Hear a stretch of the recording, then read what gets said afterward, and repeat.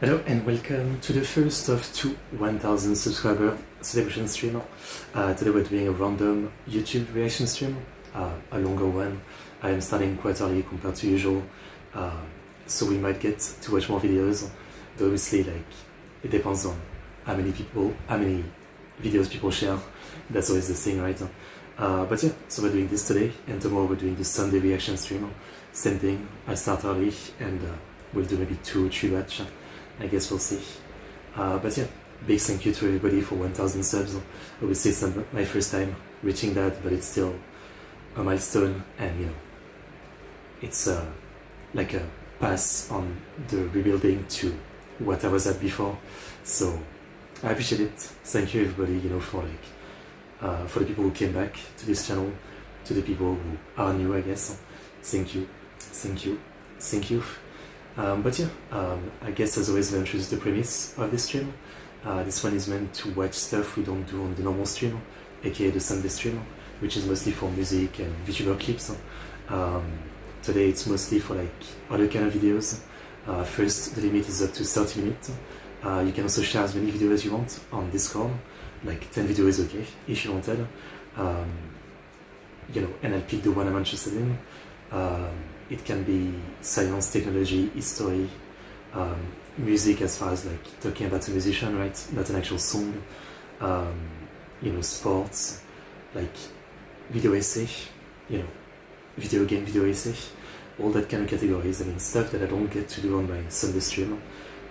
Frankly, don't hesitate, share anything you want, and I'll take a look, and if it fits the stream or if I'm interested, I'll watch it. But yeah, I think that's really the gist of it. As always, if you're watching the VOD, there will be timestamps in the description with the links to the original videos. Check them out and check out the original channels, of course. The link to my Discord if you want to follow me, and share videos. I mean, that's kind of the big thing. The link to my stream amount where you can donate to support me and request reaction. The link to my Patreon where you can support me monthly and get access to the ability to request movies, anime, and video reaction as well. I also have membership on YouTube, another option, similar rewards. So take a look, yeah, take a look. Last thing I wanted to mention is you can probably hear it, but yeah, it's gotten really hot, so I need the fan. Unfortunately, it's kind of loud. I guess there's quiet fan, but they cost a lot, so of course I don't have that. Hello, so hello. So yeah, I'll be using my fan again today, and hopefully it's not too bad. That's about it for the intro, I think. So to give you guys an idea of some of the videos I've got open, I've got this one about World War II, this one about NASCAR maybe, this one about Composer, this one about F1,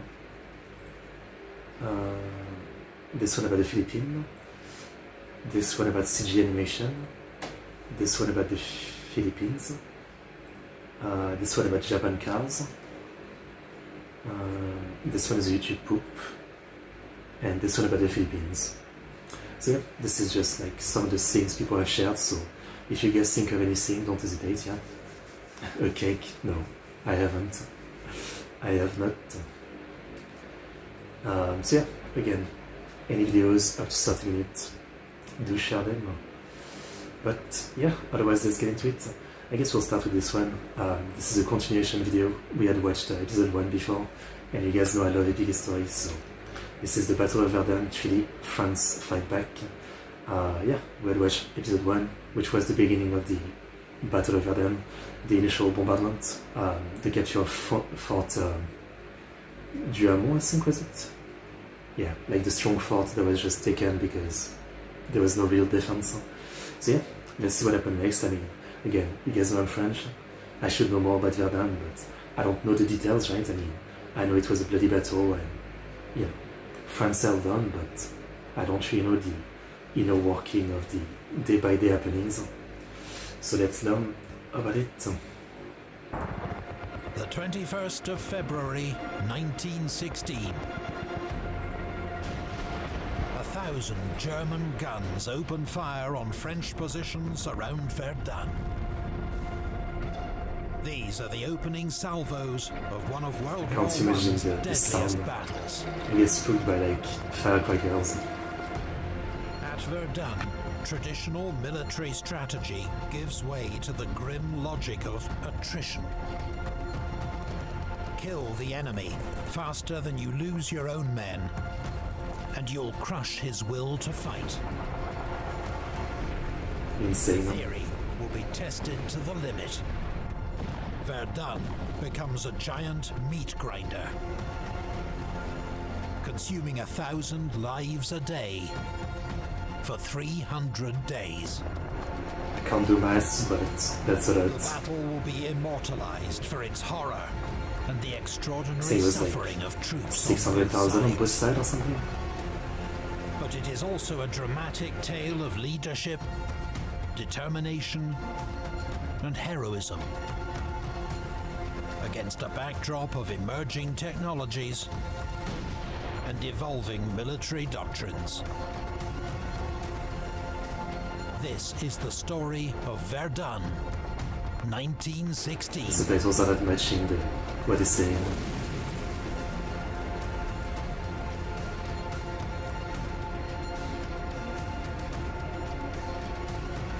Battle of Verdun. Episode 2. 2 months have passed since the initial German attack at Verdun. And by April, the fighting has escalated into the grim battle of attrition that Falkenhayn claims he'd always planned.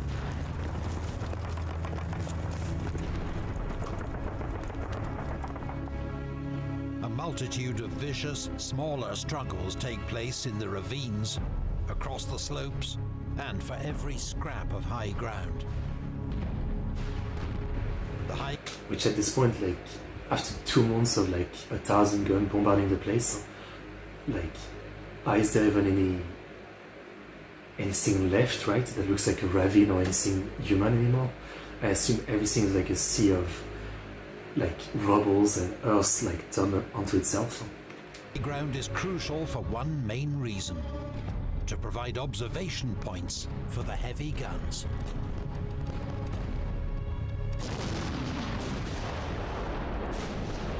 The battlefields of World War I are dominated by artillery. Raining high explosive and shrapnel shells on the enemy, it is by far the greatest killer. In the first 6 months of the Battle of Verdun, up to 37 million shells are fired. That's insane. By one estimate, 100 million will be fired by its end. I wonder, like, the logistic of it. Last time we talked about how they built many, like, railway line to the gun position. Like, what happens to all those spent shells and casings? Like, do they actually just clean them up by sending them back the way they'd come?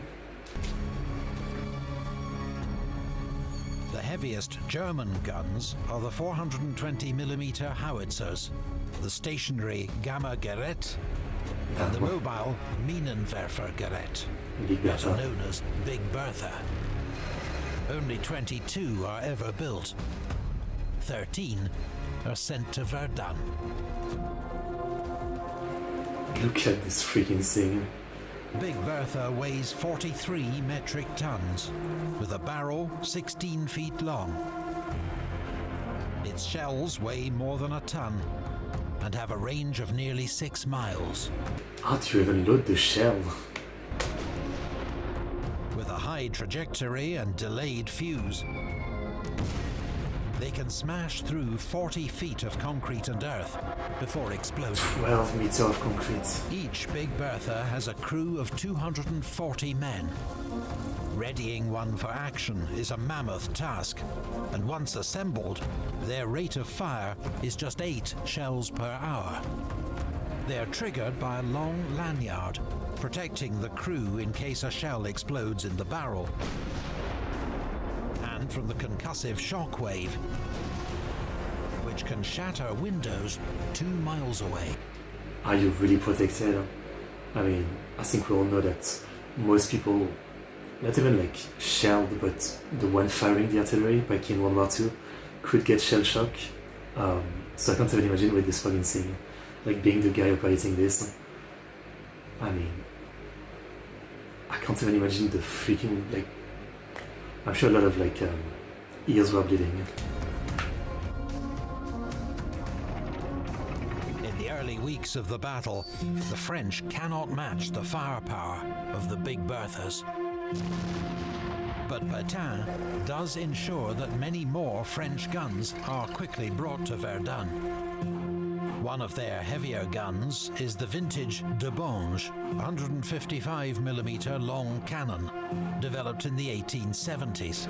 It's a bit old, bro. By the outbreak of war, it is considered obsolete, compared to the more mobile and famous French 75.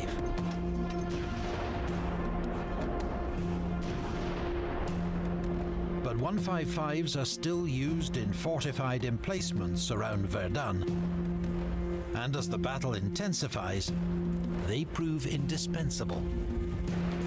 I guess it's better than Newer nothing. versions have metal wheel tracks, which improve mobility over rough ground.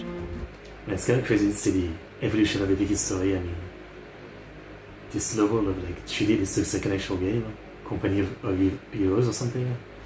Thank you, Clément. The day is fine. How about you?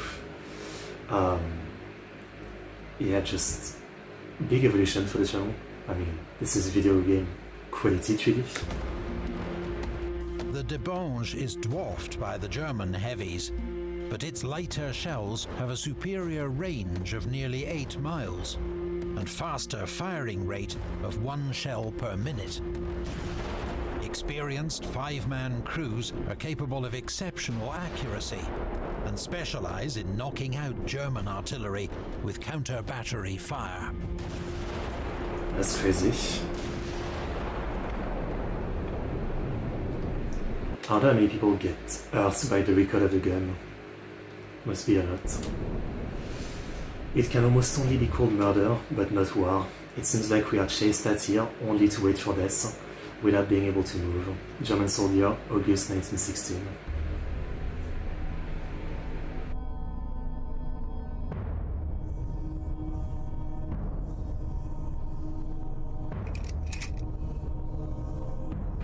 Well. Conditions for soldiers at Verdun are nightmarish.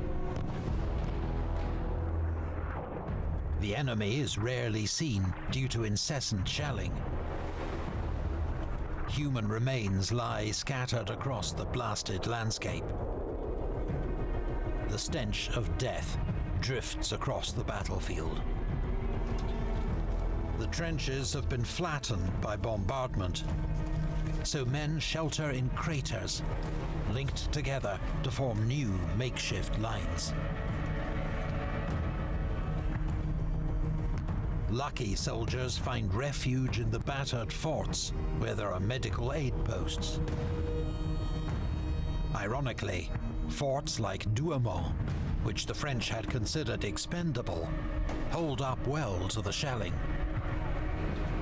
Which is surprising because he just talked about the Big Bertha, which can penetrate like 12 meters of concrete. But I guess it's hard to actually aim for one of the forts. But soldiers on both sides are terrified, exhausted, and desperate for food and water. Streams are contaminated, village wells are destroyed, and sickness is rife. The French army is better organized to endure this miserable existence, due to General Pétain's policy of unit rotation, known as Noria, the water wheel. It ensures French units are regularly withdrawn from the front line for rest and to prevent their complete physical and psychological destruction. Yeah, I think there's this saying that like at the end, almost every soldier in the French army was at Verdun at some point. So everybody shared that experience. It means about 3/4 of the French army serve at Verdun at one time or another. J'ai fait Verdun. I did Verdun is the expression they use. In contrast, German units are left on the front line for longer, leading to the steady erosion of numbers and morale. And the other one was to attack too. I mean, the other one was sent on the attack against defenses, basically. So it's pretty insane. General Pétain is also attentive to logistics. The main French supply route from the south is a scene of constant activity. La Voie Sacrée. As a lifeline for the defense of Verdun, it becomes known as La Voie Sacrée, the sacred way.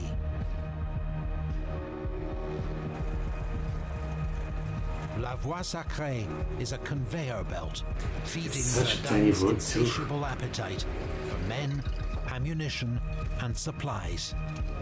Up to 15,000 tons of supplies and 15,000 troops arrive daily. Army trucks travel night and day, passing every few seconds. Any that break down are simply pushed off the road to keep the route clear. It's such an insane concept. 10,000 laborers work to maintain the road surface. Falkenhayn is increasingly concerned at the scale of German losses. By April, already more than 100,000 men. He even considers breaking off the attack. So what's stopping him? Because he's not winning. The 8th of May, his troops suffer a disaster at Fort Douaumont. An ammunition store catches fire. Flames sweep through the tunnels, killing nearly 700 men. Wow. But there are also hard-fought gains for the Germans that month, as they finally take the high ground at Côte 304, then Le Mort-Homme. This thing is interesting because Le Mort-Homme doesn't sound right, because it would be, like, for it to make sense, it would be La Mort-Homme, because death is feminine in French, but Le is like masculine, so it's a weird name. Or maybe it's like old French that I don't really know. I mean, something like that. Yeah. On the French side, General Pétain has overseen a careful, methodical defensive strategy, while striving to avoid unnecessary casualties. He is now promoted to command the French Central Army Group. He is succeeded at Verdun by General Robert Nivelle. Nivelle is a proponent of the famous French offensive spirit and will not be content to merely hold off the Germans. Well, Verdun has become a symbol. What is the strategic value? Most don't know, but the whole world has its eye fixed on a single point on the map. Arthur Meillet le Gaulois.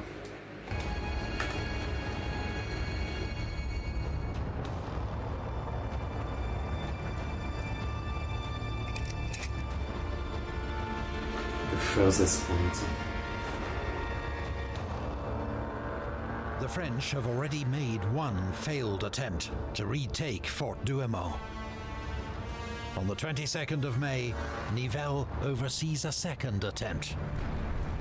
After a heavy bombardment, the French advance. Despite heavy losses, one French regiment makes it into the fort. But it is soon cut off by German artillery fire and counterattacks. 1,000 survivors surrender. In total, the attacking French division suffers nearly 50% casualties. I mean, they're like really great at defense, this fort, right? If you want an idea of like how they look like in Battlefield 1, there's a map for like Fort Vaux, one of the big forts of the place, and actually, you know, playing it or like walking around it, yeah, it is made to be like a massive pain to take. So obviously, retake if you lose it. you can really easily tell like how much of a pain it is and how, I mean, like many defensive things, right? Like it's great when you have it, but if you lose it, it becomes like, you know, 2 times worse, I guess. Falkenhayn receives new estimates of French losses in the battle so far. They are wildly optimistic, indicating the French have lost 500,000 men and are losing 3 or 4 men to every German. Who's saying that? In fact, German and French losses are much closer. Yeah, I'm pretty sure by the end of the battle it's like 600k to 600k. But Falkenhayn, encouraged that he may be winning the battle of attrition after all, plans fresh attacks. His first objective is the smaller Fort Vaux, which overlooks German supply lines. I was just talking about it. After a week of fighting through a small valley, German infantry reached the fort on the 2nd of June. 500 French defenders, driven down into the fort's tunnels, endure gas and flamethrower attacks and hand-to-hand fighting in the dark. I can't even imagine. After 5 days, they run out of water and are forced to surrender. The Germans' next objective is the ridge running from Thiaumont through Fleury to Souville. Souville is one of the last observation points still in French hands east of the river, and the last major defense before Verdun itself. On the 22nd of June, German artillery blasts 100,000 gas shells into this sector, targeting French batteries. The invention of phosgene and diphosgene, deadly new compounds against which French gas masks are only partially effective. I was watching a video about this recently. Fritz Sobert is the guy who invented, like, he's a German scientist, and before World War I he invented, like, the way to make synthetic fertilizer, basically. You know, which is like one of the biggest discoveries in like scientific history, right? Because it made it that we can produce food in the world at like much faster rate, and that's why, you know, we can have like billions of people today. But also by the time of World War I, he basically shifted his research to helping the German war machine. One of them was like gunpowder, so they, you know, because they didn't have like specific resources, I think, to make, you know, gunpowder, so he found another way to do it. But another way was gas. He created like many of the early gas, and as he was just talking about, also the concept of like firing multiple gas. So like the first one is the gas made to break the filter and the mask of the soldier, and then the second one to kill them. Bunchison, I think it was called. This strategy, it's pretty fucked up. Artillery crews choke despite their masks. French guns in the gas field fall silent. Heavy phosgene lingers into the night, sinking into ravines and shell craters, preventing resupply. The German assault begins the next day at dawn. They quickly take the Ouvrage de Thiaumont and Fleury village, which will change hands 16 times over the following weeks. Not surprised. The Germans are now just 4 miles from Verdun, but this will prove the high watermark of their advance. It's actually showing it on this visual, but I'm guessing like at this point the artillery of the German is in range. Like the Verdun city itself has probably been shelled to pieces. Nivelle sends a message to his troops. Ils ne passeront pas. They shall not pass. The French hold the Ouvrage de Froide-Terre, and Fort Souville, the last bastion before Verdun itself, stands firm. In July, the focus of the Western Front suddenly shifts northwest to the River Somme. Here, the British and French unleash their major summer offensive against the Germans. But it's a disaster, le classique. The attack has been brought forward to relieve the pressure on Verdun, and both sides have already diverted troops here in anticipation of the battle to come.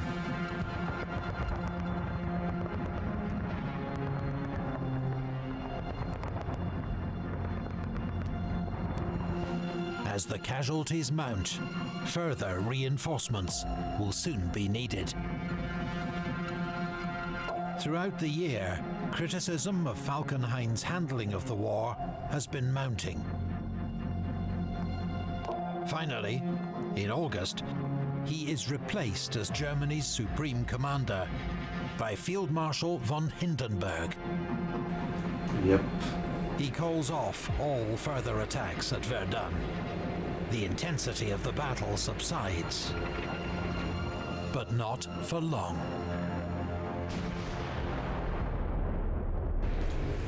Madness. Verdun became the regiment's Golgotha. Physical and mental agony, superhuman exertion, incomprehensible endurance, depression, madness, doom. That was the summer and autumn of 1916 at Verdun. What is Golgotha? I feel like I've heard the name, but...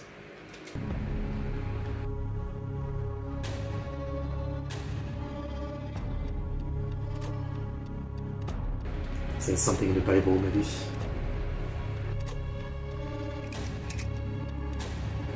Counterattack.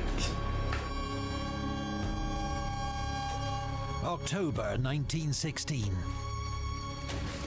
The German threat to Verdun has eased considerably. But General Nivelle, a commander brimming with self-confidence, is determined to recapture the lost forts. It is a question of honor. Fuck off.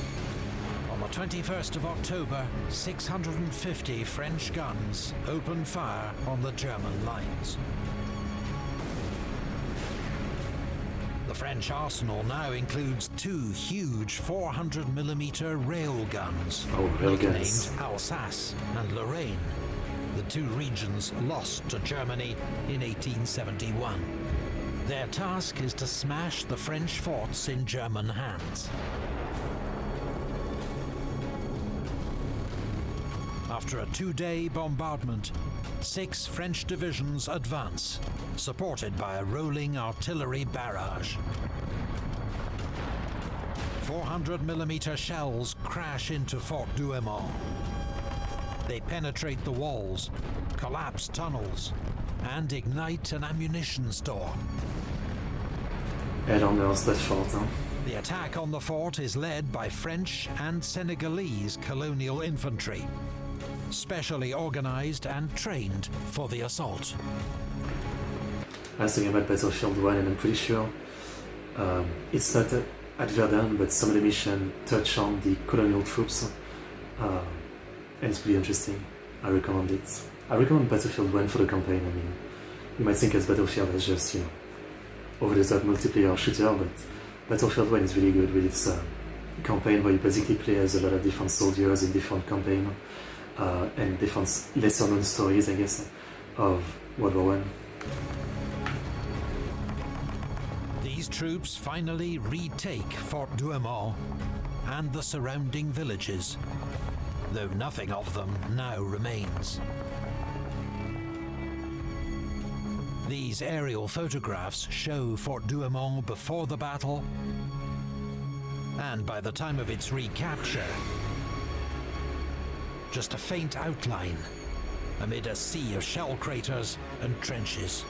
And I mean, this only shows like the outside, right? You see the fort is mostly underground, but I imagine most of it is collapsed, yeah? It's insane though, it just looks like, like someone is making like a farm field and just, turn the earth basically. Insane.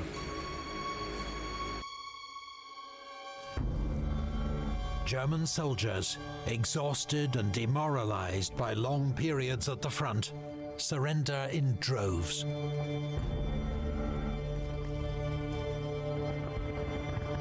On the 2nd of November, the French retake Fort Vaux, which the Germans have abandoned.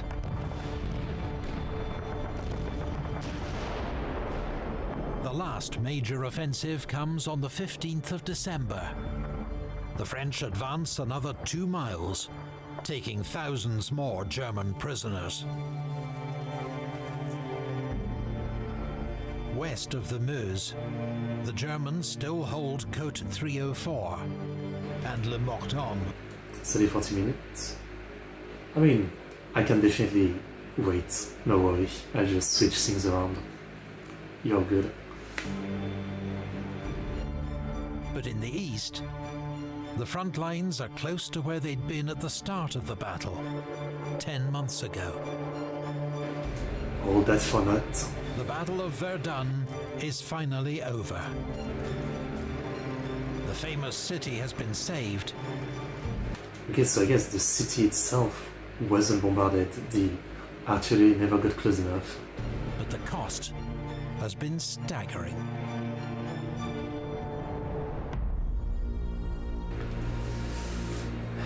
The mill on the Meuse, soldiers' nickname for Verdun. Legacy. Okay, so this is the last episode. I don't know why I thought this series would be like 6 episodes or something, that it would really go almost on a day-to-day retelling of things, you know, but still. This was more that like a bit more that I've seen covered. To be honest, I've watched the Time Ghost History in the 9 series on World War I, you know, which goes week by week, so I guess I got a lot more coverage on Verdun there, but it's been a while already, so I'd forgotten a lot.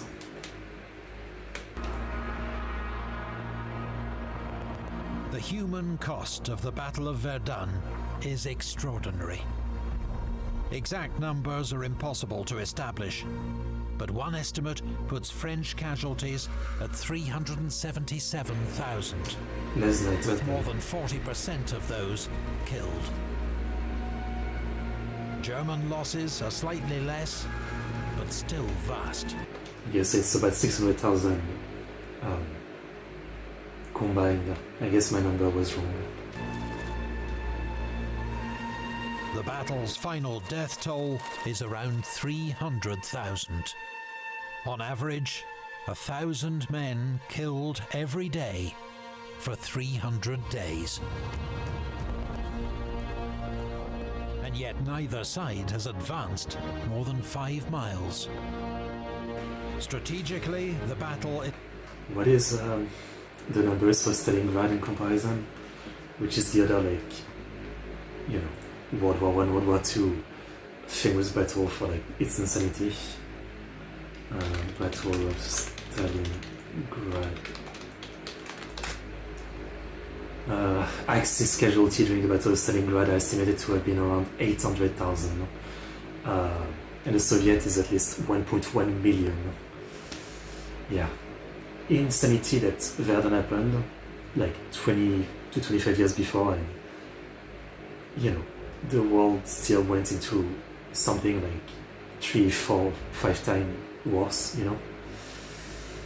Yeah. Hello. It's a failure and defeat for Germany. Falkenhayn's plan to exhaust the French army and break French morale has not worked. I mean, I don't know if it's fully true. It didn't work out for Germany, right? But, you know, this attack and the response from the French side, as well as other battle, where, you know, the generals in France were like being stupid and just sending men to like death in no man's land, in stupid charge, in honor attack and stuff like that. And Verdun was a big part of it as well. That led to a lot of mutiny in the army. Obviously, it didn't really break and help Germany, but, you know, it worked a little bit at like messing things up. In fact, it is Germany's losses in 1916, at Verdun, and the Somme that have real strategic significance. They greatly increased the pressure on the German army, fighting an enemy with greater resources, to which will soon be added those of the United States. It is the Allied strategy of attrition by land and sea that steadily erodes Germany's ability and will to fight on. For France, Verdun becomes a famous and symbolic victory, a testament to the courage and sacrifice of the poilu, the ordinary French soldier. Yeah, World War I veterans are called the poilu in France, which means the aerie basically. It's an affectionate term, like it's not disrespectful, it's just, I mean, maybe they were calling themselves that and then it took on popular culture, I guess. But yeah, there isn't any around anymore, I think. But obviously highly respected, and I said before, but you can go anywhere in France to the smallest village and there might be in the town square some kind of memorial to some of the soldiers from that town that were killed in World War I. Sometime in World War II as well, but mostly World War I. Yeah. Like I used to live in a pretty small village in the south of France, but if you go to the town square and this village had like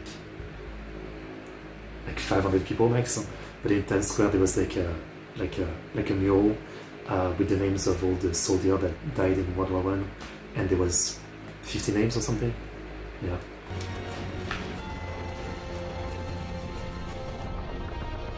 For many, it becomes a testament to the madness of war. More than a century later, the landscape, still scarred by battle, serves as a memorial to the dead of both sides. Douaumont-Ossury contains the remains of 130,000 unidentified French and German soldiers. It is now a symbol of reconciliation and shared history between France and Germany. Absolutely. I mean, I'd say for the most part, the relationship between Germany and France is pretty good these days. I had a commenter recently, from Germany, I think commenting on that, maybe on my first reaction to the first Verdun episode, and, celebrating how these days, both of our countries have much more logic as far as war goes, and for the most part I would say, I don't know if it's like people have forgiven each other, right? We are totally different generation that had nothing to do with what happened back then, but it's kind of beautiful, obviously, how things are today between the two countries, and you kind of wish that all the countries at war even today would just stop their bullshit and,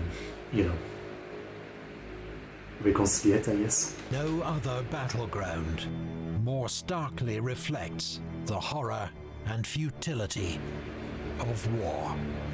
I mean, Stalingrad, maybe? Did you know that one of the battle's heroes was a courageous French carrier pigeon named Le Vaillant?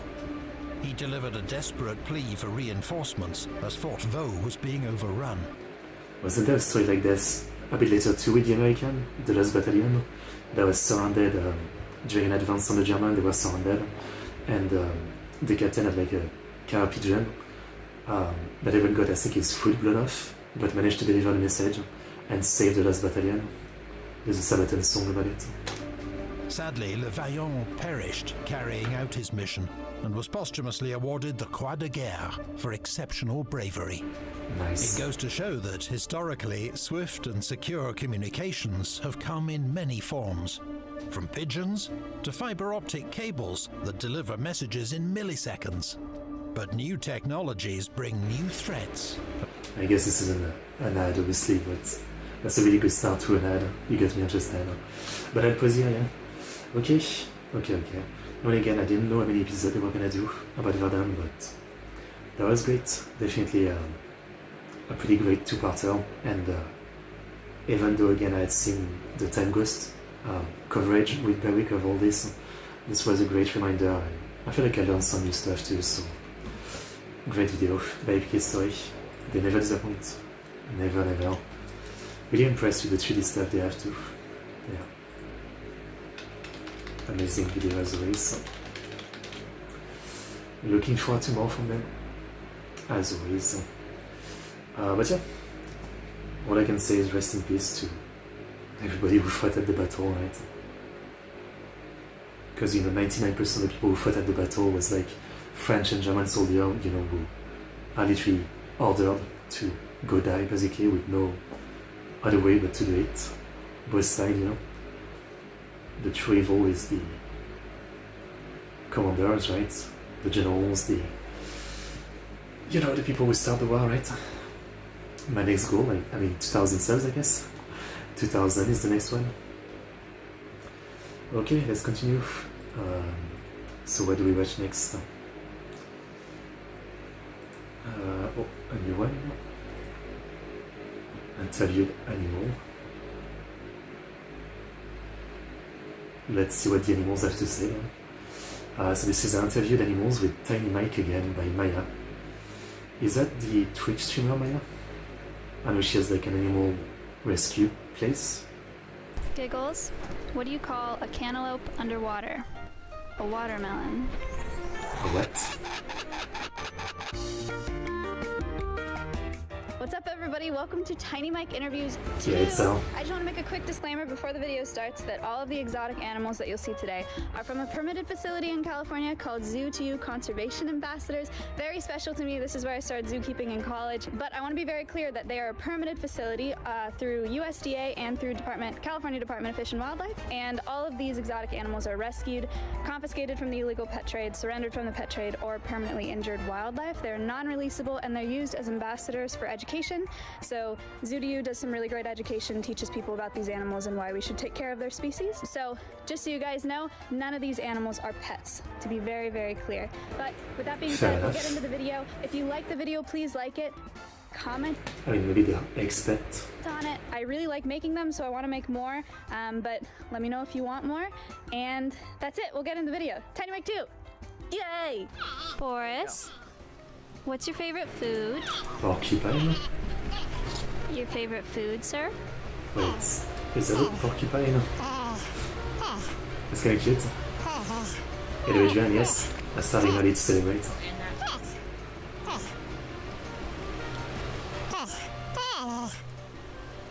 Why is it so cute? Very long answer, thank you.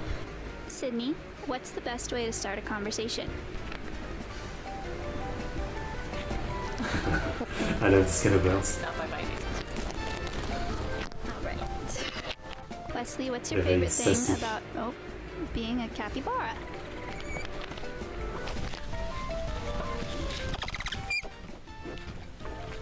I love videos of capybara fighting their arch rival, the pelican.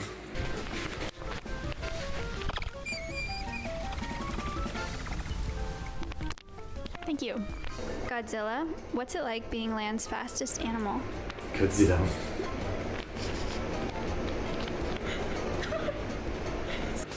I used to have turtles. We had 2 turtles when I was young and they didn't make much noise. Spike, would you be willing to do an interview? Cute. Sonic is shy. Alright, another time. Pixel, why are you always so sleepy? What is that?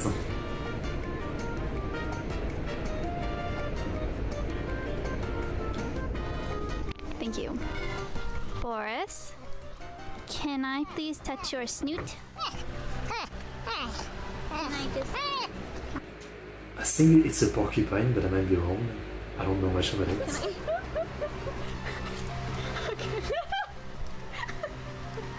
Momo, what do your friends think about you being so spiky?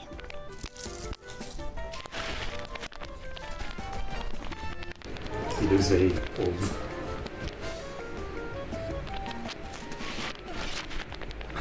Sydney, how do you feel about the Tiny Mike interview series?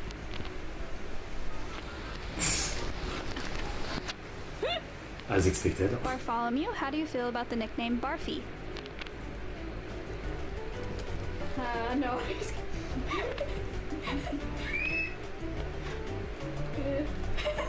Mr. Hopper, can you recite the quadratic equation for me? The what? 2 hours later. some frogs and toads make some crazy noise. Thank you very much. Hi Freya, can you tell me why you have such big feet?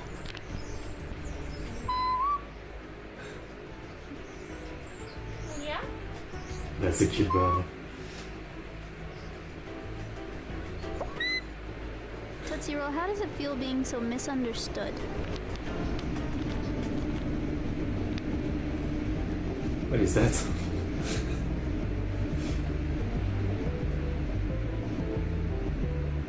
Oh. Some kind of philosopher.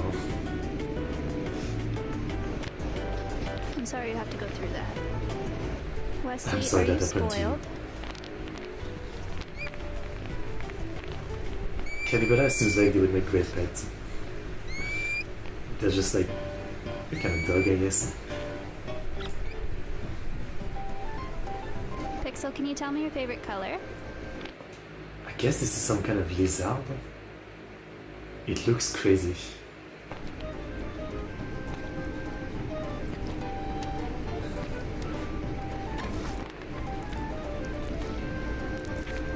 Like it has very big cheeks.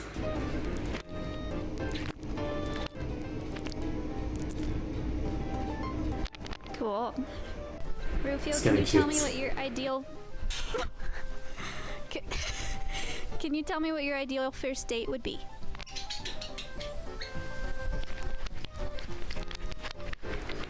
Is it a monkey? No. Spicy! It says like watching videos like this that you realize you don't actually know many animals. Kyle, who's your favorite Disney princess? Electric Cell. Yeah. I'm sorry about the mic as I said, but I can't use noise suppression. My camera is my mic. I don't have a normal mic anymore. And if I use any noise suppression, it destroys my voice with this. It's a phone basically. Really sorry about that. Princess.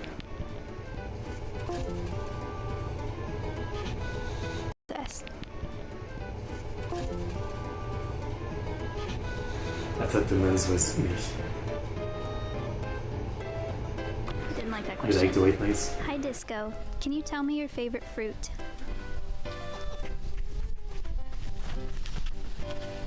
So cute.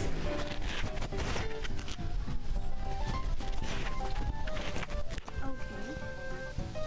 Thank you very much.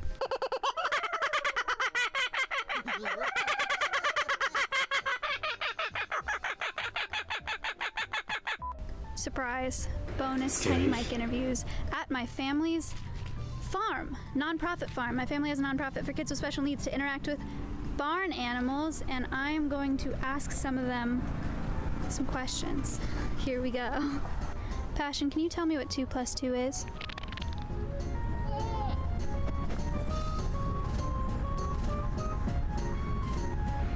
Might get on it, but Forest, milk or dark chocolate?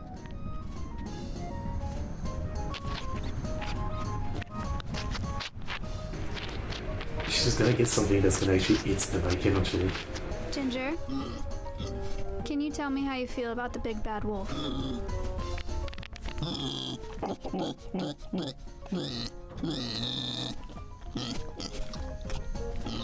Yeah, that guy sucks.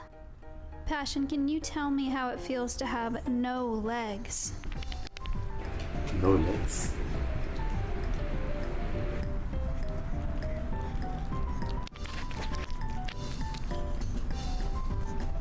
Cool. Forest, how much wood would a woodchuck chuck if a woodchuck could chuck wood?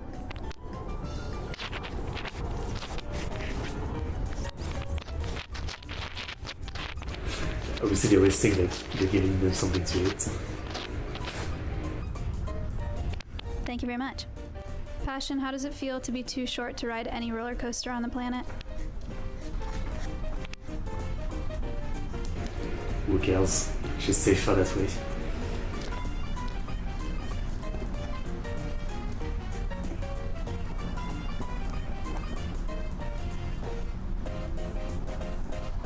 Avoiding the question.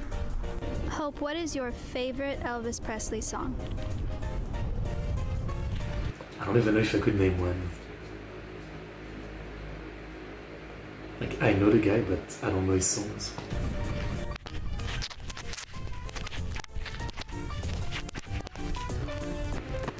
Goofy hours.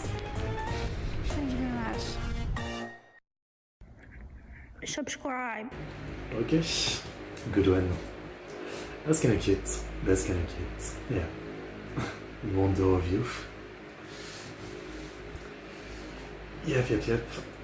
Cute video. I mean, I like this kind of content. I love the animals. Fun video.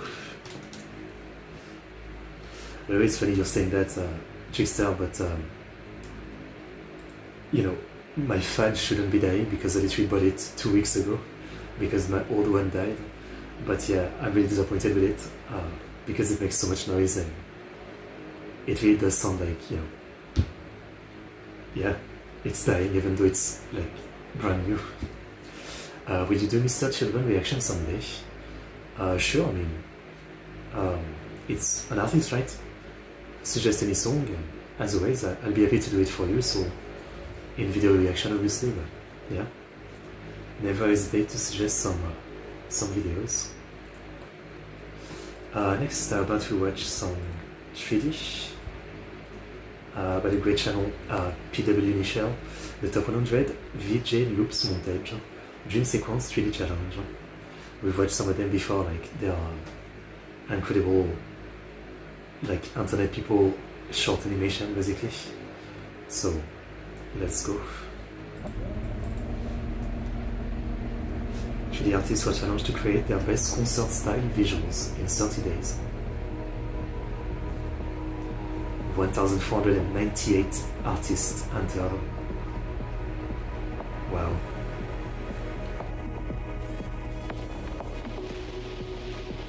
And this is the top 100.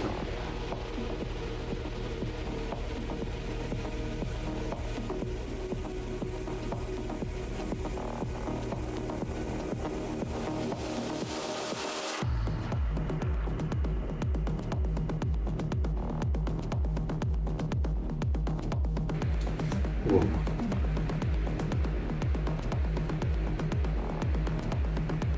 This is trippy.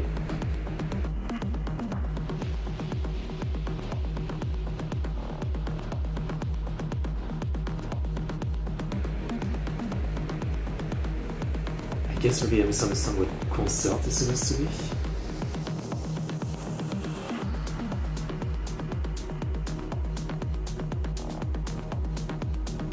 Yeah, the sim seems to be like some sharp kind of movement here.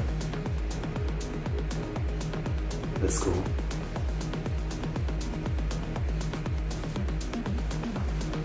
Oh.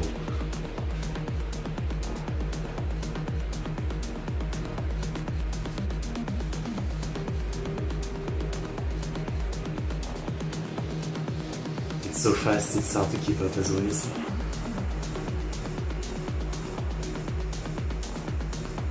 That was cool. Just made me think, like, I would love a modern day Matrix game, where you can dodge bullets.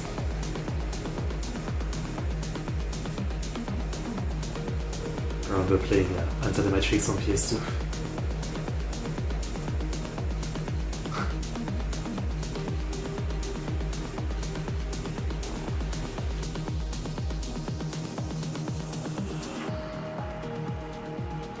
So many unique art style.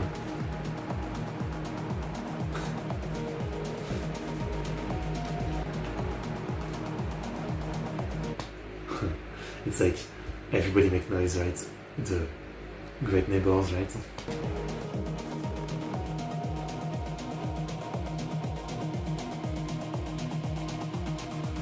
Lego.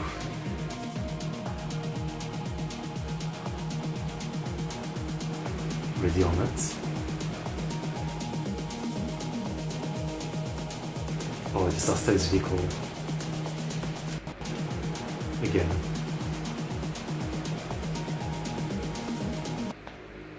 I really like this style.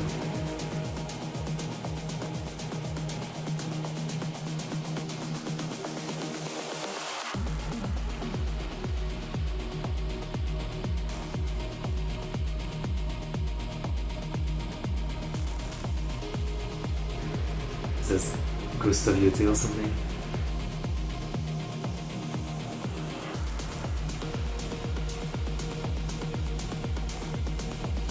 Wow.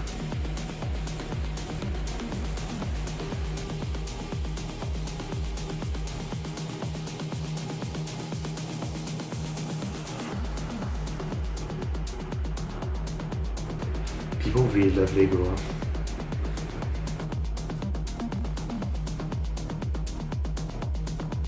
That's cool.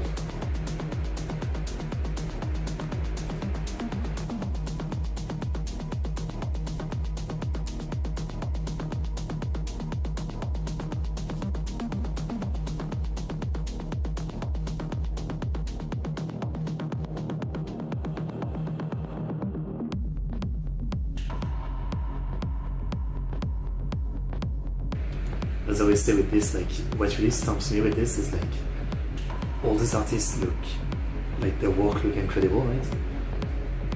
But the fact that they have time to do this means that, you know, they probably don't get enough work, so they have time on the side to do this project. And it's crazy to me that like so many artists of this quality don't get enough work, you know?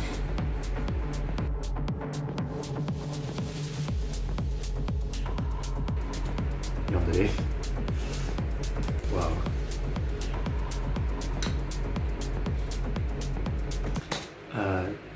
Did your setting on AD mic or stereo mix? Because in both ways it will capture the entire room noise. If it's dedicated as the default input device. I mean, again, it's like, it's a phone, right? It's a Samsung phone. So it has a mic, obviously, for the camera, right? But when I go on OBS and try to apply any filters, it doesn't really, like, it works, but not correctly, because yeah, it's not really like a normal mic, right? So like the filters really just, not only they will remove the background noise, but they also won't catch my voice, except if I like put my mouse right in front of the mic, but then I can't use it as a camera, right? I'm kind of stuck like that.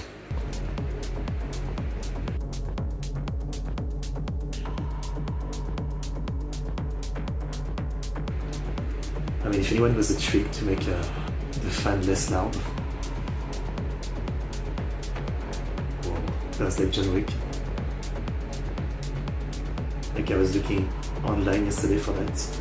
Is there a way to make a fan less loud? And obviously like the ways to make it spin less fast. But I'm at the lowest level right now. And there isn't like a lower level in this level 1, so I don't know how to do it.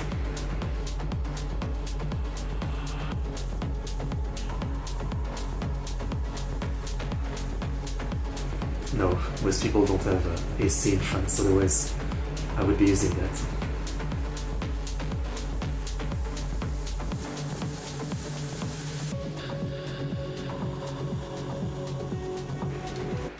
This is like the cyberpunk, what they call it? The breakdowns, I think.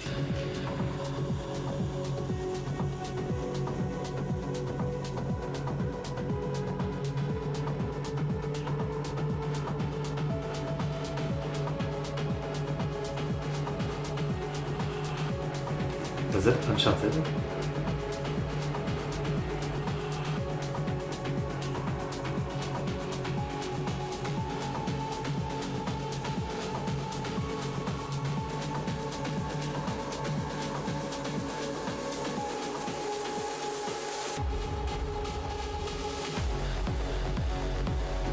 Driver.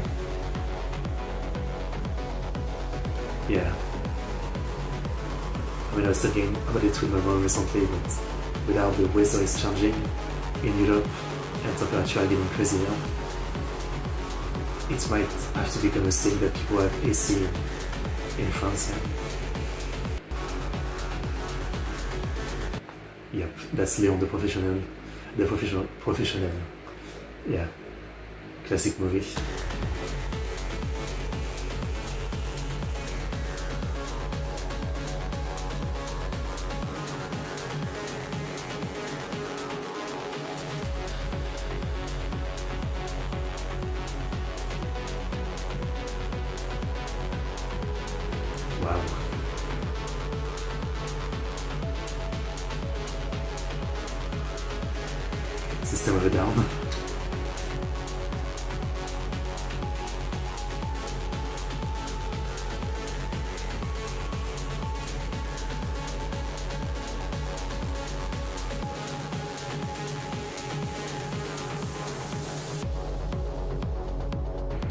Okay.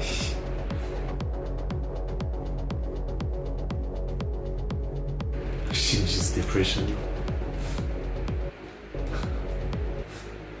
Wow.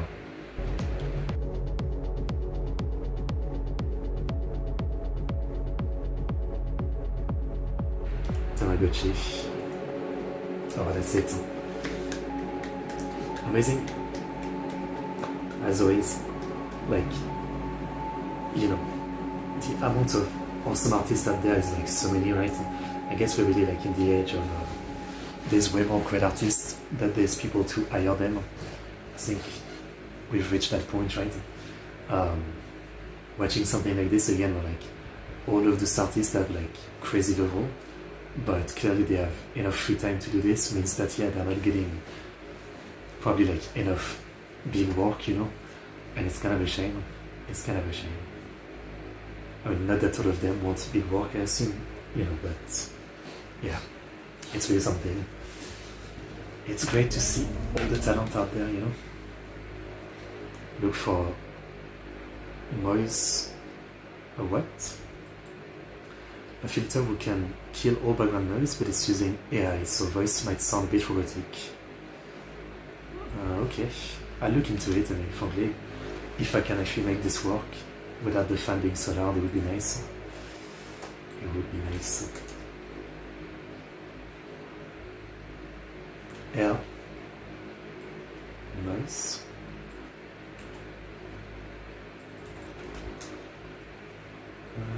Recurrent neural network for audio noise.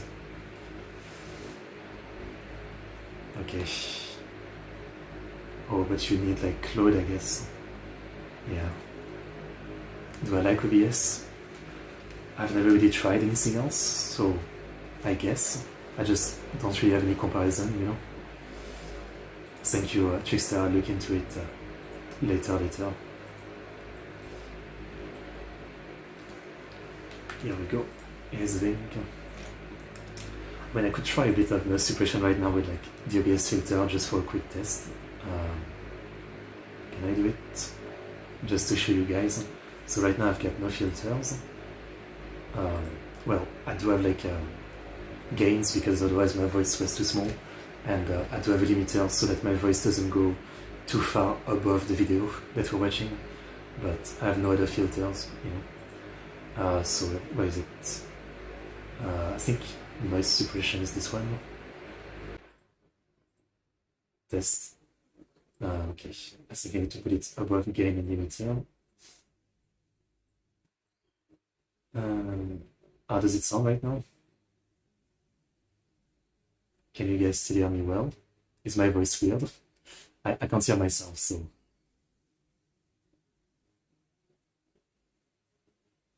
It actually seems to work kind of okay as far as like I'm looking at my decibels, and it's robotic, yeah. And this is actually RNN noise, yeah. This is RNN noise on OBS. And then the other version is PX. Test.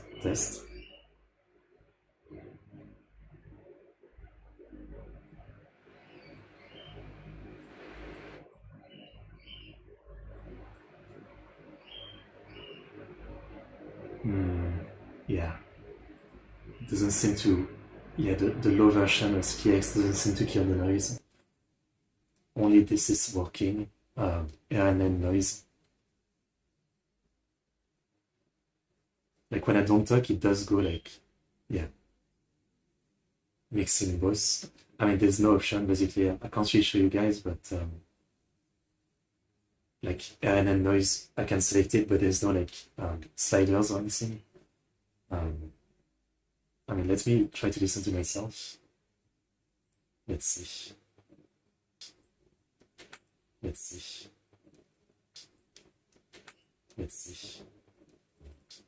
Noise, I can select it, but there's no like sliders or anything.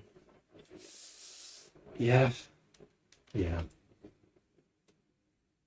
Yeah. Yeah.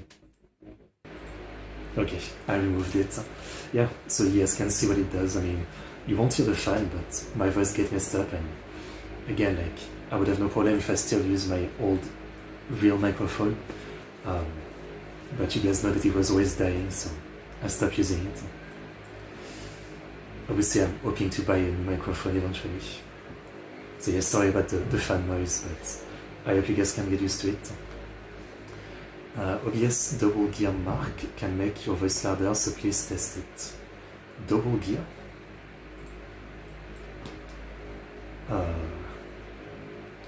Is that a filter? Double gear?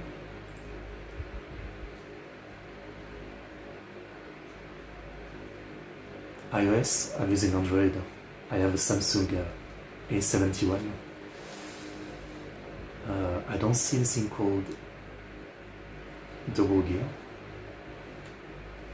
There's an expander, compressor, tree-band equalizer, gain, invert polarity, limiter, noise gate, noise compression, upward compressor, and VST plugin.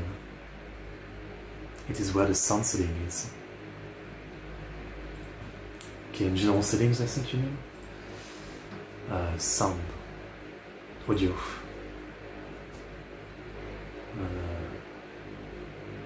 Mixer option, advanced, monitoring device, decay rate, peak meter type,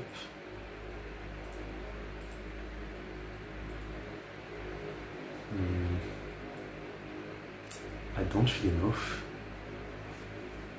Yeah, I'm in the audio option, but I'm not finding anything like that.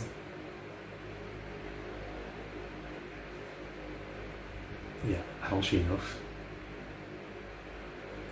Audio. Oh, you've got a link. Thank you.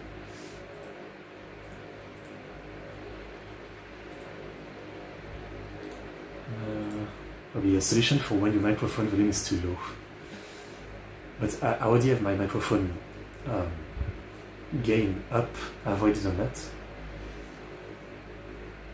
Let's look at how to increase microphone volume. Yeah, I'm already doing that because it's already super low, so I'm already using gain. Yeah, that's what I'm doing already.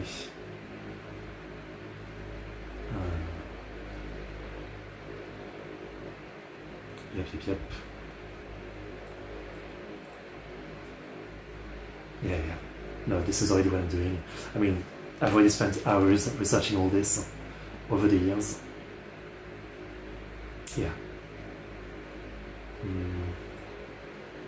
Built-in microphone, maybe. Setting audio, microphone audio. Lower. Windows settings. Right here. Right here I've done this before as well. Yeah. And again, like, this wouldn't show up for me because I'm using my phone, so like, if I go to the Windows setting like this, it doesn't go, it doesn't show up as a microphone. Audio mixer.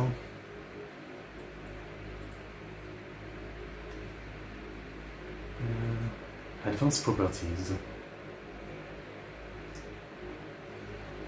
There. Oh, I think I've done that already. Let me see. Like, the only option here is to add some decibel. Yeah, I can just add some gain, but that's already what I'm doing. Like, the only option here is the volume.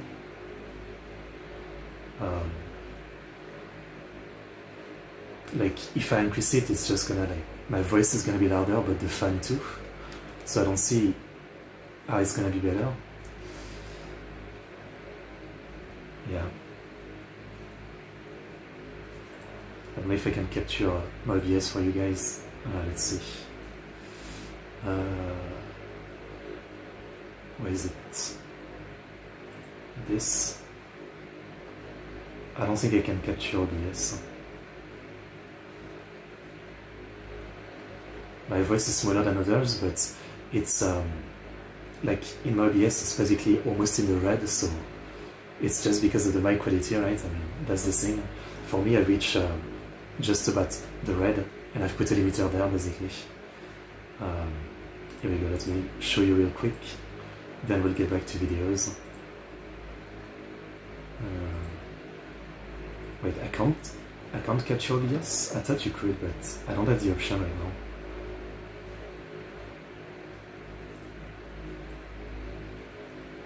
Yeah, I can't capture my OBS.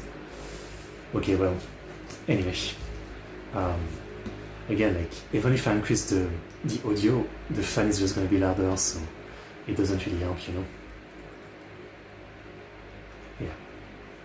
But thank you guys for trying to give me some advice, and again, the only solution is for me to buy a new microphone, but I need the money for that. So maybe eventually when I can save up some. That's all there is to it. I'm really sorry about the fan. I hope you guys can get used to it. Sorry.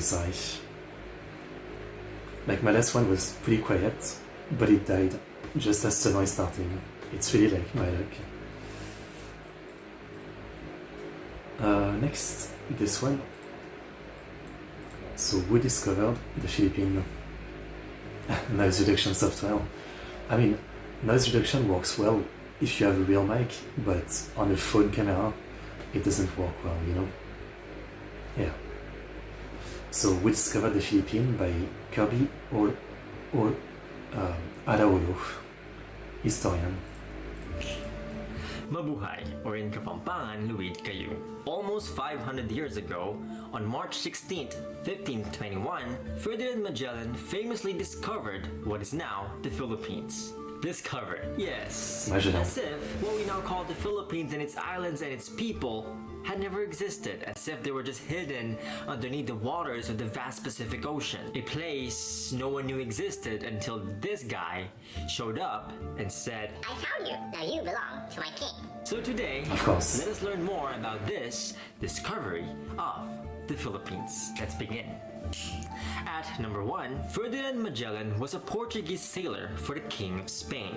He was credited for being the first to circumnavigate, or in other words, sail around the world. But at number 2, in reality, Magellan did not even complete his own expedition. He was killed by the natives of the Visayas, allegedly by local ruler Datu Lapu-Lapu in the Battle of Mactan, in what is now the Philippines, halfway around the world. So technically, he was not the first to circumnavigate the earth. Ferdinand Magellan was slain. I think a lot of, like, in this era of the age of exploration and discovery, as they call it, a lot of those guys end up like that. Like Christopher Columbus, who supposedly discovered America, which, again, is the same thing, right? I mean, it's already a continent with people living there, so, like, you know, like, is that a big deal that you discovered it? Like, if I go to Japan today, have I discovered Japan? Can we write that in the history book? But also, like, a lot of them were kind of, like, not only terrible, right? I mean, Columbus did so many messed up stuff to the Native American, but also, like, he was probably not the first, you know? Like, it's very likely some other people got there from Europe first. And yeah, it's one of those things where, like, it's a weird kind of celebration of, you know, those people who like to call themselves the first to discover a country that already has people on it or something. It's such a weird thing when you think about it. Before he was able to completely sail around the world. So at number 3, it was his second-in-command, Juan Sebastián Elcano, who led the surviving Spanish sailors to continue and complete the voyage, and thus successfully sailing around the world, proving that indeed the Earth was not flat. But were they really the first ones to sail around the world?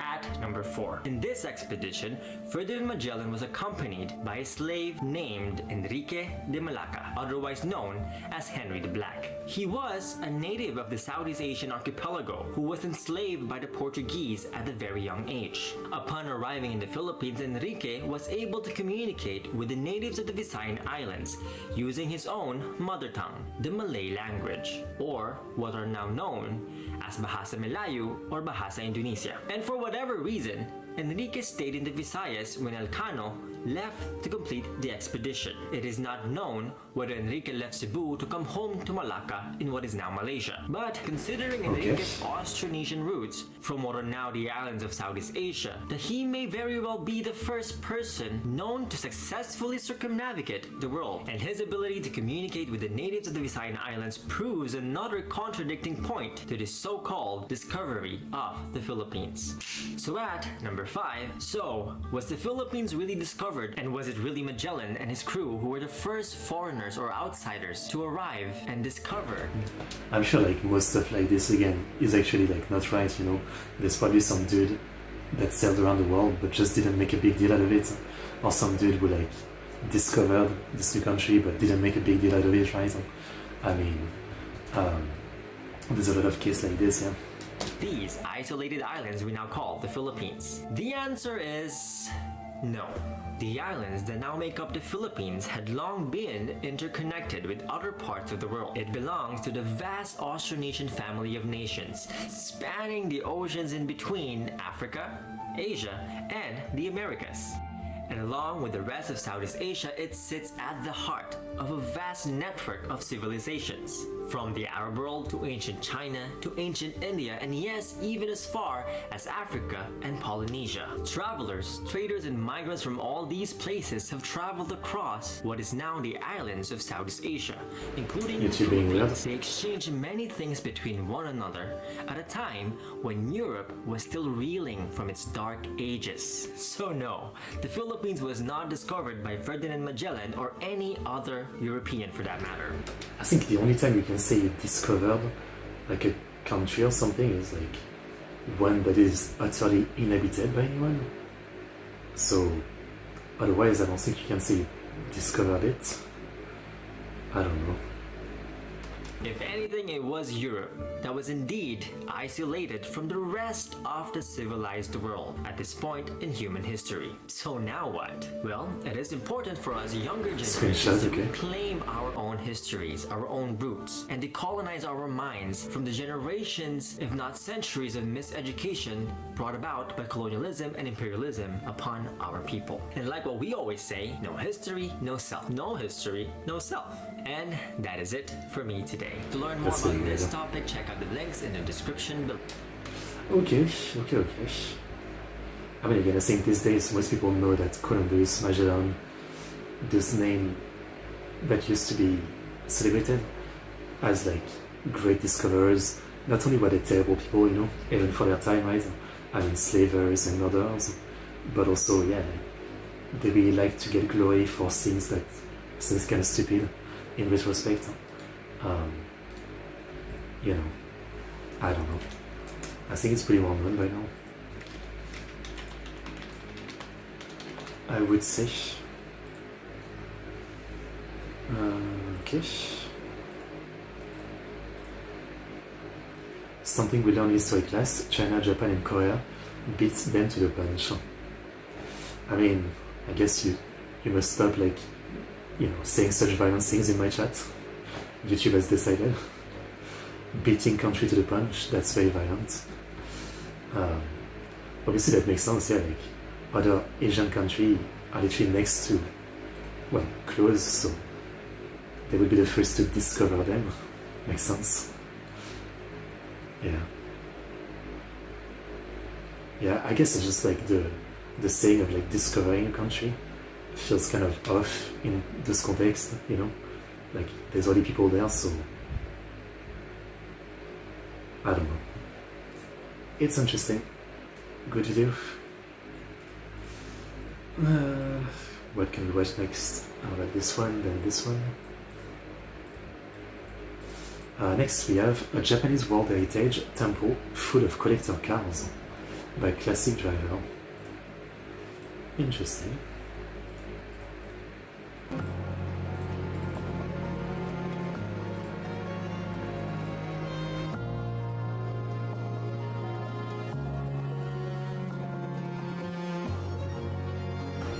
Wow.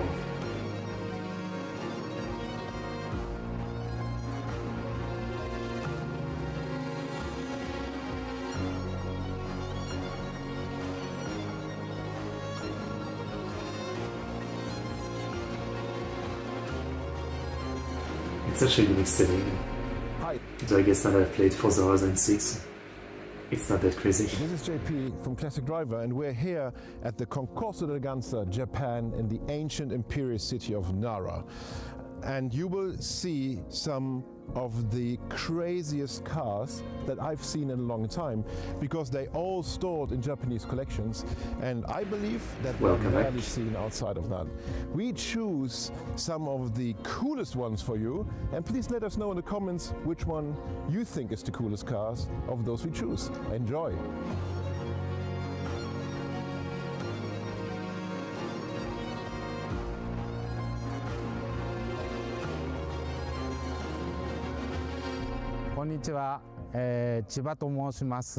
Lamborghini Diablo GT, that's really cool. Neanderthal we can name a true first discoverer. I guess that's true, yeah. から来ました。はい。この車はランボルギーニディアブロ GT と言いまして、2000年の車になります。I want my car to be called 世 Diablo. 界で80台だけ作られた特別な車で、ディアブロのモデルの中でもハイパワーモデルになります。私もディアブロのこのスタイルがとても好きなので、フラッグシップのこのディアブロ GT を、12年前に購入してずっと大事に所有をしています。今回このコンコルソ・デ・レバンツに参加した理由は、この素晴らしい薬師寺と車のコラボレーション、これが素晴らしく、ぜひ参加したいと思って来ました。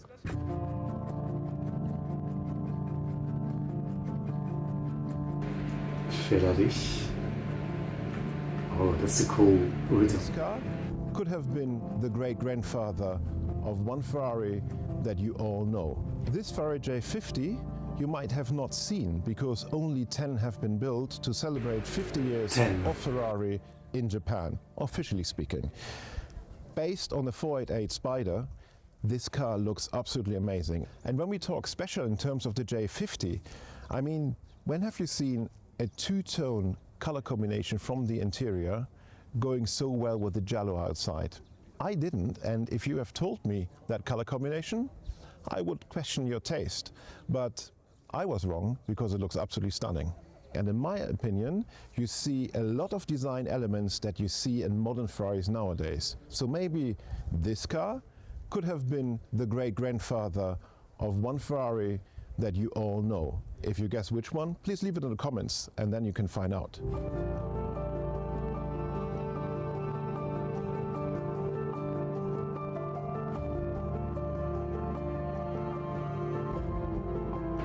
Man, so many old classic ones. 私の名前は国江久志です。岐阜からやってきました。この車は1992年の RX792P と言います。この RX792P というのは RX7 の92年型のプロトタイプという意味です。1991年にルマンでマツダの 787B という車がルマン24時間レースで総合優勝したんですけども、その時使ったエンジンと同じ B26R というエンジンを使っています。4ローターのエンジンです。同じ B2 I absolutely love the way the kind of protrusion inside the, like on the side of the wheels, right? The way the body just kind of like caves in. It looks awesome. 6R というエンジンを使っています。4ローターのエンジンです。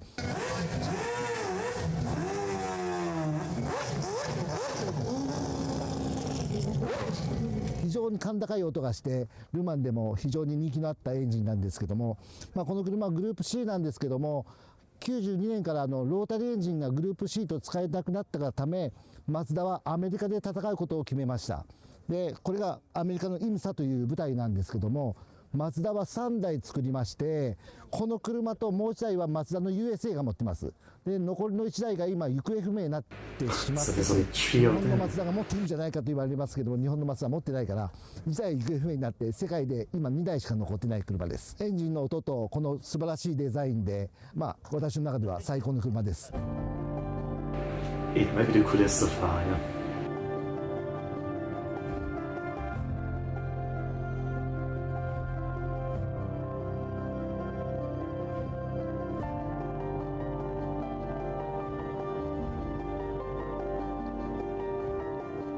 私は小島慎吾と申します。 It's a Fiat. Whoa. That's an interesting body. Like it's very like elongated. 福島県の郡山というところの出身なんですが、今住んでいるのは会津若松に住んでいます。この車はフィアットの、アバルト・ゴッチャという名前なんですけれど、1957年の車になります。アバルトの600をベースにしてあるんですけれど、ミケロッティというデザイナーさんとでカルロ・アバルトさんとあとビニャーレというその3つの人がコラボして、その当時レコルト・モンツァといってスピード記録を打ち立てようとして頑張って作った車なんですね。なのでゴッチャというのはイタリア語で水滴という雨粒ですねの形なので、こう水滴みたいな形をしているのでゴッチャというふうに言われているんですが、I mean, this is definitely a unique car. The kind of like roundness of everything feels very different. 水滴みたいな形なので、一見するとどっちが前かわからないような形をしてるんですね。向こうに進んでもおかしくないという感じで、結局その最高速は出なかったんですけれど、みんなの心が詰まったモデルなのかなと思って、それが好きで購入した感じですね。で1957年にミレミリアに出場して、クラス3位の成績は出したんですけれど、残念ながらそのレコルト・モンツァというその記録は作れなかったので、3台で生産が終わってしまったというモデルになります。そのうち今1台残っている、2台残っているうちの1台と言われています。はい、なので、そういう歴史的な、意味もそうですし、あとはこの形ですね、可愛い形も気に入って、小さいのでね、本当にこう気持ちよく乗れるので、それもとても魅力の一つかなと。Perfect for Japan. Small roads.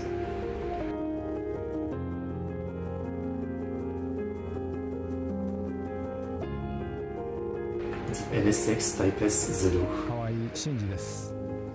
三重県の鈴鹿から来ました。この車は2001年式 NSX のタイプ S0 と言います。これは日本では日本だけのモデルであって、すごく生産台数も20台前後と言われているほどの NSX なんですけども、2001年って言いますと NSX のこのリトラクタブルが最終の年で2002年からは That's a shame because retractable lights are the coolest thing. 固定ライトになったタイプになったので、NSX としては歴史的な年式の NSX だと思います。そしてこのタイプ S0 っていうのはタイプ R に匹敵するポテンシャルを持っている車ですので、なかなか皆さんあまり知られてないんですけども、とても日本では貴重な車になっています。このイベントも僕は知っていたんですけども、なかなかこういうイベントにこの NSX が出させていただいていいのかっていうこともなかなかなんていうんですかね、申し訳ないというか、新しいタイプなのでそういうふうに思っていたんですけども、実際こういうふうにエントリーさせていただいてとても本当に嬉しく思います。And there's a crazy amount of retro car.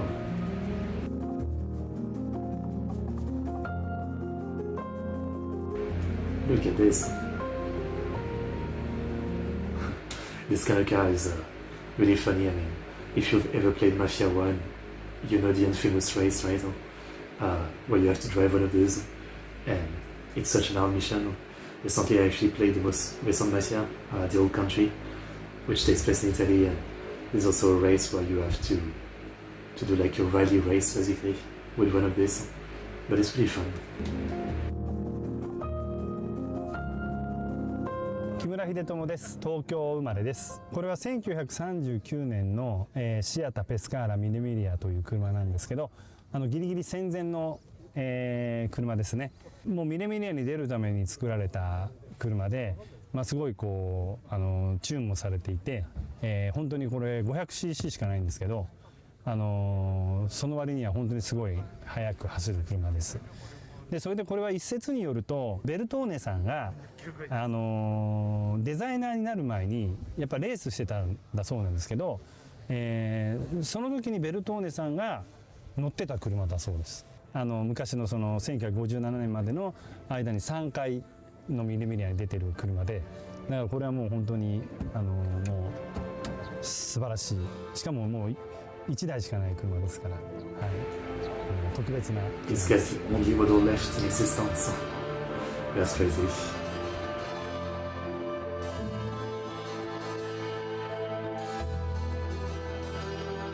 Good Wood Festival Sweden. 申します。なんとこの車は世界で1台でございます。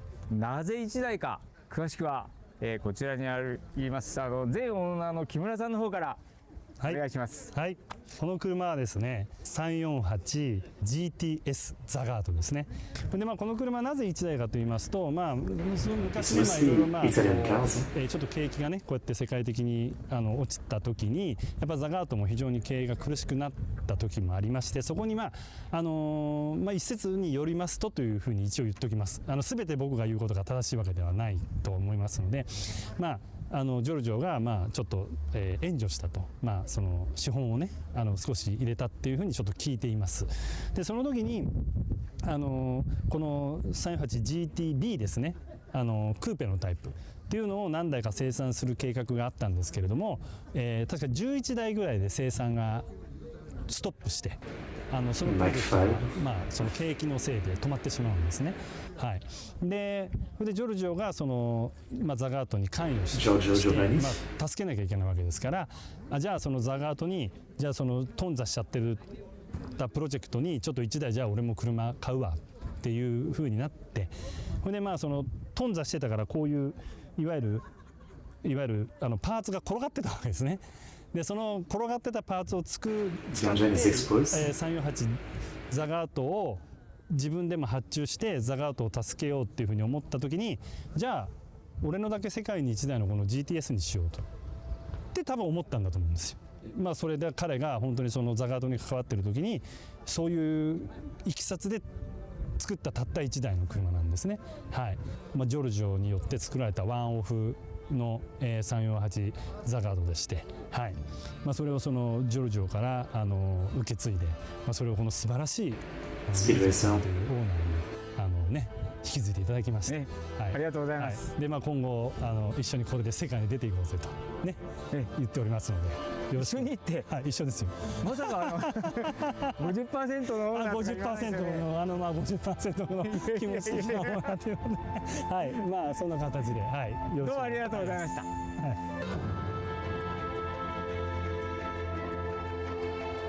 It's such a cool place. I mean, the showcasing the car in the middle of a temple. I mean, that's a cool concept.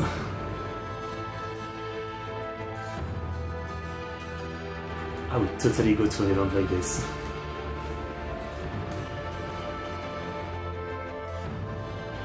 You see, like, all those people are like insanely rich, I assume. I can't even imagine the amount of money gathered in one place with all those cars.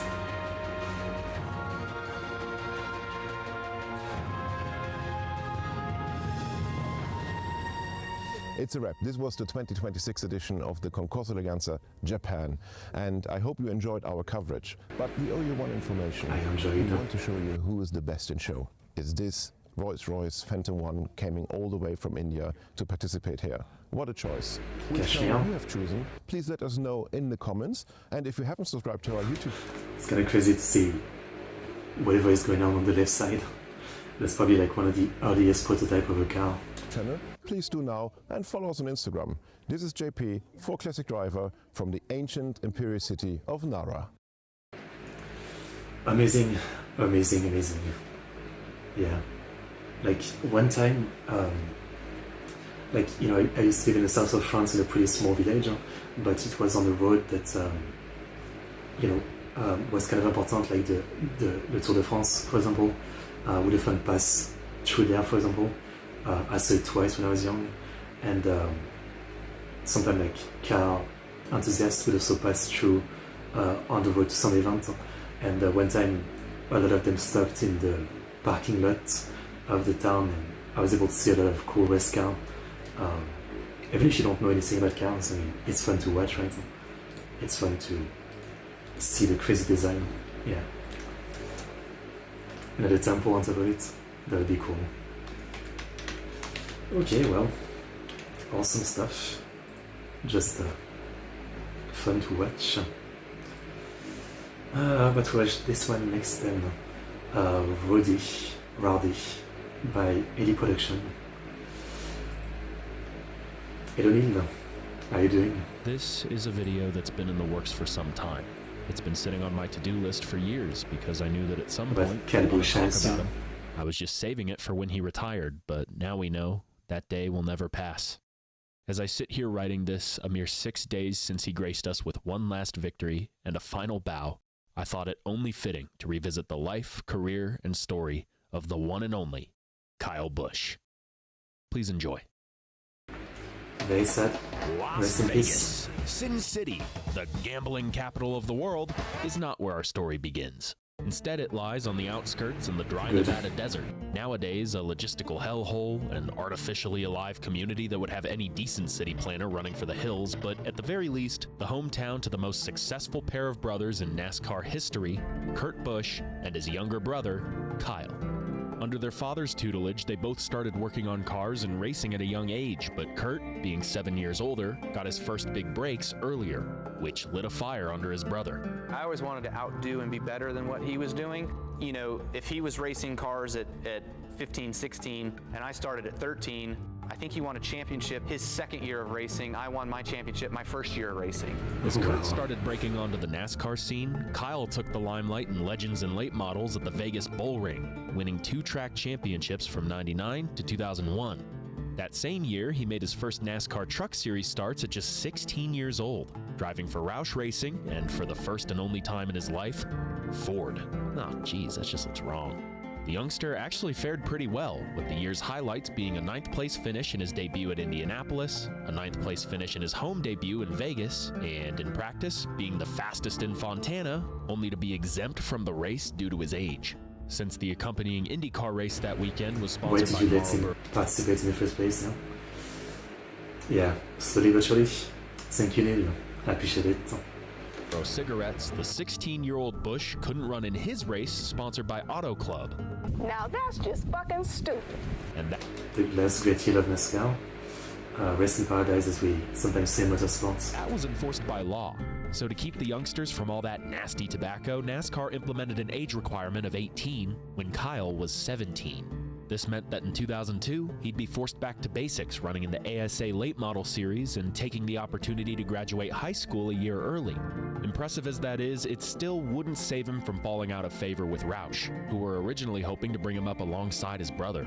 But he would make his return nonetheless in 2003, now an adult, able to run all those tobacco-sponsored races, only now under a new banner, driving for the most decorated team in NASCAR, Hendrick Motorsports.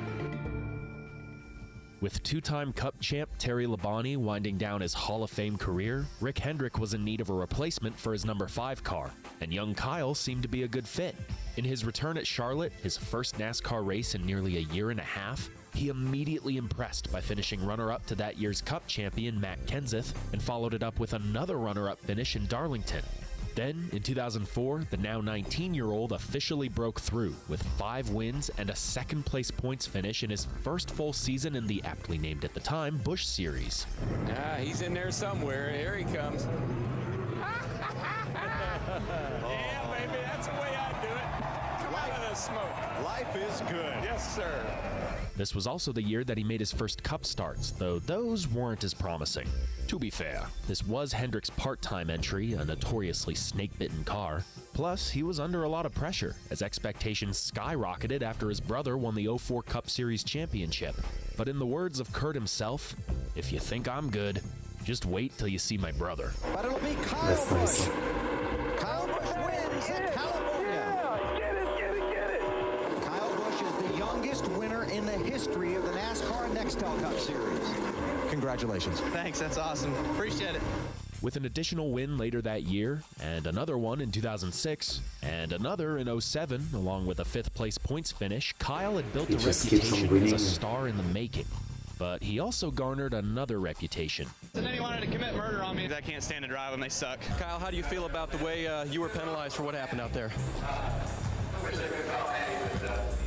His negative attitude had his boss convinced that he wasn't happy with where he was at, and with the sport's most popular driver, Dale Earnhardt Jr., entering free agency, having already undergone good guys, bad guys, rivalries in any motorsport. NASCAR is the only one where drivers fully embrace the fans hate, like Wrestling Hill. Fair enough, fair enough. That sounds fun. Yeah, I like that. A pseudo tryout at Texas in Kyle's car, Hendrick Motorsports would drop Kyle Busch for 2008. I thought my career was over because I was getting released by the #1 team in the sport. So who the hell else is going to want to take a chance on a firestorm? Despite being just 23, the walls were closing in.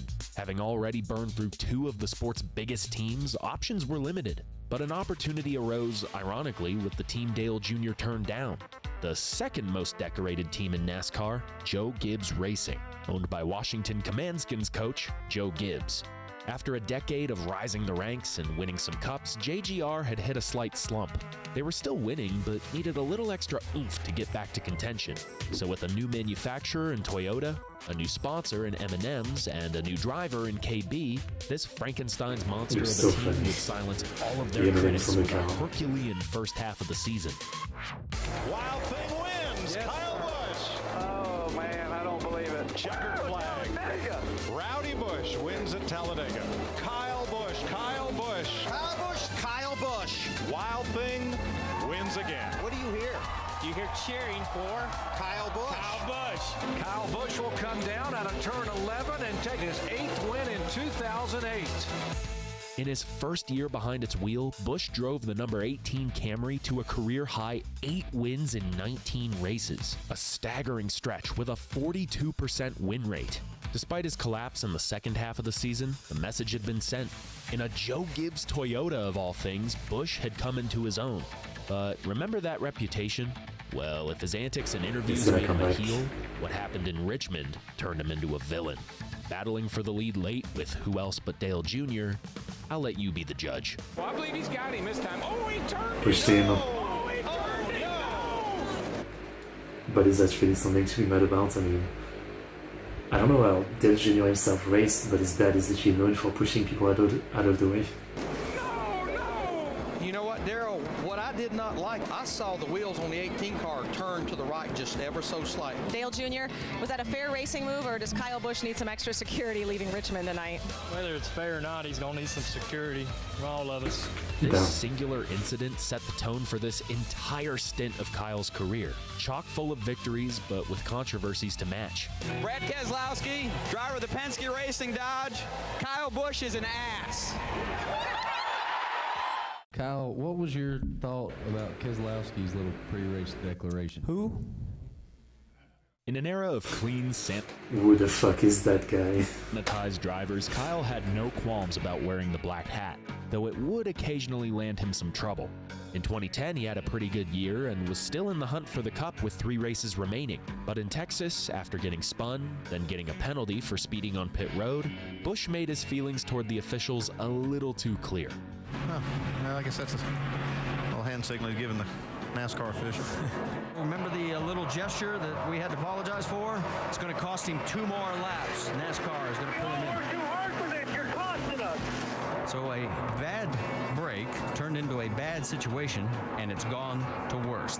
In 2011, he once again went into Texas, still mathematically eligible for the Cup. But he also ran in the Truck Series race 2 nights prior. It's important to note before playing this that while Ron Hornaday was eligible for the Truck Championship, Busch wasn't. And yet, while battling for position just 15 laps into the race, That moves Kyle Busch all the way up the racetrack. He has to catch it, avoiding the wall. And Hornaday catches the wall. Caution's out, caution's out. Now, Kyle Busch not happy at all. It's all good, dude. And Kyle Busch is going to turn the 33 to the wall. Our championship contender Hornaday in the wall. Well, Kyle Busch should be parked for this race and maybe the rest of the season. And that takes that 33 truck out of this championship hunt, I believe. needless to say, Busch would not be running in the Cup race on Sunday, and worse than that, kept proving his detractors right. For all of his talent and boundless potential, Kyle was a magnet for trouble. So much so that the fans had taken to calling him Rowdy, in reference to Michael Rooker's character in Days of Thunder. I'm dropping the hammer. I don't know, it's really played now. Oh, and he almost saved it, and he Joe Gibbs is a legendary coach in Washington American football. Team history. He led our team to 3 titles. You're from Washington? Cool. Okay. Kind of interesting the connection, like he's doing American football and NASCAR. That's kind of cool. Oh my goodness! Smoke versus Wild Thing to the line. He got him! He got him! Wild Thing wins! He got him! As time carried on and Busch continued to rack up wins and make more enemies than friends, a championship pursuit was beginning to look inevitable. And with a slick new Camry and a new crew chief in Adam Stevens, Rowdy looked poised as ever in 2015. The big one, part 2 at Daytona. Yeah, they can't do this. A horrific crash for Kyle Busch, who slid through the infield grass and went head-on into the inside wall. After breaking his leg a day before the season-opening Daytona 500, Busch was Come forced back to and sit get out into for racing. over 3 months. But thanks to the He broke both of his legs. Wow. point system at the time, all he had to do to compete for the championship was win a single race. And just a month after his return, he'd do just that and then some. No crutches necessary. Kyle Busch wins at Sonoma. Kyle Busch is going to win at Kentucky. 3 out of the last 4 races, Kyle Busch has won. What a rebound he has made on his season. Kyle Busch is going to add his name to the illustrious list of Brickyard 400 winners. I just can't believe this run right now. I just can't believe what's going on, but everybody's going to be tasting the rainbow tonight, that's for sure. Straight from a wheelchair to the top of the charts, Kyle had the chance to do the unthinkable, to miss a third of the season with a compound fracture and still claim the cup. Under a perfect storm of circumstance, it would be one of the greatest comeback stories in sports. And though he failed to find victory in the first 9 races of the chase, finding himself below the cut line more often than not, he saved the best for last in the 10th and final race in Miami. No one has battled through as much pain and had as much perseverance as 30-year-old Kyle Busch, the 2015 NASCAR Cup champion. And this is so cool. So he did it. 11 years after Kurt's championship, Kyle had finally caught up to him. Now it was time to surpass him. Over the next few So it took seasons, longer than he expected, I guess. Busch continued to be the class of the field, but could never quite cap it off like he did in 2015. A great 2016 season, highlighted by a second consecutive win at the Brickyard, ended with him being bested by Jimmy Johnson. We go home, try to come back and do it again next year. A roller coaster year in 2017, highlighted by a fantastic second half, ended with him being bested by Martin Truex. Big prize is not yours. Still, it's been a successful season. I guess. A phenomenal 2018 season, highlighted by him turning the clocks back a decade with 8 wins, ended with him being bested by Joey Logano. You didn't get the big prize today, but how will you remember the bulk of the season? Lots of wins. Forget about it now. Move on. 4 straight years of making it all the way to the championship race, yet only 1 championship to show for it. And the 5th in 2019 looked to continue the trend. Despite winning 4 of the first 14 races, he failed to find victory lane for the next 21 leading up to the finale. And in that finale, like he had been all year, he seemed to be a hair behind his teammates, but between Martin Truex having trouble on pit road and Denny Hamlin's engine overheating, the coast cleared and the stars aligned for Busch to win his 2nd Cup championship. You know, there's always your doubters, there's always your haters, but you know what? This one's for Rowdy Nation, because you guys are the best. 5 straight championship appearances, the longest streak of anyone in the playoff era, made Wild Thing the 16th driver ever to win multiple Cup Series titles. But more importantly, he finally got the leg up on his big brother. And then there was a transition period of younger brother is becoming better than the older brother. And for me, I had to digest that. Perhaps as or even more impressive than his success at the Cup level were his successes at other levels, like the O'Reilly Series and the Truck Series. Throughout the decade and a half we just covered, Kyle made it a point to regularly revisit these lower divisions, and in doing so, became the winningest driver in both. Isn't that just smurfing? I don't know how it's seen, but the way he's putting it just sounds like he's smurfing on the noobs. So, interesting. Collecting win totals that just boggle the mind. Only twice has a driver swept an entire 3-race weekend in NASCAR, the first being Kyle Busch and the second also being Kyle Busch. A nice broom for the sweep up here at Bristol. He's the only driver who's won multiple races in one day. He's the only driver who's won multiple cup races on his birthday. And apologies to Toe Mater, but Kyle Busch is truly the world's best backwards driver. Wait a minute, is Kyle in reverse? Yeah, you don't see that every day. He won so much that when his car owners wanted to give a chance to someone else, he just drove for himself. And yes, he still won. It's a dream come true to come out here and own your own stuff, but to win in it, that's something special too. He won so much that his competitors once placed a $100,000 bounty on him. You didn't have to win the race, you just had to beat him. Imitation is the strongest form of flattery or something. I don't know what it is, but that's cute. He won so much that NASCAR had to limit the amount of races that Cup drivers could come down and compete in. And still, Busch made the absolute most of it. Like in 2021, when he ran just 5 O'Reilly races and won each and every one of them, capping off his O'Reilly Series win total at 102, which is more than double the total of anybody else in the Series' 45-year history. It was around this time, however, that Kyle's Cup career stalled out, still winning every now and again, but not competing like he used to. So after 15 years and one of the most successful pairings in the history of racing, the Candyman hung up his colors and moved to his 4th and final team, the fabled Richard Childress Racing. Well, fabled might be a strong word, as it was no secret that RCR's performance since their days with Dale Earnhardt had slipped away, and many viewed Kyle as Dale's antithesis. So the thought of him, of all people, driving a Richard Childress Chevrolet was unimaginable. Yet in 2020... Why is he the antithesis? I mean, Dale Earnhardt was also kind of disliked by a lot of people because he also did a lot of pushing, right? And he also won a lot, so what's the difference? 2023, it not only became a reality, but put Kyle Busch back where he belonged. I can do it. I never doubted myself. I'm going to enjoy it for sure, and hopefully there's many more left to go. Turns him! Around goes Oh, into Keselowski. Kyle Busch is your winner. How about it? Lo and behold, it worked out, so knock on wood for this one. Off turn 4, Kyle Busch will get his 63rd career victory in the NASCAR Cup Series. Great for RCR. Just win, baby. These would end up being Kyle's final wins at the Cup level, putting him 9th on the all-time wins list at 63.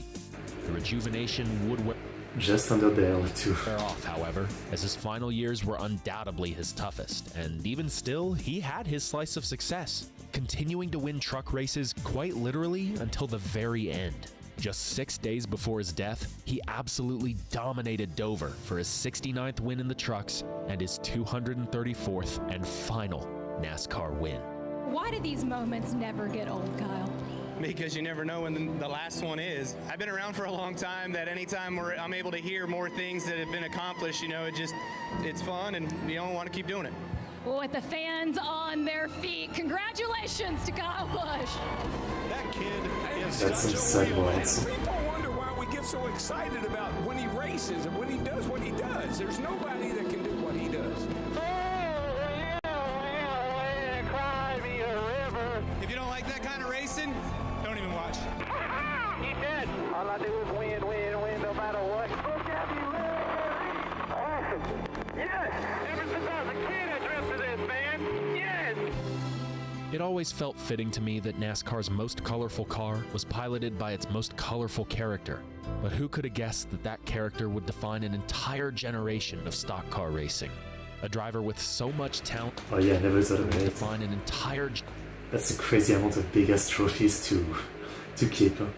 He needs a bloody warehouse for all this. That's crazy. Generation of stock car racing. A driver with so much talent that you were never surprised when he won, yet always surprised when he lost. The rare kind of racer that forced the sport to change around him, not the other way around. Once a kid, maligned for his bad attitude, grew to mature and inspire the next generation, including his own flesh and blood. And we got to see it all. Right in front of our very eyes, he grew from a villain to a hero. And I hope that's how he'll be remembered, because the story of Kyle Busch is the story of change, the hope that we can all grow to our highest potential and realize the best version of ourselves, but at the very least, of the winningest driver that NASCAR has ever known. Beautiful video. It's nice to actually know, his story for the most part. Yeah. I guess he was probably at the end of his career, but it's still, I'm sure there's going to be some what if of, if he hadn't passed away, what else could he have accomplished, in terms of more records and everything. Amazing video, yeah. That's sad. But that's life, No one is immortal. Okay, that was worth watching. Thank you for sharing this video. That was worth watching. Okay. Next we have this one. Andrew Fraser, the Philippines mole people living in freeway tunnels. Guys, we're about to enter into the Philippines' largest tunnel community. Deep in this tiny little alleyway are more than 300 people living in a little sewage tunnel. I don't know how we're going to fit in, but let's get going. Do you want to go? Come on, go. Oh my God, this is crazy. There is a This is gonna be sad. secret community of more than 300 mole people living in tunnels beneath Manila. They're not camping out here, they're not hiding out for a night. Oh my God. They live here. A little, And some of the families have been here for decades.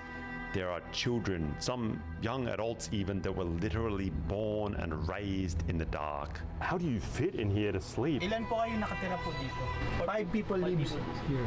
5 people live His here. wife and their 3 children. Today, we're going underground to see how this tunnel community actually What is really sad. illegal utilities. Do you live here because it's free, or is there some kind of informal rent system that people pay here? The black market underground economy. That's crazy. Yes, How much is that? The health toll and the terrifying reality of living inside something that is designed to flood. There's significant typhoon, the water levels reach on top of here. Man, is it uncomfortable and kind of scary. You can imagine with a typhoon rolling above, you have no idea what the water levels are going to be like, the earthquakes that happen here in the Philippines. That's no joke. The Philippines is a country hit by more than 20 tropical typhoons. And earthquake, I mean, that's the other thing, like this thing crumbling on top of you. Every single year. Sure. But while these apartments are really messed up, at least you can, like, I mean, no, actually it's pretty messed up too. I don't have like a comparison. Yeah. 16 this weekend alone.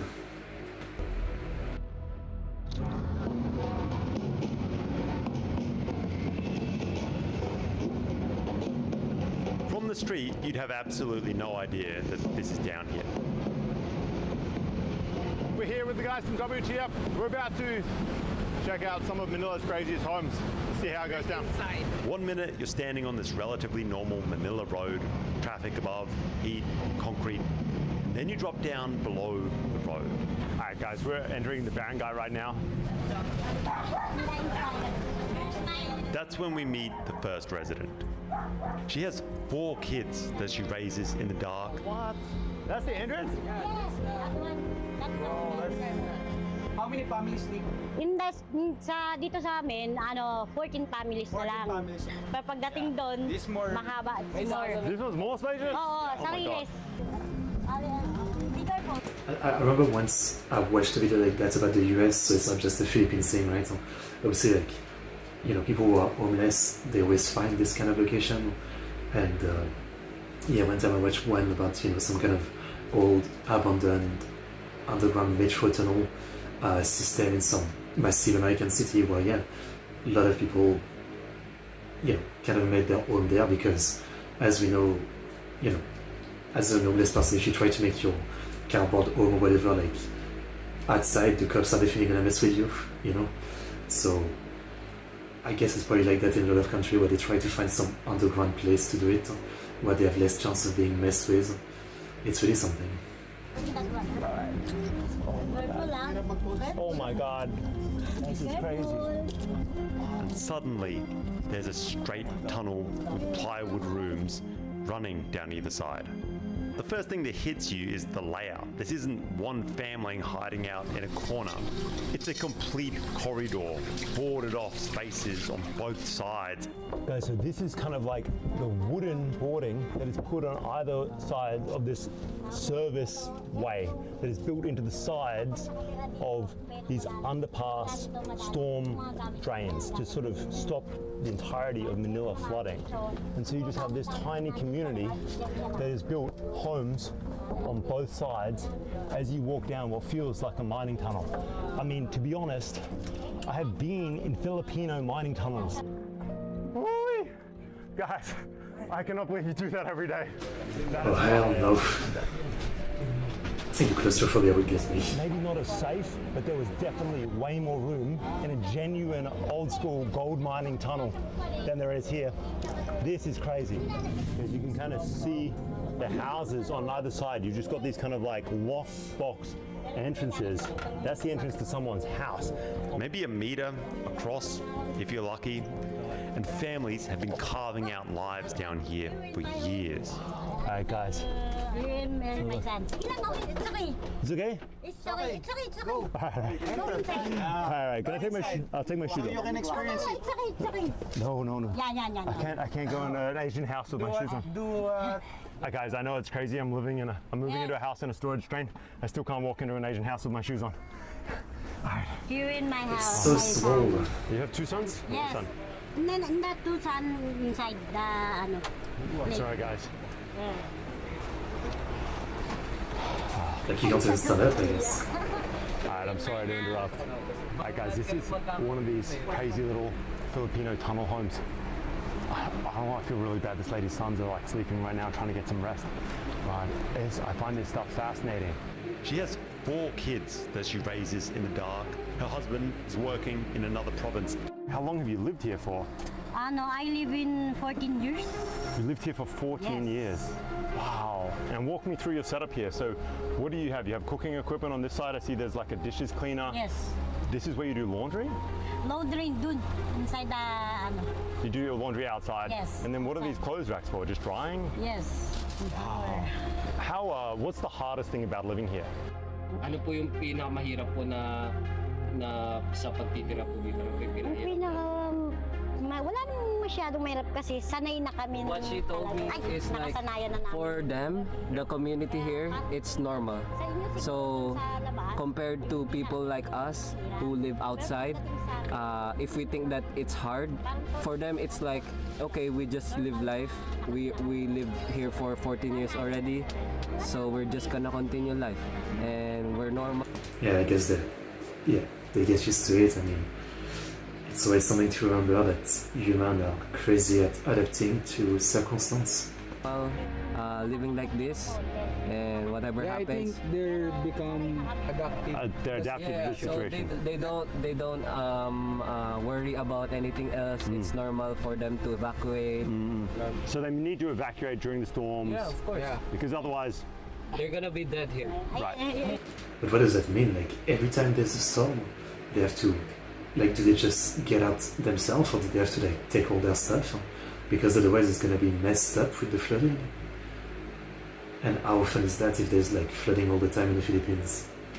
That's crazy. Henry, ayan, ito ang isa kong anak. Ito, tsaka si my child. Oh my God. Ayan, ito pa. Oh, wait. Hey man, sorry, I'm getting in the way. Please come through. Pasok ka daw dun. Come inside. Ayan, Come in. Siya yun.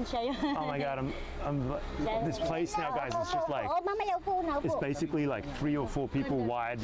Yeah. I would say this place is like 1.5 meters to 2 meters across max, and then maybe, I don't know, 3 meters deep. And at first, I assumed that this must be free, right? That's why you live in this situation. It's some kind of... Is it not free? ...squatting situation. But that's not how these underground economies work. I think one thing that I learned from her is if they have a chance to get away from here, they want to get away from here. So if somebody could help them, get away from here, they would want to take a chance. How does it work here? Do you live here because it's free, or is there some kind of informal rent system that people pay here? Free? No. Well, from the start, no. But when I first came here, I was just renting this place, 500 a month. 500. But when the owner of this place... Like, who the fuck is renting you this? Isn't this like under some government bridge? Like, what? Place left. The one I was dealing with sold it for 3,000 under the bridge. That's 3,000 crazy. pesos. Yes. How much is that? So there's like this informal rent landlord system here. But it's possible. Over on the other side, it's the same situation. There are different people. But that's so fucked up. I mean, what the fuck the landlord is even providing you? Like, can't be bothered to regulate too many squatters. Like, I guess you don't have a choice. Maybe it's like, you know, like some bad guy who's gonna beat you up if you don't pay the rent. But it's kind of crazy because the landlord is literally doing nothing for you. Like, this is just under a bridge and you have to pay someone for it. People renting and then others truly have their own places, you know. Guys, that is wild. There's sort of like this crazy informal rent system here. People have sort of like staked their claim. They're like squatters, and it's almost like passed down like social rights to these people. And then they're sub-renting or even selling their properties in this very like informal rent system here. Anyway, wild world. We're gonna move on and check out some other existences. Hi, man. Dude, thank you. Can I ask you, what's your name? Mako. Makok. It's Kuya Mako. Wow. Alright, so this is Makok's place. He's been here for 14 years as well. You can kind of see it's just this almost like 1.5 by 1 meter box. I don't know how do you fit in here to sleep? Ilan po kayo nakatira po dito? More 5 people. 5 people lives. 5 people? Yeah. His wife and their 3 child. Holy crap, I thought it was just him. That is wild. And so he just has a storage box. How do you all fit in here? I mean, I guess they sleep like crunched up, yeah. The way to live is actually more LCS for human body. Where we evolve, our body is used to live in stresses and it doesn't getting it. That's where all depression started. Oh, hello. Thank you for the great video about Kyle Busch. I really enjoyed it. I learned a lot about him. That was a great video. Thank you for making it. I've watched a couple of your videos before and I don't really know much about NASCAR, but I'm learning a lot.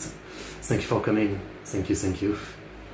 Guys, check out Eddie Productions channel. It was the Kyle Busch video we just watched before. Check it out. It's linked in the chat, the video.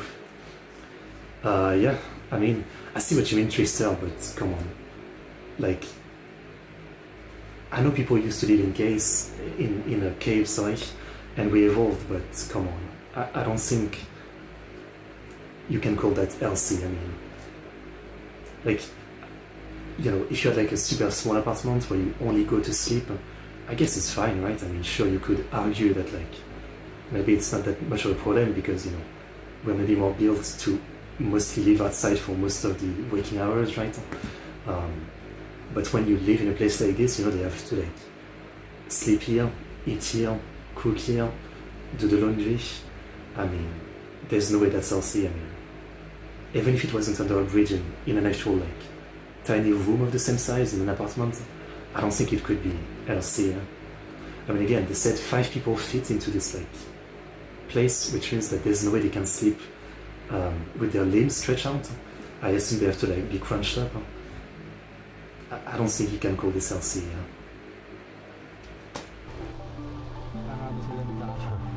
They just scrubbed up. They just scrubbed up. They gotta do what they gotta do. Dude, that just blew my mind. That's the kind of thing that makes you feel there are 5 people. If I lie down in here, less bad about yourself. I'm like 80% of the space in here. I don't know. 5 people is crazy. Honestly, I can quite easily touch both walls. I can't even extend my arm on either side. My wingspan is like 1.8 meters. This is maybe 1.30 meters across, I'd say. They just have this one fan, a box for storage, and then this Yeah, guys, even deep down here, I mean, just such a deeply religious culture. Religious really stuff, cool to yeah. see. I think we've really lost our way in the West. With the Philippines, they're keeping it strong, keeping the faith strong. It is wild. I mean, yeah, everything down here, still deeply, deeply religious people. Because these homes aren't legal, you can't get official utilities either. But the surface dwellers... It's not legal, but they have to pay someone for rent, I mean. Yeah. But I guess that makes sense because they can't go to the cops about it. But some asshole is forcing them to pay rent to live under a bridge. Since, you know, if you tell the cops, they're gonna put you out of here. have found a way to monetize that too. Comfort room, you mean like it's a bathroom? CR, bathroom. Bathroom. Dude, that's crazy. This bathroom is kila kuya lang daw. So it's just here, this is just your own personal bathroom, and everyone else goes outside in the barangay. Yeah. And so basically it's just kind of like one big wash tub. We've got some toothbrushes, a hanger, a dryer, and that's it. And what about the electricity? Like, how are they getting electricity? Electricity, yun sa kanila, i-load sila. They're connecting by internet, with someone. So there's like a private house and they're sub-selling the electricity? Yeah, sub-selling their electricity. Wow, that's crazy. So there's basically like somebody who has a meter, pipes their electricity down here, and then they pay per load. How much they pay for the electricity? 700. 700 for a week.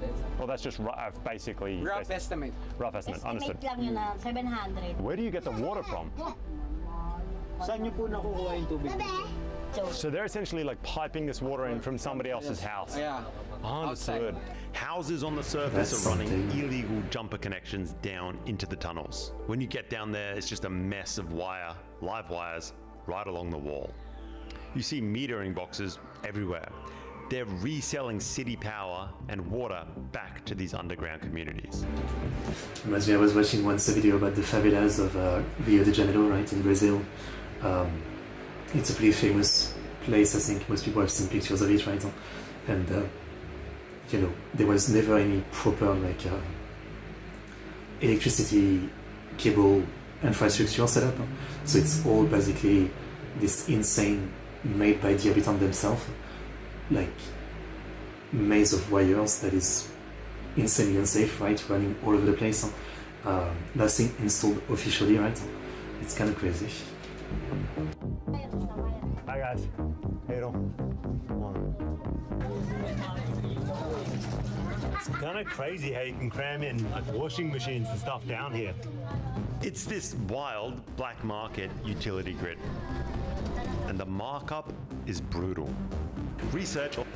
Like, it really makes you feel, again, like, better about your own situation, whatever it is, right? I mean, I'm just, like, in my room right now, streaming to you guys, and my room is, like, I don't know, like, it's twice the size of some of those homes, basically. Maybe not twice, but, yeah, I mean, it's, like, 3 meters by 3 meters or something. On Manila's informal settlements showed that residents in non-service neighborhoods pay 9 to 13 times more for water that's been piped through plastic hoses from who knows where. It's not like you can trust the water in Manila in the best of times. I mean... But when it comes through informal pipes and it's passing through a drainage tunnel, you have just absolutely no idea what's in it. You're sure that's drinkable? For sure that's drinkable? I mean, like many things, the human body gets used to it, right? I'm sure a lot of them have been sick many times, and eventually maybe you get used to this kind of bad water, right? Guys, believe it or not, that is the drinking water down here. I ain't drinking that shit tonight, but I've been trekking through the Philippines and Indonesia for weeks now, and the number one question is pretty much always, can you trust the water? The answer is usually no. There is no chance I'm drinking that straight, but I've got to have it. So I've been carrying this, it's called the Lark PureViz 2, It's an ad, and it is like the most intense water bottle you have ever heard of. There's this UV light built into the lid, and this filter system that's built into it that's... My dude is about to flex his, you know, rich guy water filtration bottle in front of those people living under a bridge. Is it serious? strips out any of the remaining nasty stuff. There's 3 modes: normal, adventure, and apocalypse. Today we're rocking apocalypse. Although I've been using adventure pretty much every day right now. There's 2 different filter canisters, an advanced one for when the water could be seriously dodgy, and a normal one for more general situations. Kind of a total death ad, no? Every 2 hours, so you never get any of that like funky water bottle smell. I filled it up about 2 hours ago, and it's still completely cold. It stays cold for up to 24 hours, even in the blazing sun here in the Philippines. I haven't touched a plastic bottle since I arrived here. The app even tracks how much water you drink, which I never think about, and it even prompts you to stay on top of your hydration goals. The link is in the description, guys, if you want to check it out. Wow. The tunnel has 2 sides, and the deeper you go into the second, the worse it gets. Guys, so here you can see the storm drain that this entire community is built on. And you can see the backs of the other houses. So on the other side of the expressway, which is where we're going to cross over now, is the other side of this tunnel community. So you can... We just way too early to start living in big commune like city. We're not reached the stage of evolution yet. Small commune like village where all have places, that's our stage. I can agree with that, yeah, I mean,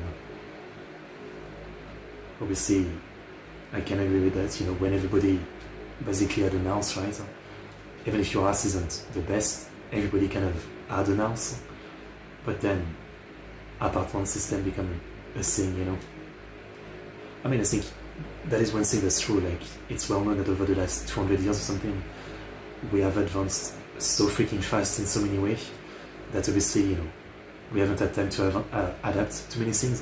And obviously, like, there's been a lot of positive, right? I mean, in the same way that, you know, like, work culture, living culture, as advanced in a way that we are not adapted to, thanks to, like, this super fast advancements, we also have, like, you know, many science things, like electricity, clean water, vaccine, medicine, you know, that has really helped us, right? Artificial fertilizer, etc., right? So it's a double-edged sword.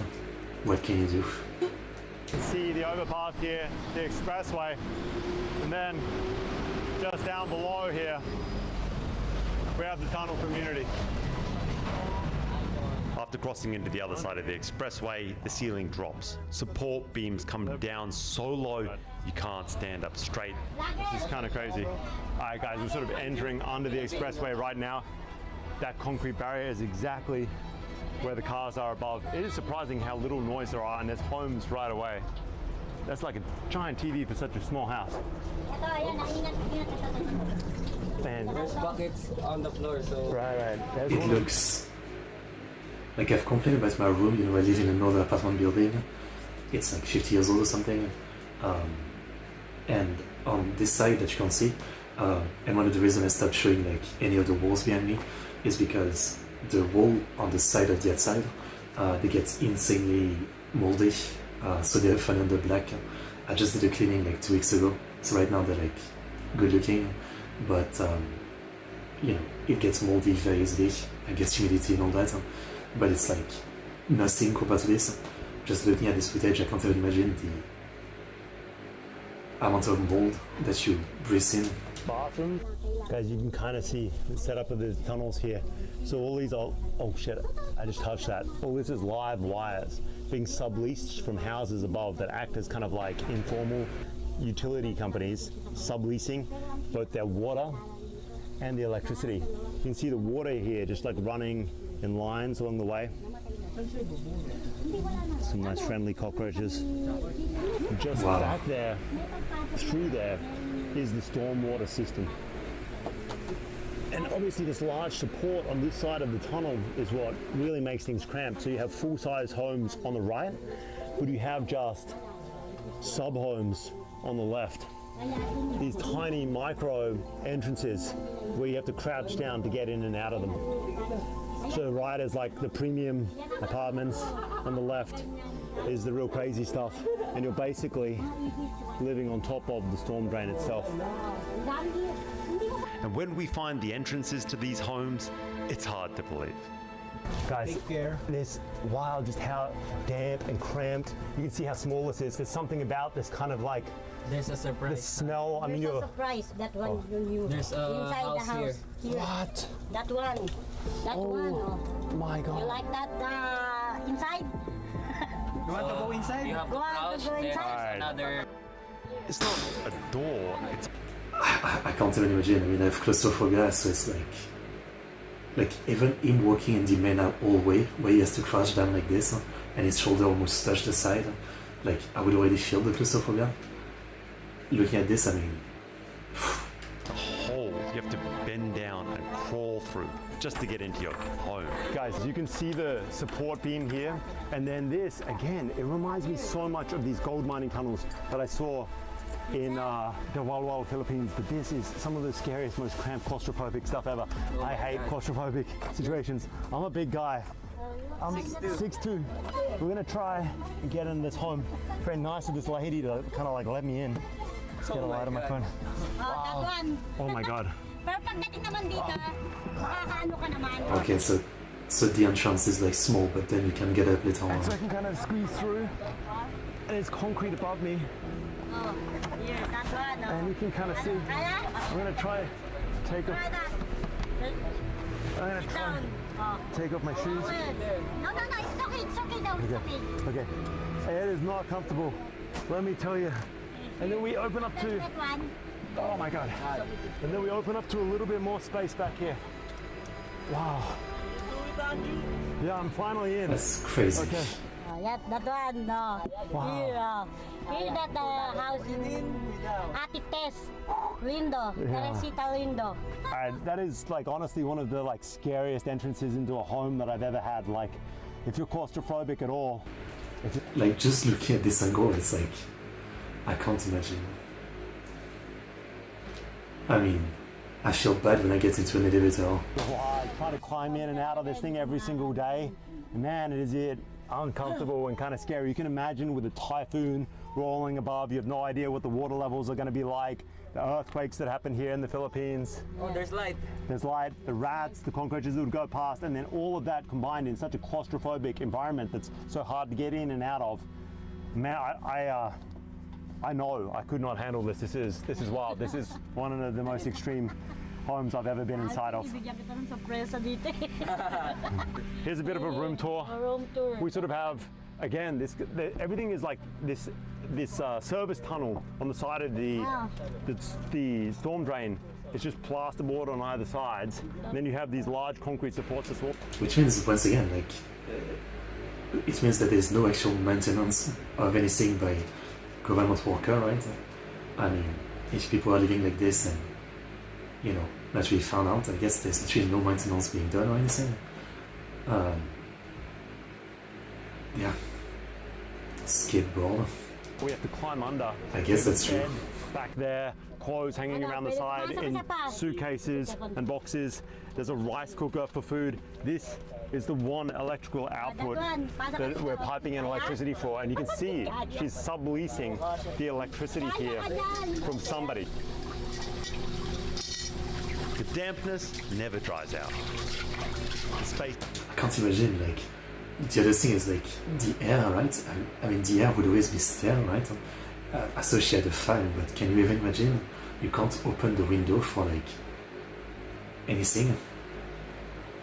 This is cramped with walls this low and beams everywhere. I think it's the dampness and the lack of air movement, because there's obviously no venting in here. That just makes it feel so claustrophobic and all-consuming. If you smoked it all, it would be so rough. Oh shit, sorry. Oh my God. I'm destroying this house without realizing it, guys. Look, this is like the small spice setup. I'm knocking off the rice cooker. Oh my God. All right, the cooking stuff is behind me, and we sort of like have housing on the bed. How long have you lived here? Ganun na daw po yung katagal dito nakatira. 45 years. 45 years. Wow. 45 years. 45. Is the expressway always here? Diyan na po ba daw yung daanan na yan? 45 years. Yeah. Wow. Damn, so this whole system of people living here is not even new or anything. And once again, it means that like no official government people have checked on any of this in like half a century. That's beyond insane. People cut their heads, they scrape their arms, they get blisters from crawling through narrow gaps. When she was ironing some clothes, he accidentally... So the cramped living space is kind of causing her to injure herself. Yeah. How do you get medical care living down here? Would you say It's up to her grandchildren to take care of her. There is none. There's just her grandchildren, that's it. Wow. Alright, now for the exit.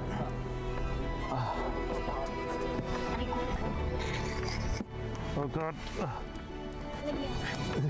This is fine. Good, bro? Good. Wow. Dude. I don't think it's really a conspiracy.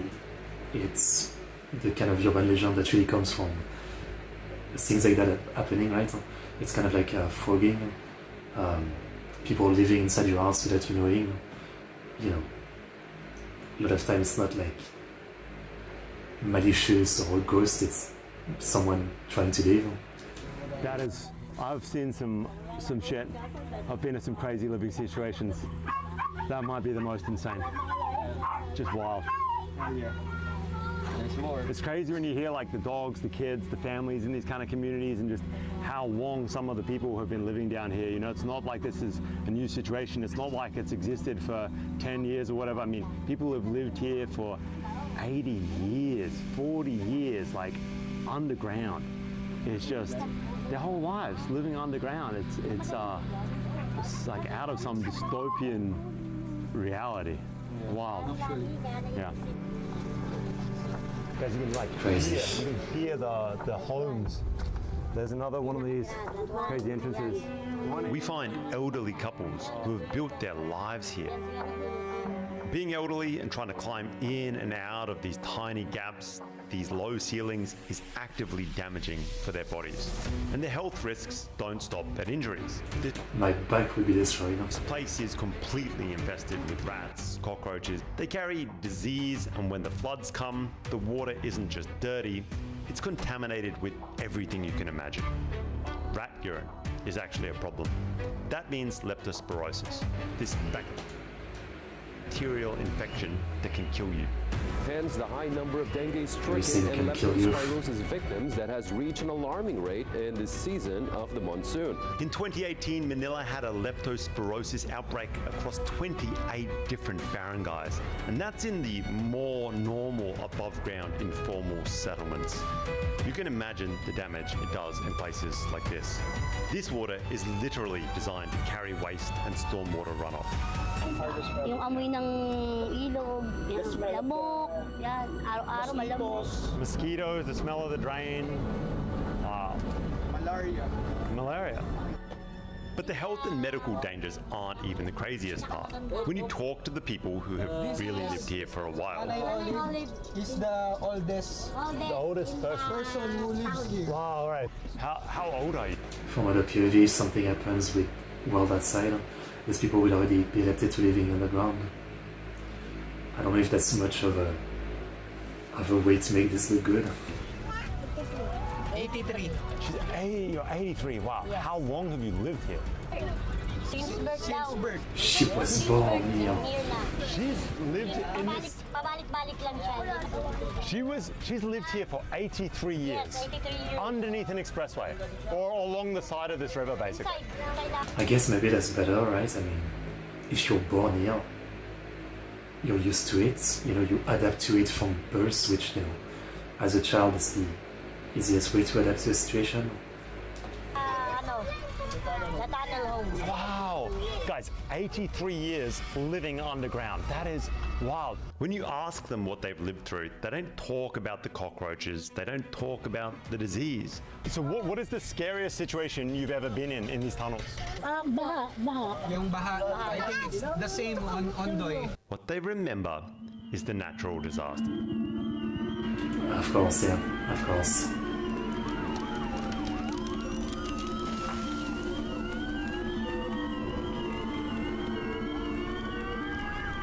2020, a fire ripped through this place and burned down all of their homes. Think about that.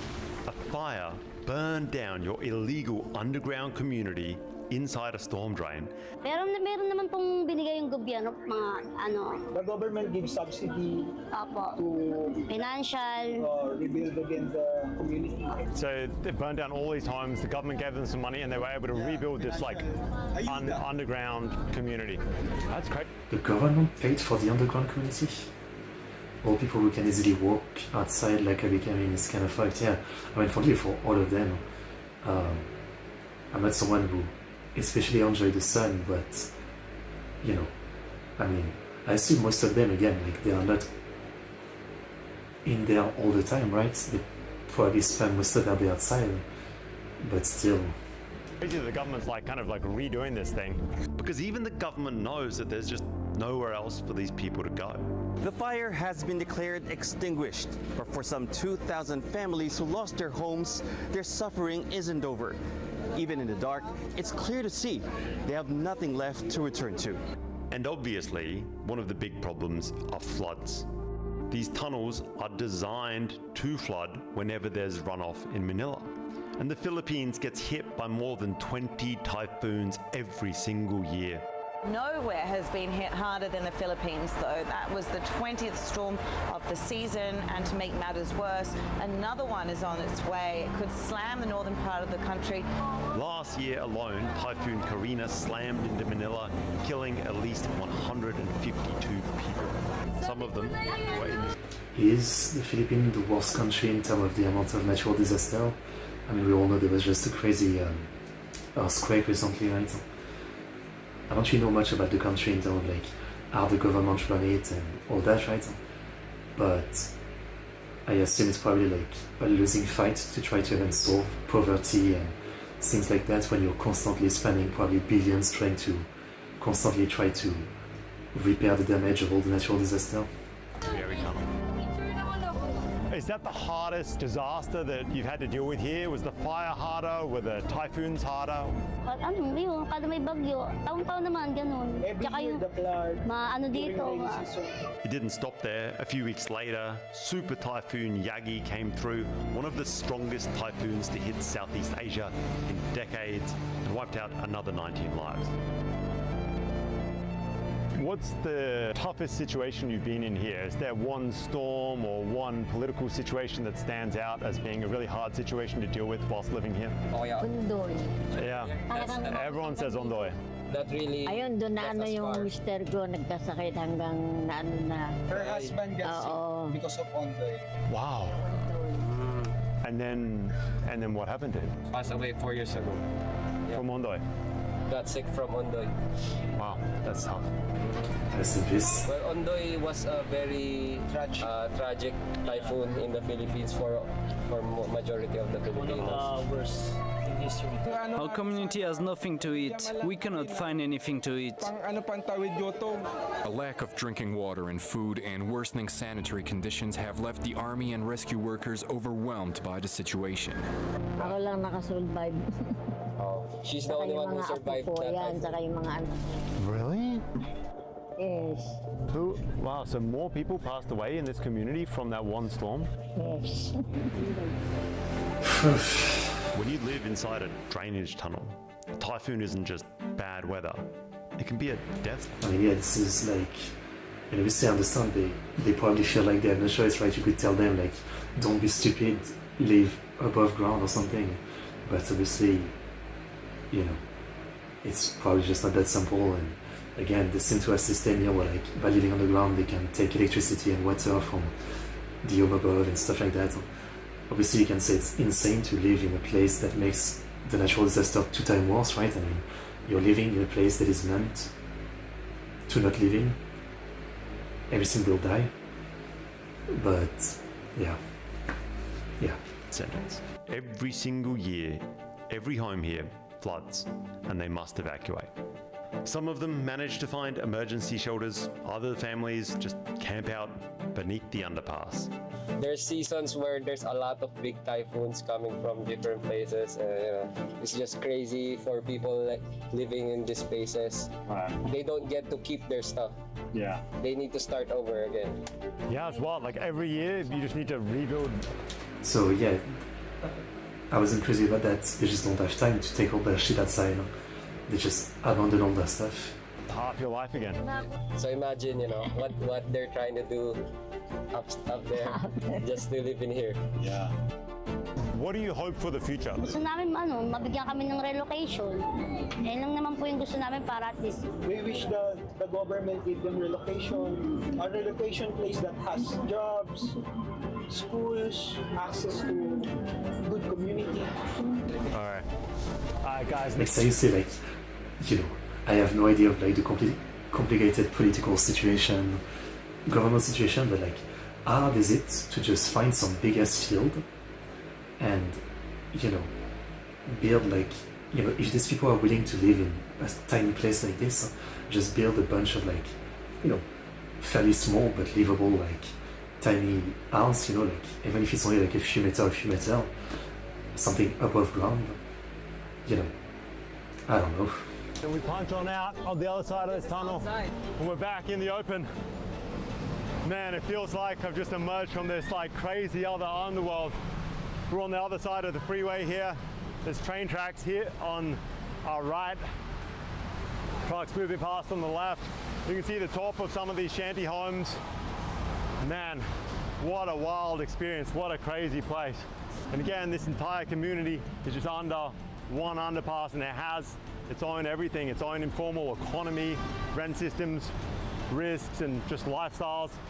What a trip, man. That is a surreal place. Crazy and very sad, obviously, but that's the reality of life. I mean, it's not just here.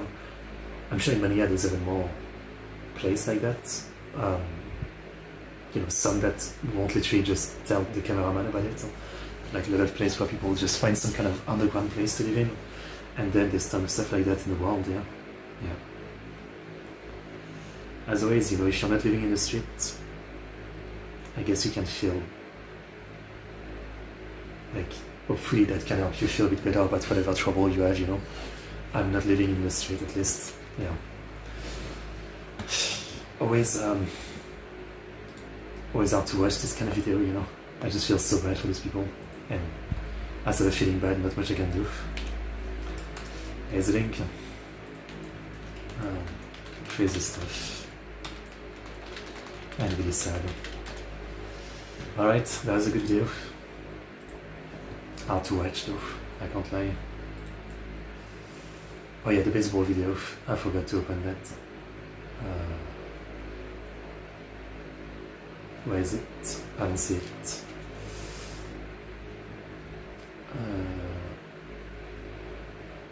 Oh, here we go. This one. I'll open it, but I'll take a quick break before we continue. And once again, if you guys have videos to share, don't hesitate. Alright. Oh yeah, that's what I thought. We've done this one before. As you can see, I show up right away. That's me. That's me. With less hair, I guess. I know it's hard to tell. Anyway, coming back in 5 minutes.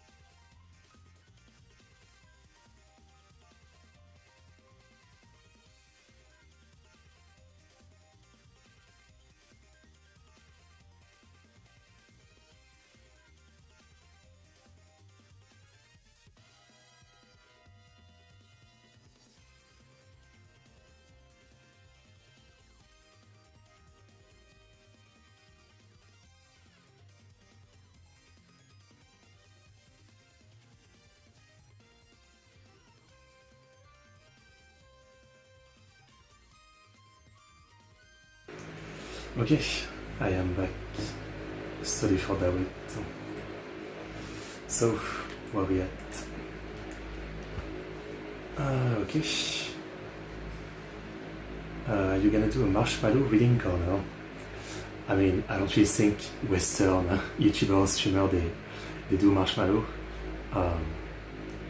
You know, like first, I don't think outside of you anybody would sign anything, and second, I mean, you know, like I'm always answering questions during a stream the normal way, right? I mean, personally, I like doing it that way. Like every time you guys have any questions or any topic, I kind of engage. So yeah, like I've always been kind of you know, not the type to do just talking stream or stuff like that, because I just expect there's gonna be no viewers, right? So I think on like regular stream like this, you can just ask me anything. I mean, you know, I don't have a rule of like keep it on topic or something. Yep. Is my new outfit gonna be shown? I mean, I do always wear the same shirt for these days, it is true. I do have other outfit, it is true too. So yeah, if you have a replacement Neil, do tell me. Next we have Shostakovich, How to Compose Music Despite Reactor by Tentacruel. A quick note before we begin, this video is a re-upload which is attempting to correct a slightly ridiculous problem. You see, despite being a completely uncontroversial video about music composition and Shostakovich, it was flagged by YouTube, who thought they detected content unsuitable for advertisers. So they automatically stopped paying me and ceased recommending my video. 7 years ago. I see YouTube doesn't change, huh? Now, their detection systems are highly sophisticated. First they look at certain keywords, and then they run them through an incredibly complex... No, I'm joking. They just flag keywords. They haven't a clue how to understand context or anything. This is the company developing DeepMind, by the way. Anyway, as you can probably imagine, many of the keywords they tend to target relate to turmoil that took place around the 1930s and 40s. Take a wild guess what I'm talking about here. The problem for me is that this also happens to be the period where Shostakovich wrote some of his most famous music. So whenever I say things like, this piece was dedicated to the victims of insert name of famous battle or horrible event here, alarm bells at YouTube HQ start to ring. So to fix this, here's what I'm gonna do. When I say the name of this... 7 fucking years ago, I mean, I don't want to go on a rant and a tangent, but seriously. 7 years ago. 2019. This is before people started saying unalive instead of suicide. Famous leader, let's just call him Joe Stahl. I'm going to add a little bleep. Let's try it out now. Wasn't a very nice man. Okay, there we go. And there'll be a few other instances of this too. One of them is going to be the name of a certain famous militant group led by, hold on, let me just draw him. This guy. Let's just call them the Patsies. And I'm also going to bleep out one or two other keywords where I mention in passing some of the terrible things the Patsies did. I mean, what's the alternative? Just make something up? In 1944, Shostakovich wrote this tragically sad piece, for no particular reason. It was just that, or just go swimming. But anyway, enough about all that. Let's get shosting. What a pain. When I get asked by other composers to name some of my favorite music, I often get a weird response if I mention the name Shostakovich. A look that almost says, huh? I thought you were cool. It feels a bit like saying to an art student that your favorite painting is the Mona Lisa.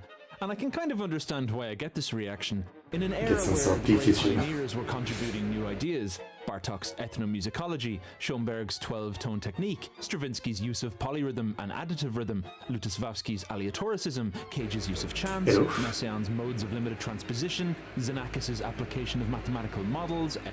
I don't know what Xenaka means, but yeah, hopefully Myanmar will get better.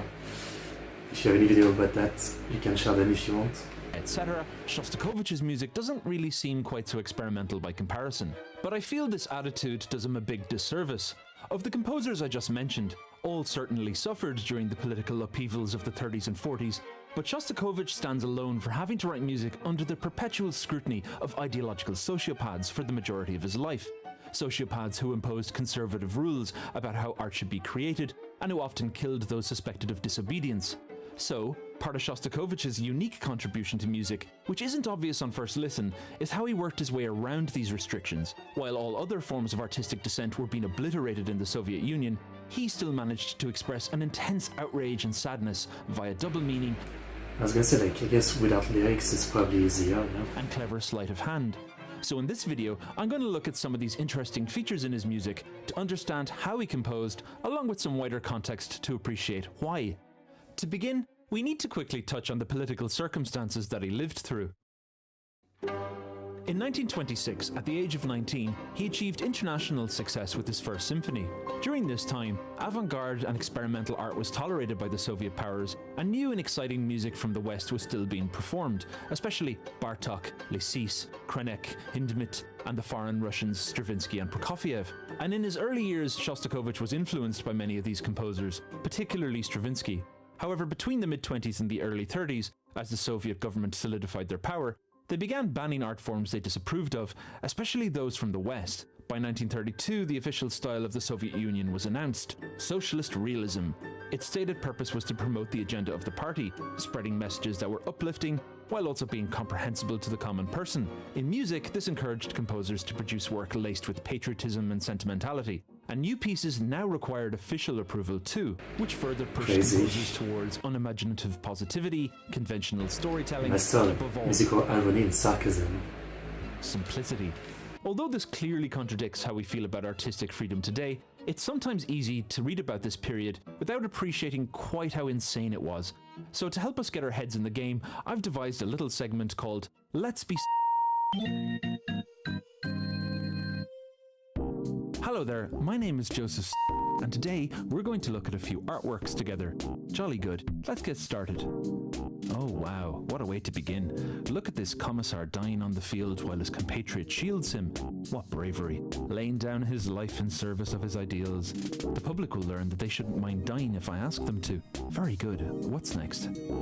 Oh golly, oh this is awful, terrible stuff. Look at these meandering black lines. It is one of those things where, like, every time you look at, like, communist, especially Soviet Union or Soviet, communist China, propaganda poster, they always have, like, this over-the-top art style, and it's almost like, comic book in how over-the-top it feels at time, right? And you think, like, did the people at the top making this really think that this is, like, powerful, right? It all looks so tacky and over the top, and maybe it's because, I'm from the despised capitalist West, right? I just can't see it, but, it just feels so, like, is this gonna convince anyone of anything? Maybe it's just me. Yeah. Bits of things going everywhere. Abstraction for the sake of abstraction. There's no story, there's no heroes or horses. Ah, rubbish. And no one's gonna do what I say if I show them this. Next. Oh, this one's good. Lots of common folk all dancing and laughing. People will be able to look at this and think, I remember that time when I went dancing. And let me check, it's a nice one. Seems to be foreign, that's great. Okay, I'm enjoying this. Subscribed. What's next? Oh dear, oh well, this is just childish degeneracy. Color D squares everywhere. It doesn't look like anything you'd see in the real world, although I suppose it does look a bit like a ladder, but no. I mean, it's the kind of thing where, like, I don't get this isn't my thing, but, like, banning this feels so stupid. Oh no, this is awful. I'd like this man shot, please. Can we hear some music? Oh, Saliko. I do love this. So tragic, about coming to terms with the loss of a loved one. Useful. Very, very useful message there, especially with my schedule.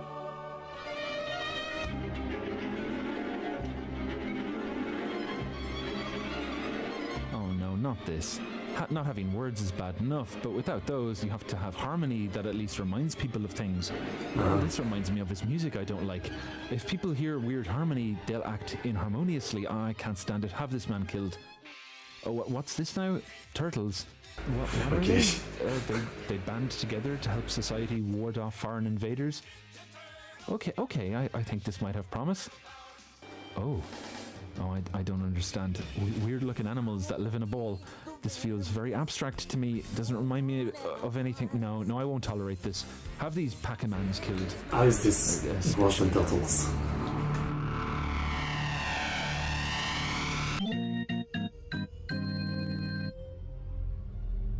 But seriously, this is the kind of mindset that artists living in the Soviet Union had to deal with. And imagine for a moment that this comedic situation was one that actually applied to your life. If you were disobedient, your work might be banned, and if that didn't force you back into step, then you'd likely meet a worse fate, like the theatre director Vsevolod Meyerhold, a close friend of Shostakovich, who was captured and killed in 1940. Shostakovich observed this happening around him all the time. In the words of his son, Maxim Shostakovich, страх был, страх за свою семью, как может быть? Глупый только человек мог не иметь страха. Technically slavery, yeah. Исчезают люди вообще, расстреливаются близкие. Наши семьи. It's also crazy that this is literally like the same thing today, like 80 plus years later. I mean, like, I assume it's the same thing, right? I mean, the current Putin state probably, does the same thing to anyone who makes criticizing art of the current regime. I'm sure it's the same. Yeah. So with all this in mind, it's interesting to listen to Shostakovich's music before this cultural repression really took hold. For example, listen to this proto-Ligeti texture from his Second Symphony.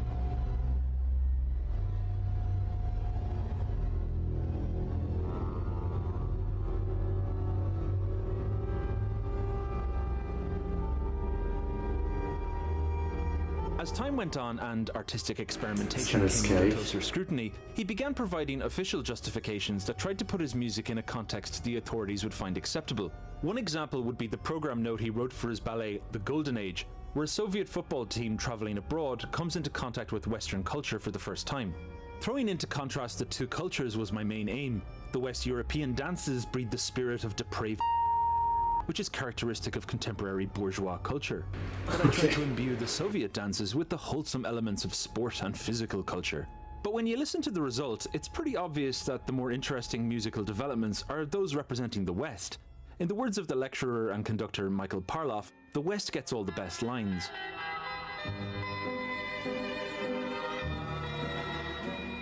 Sounds disgustingly depraved to me. And this helps to highlight an ongoing argument about Shostakovich's legacy. Are the words we just heard those of a jingoistic communist ideologue, or a somewhat desperate workaround used to justify an interesting musical experiment? The Golden Age was not well regarded by the authorities, and his work came under ever greater scrutiny.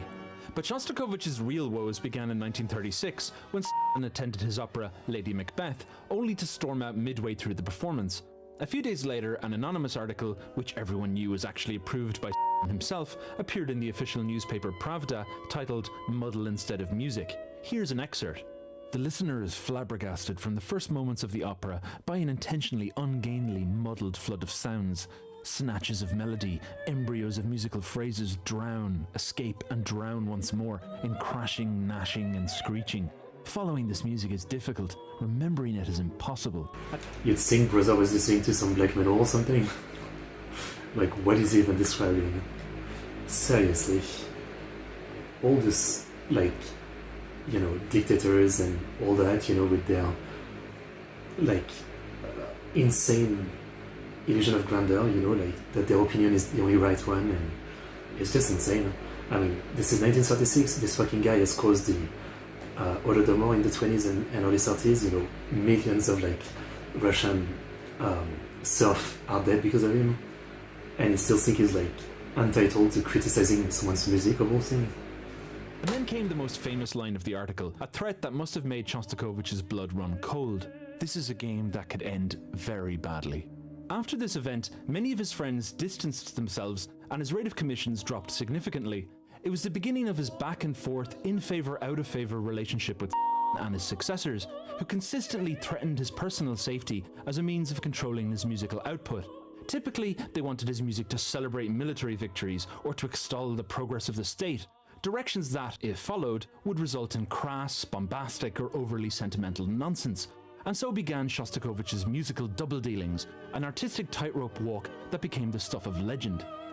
This aspect of his music began with his Fifth Symphony, which was accompanied with the telling program note, a Soviet artist's creative response to justified criticism.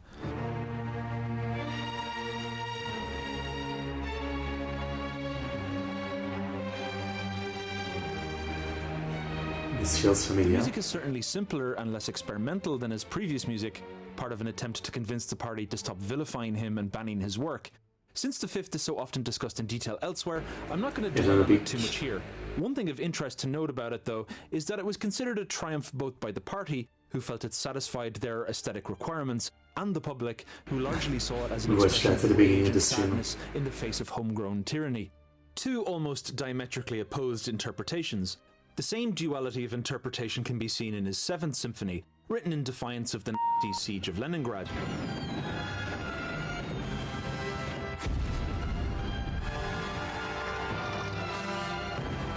These two are definitely This is probably Shostakovich's biggest moment on the international stage. It was also propaganda gold for the Soviet Union, so much so that the devised plans to try and disrupt its Leningrad premiere. Probably the only time military operations were devised with classical music in mind. However, despite its clear function as an expression of resistance, again, many thought they also detected a critique of woven into its fabric. When interviewed about this symphony's meaning, Flora Litvinova, a friend and neighbour of Shostakovich, said the following: "He told me directly that the seventh, and the fifth as well, are not only about but about our system. In general, about..." Why are you snitching? Or is it like way later when it's okay? But I think Shostakovich's true feelings about Soviet rule and in particular can be seen most clearly in his Ninth Symphony, a work where his disappearance and humour is on full display. The year was 1945, Germany was defeated, and delighted with the success of the Seventh Symphony, made it clear that he wanted the Ninth Symphony to be a massive triumphant celebration. 9 is a powerful number when it comes to symphonies. Think of the grand ninths of Beethoven, Bruckner and Mahler. And was aware of this lineage and wanted Shostakovich's ninth to be even more ninethy, louder, longer, even more dramatic. This footage of the victory parade at the Red Square in Moscow gives a sense of the kind of atmosphere we're talking about here. Doesn't exactly get the creative juices flowing, does it? Hey, Shosti, make this. So he was faced with a choice. Should he deliver the self-congratulatory, disingenuous clunker that was being asked of him? Refusing would jeopardize his, along with his family's safety, so he began writing. However, what he delivered was something entirely unexpected. On the surface it seems like the genuine article, but on closer inspection, it's dripping with sarcasm and disobedience. First off, listen to the opening and ask yourself, does this sound epic and heroic to you?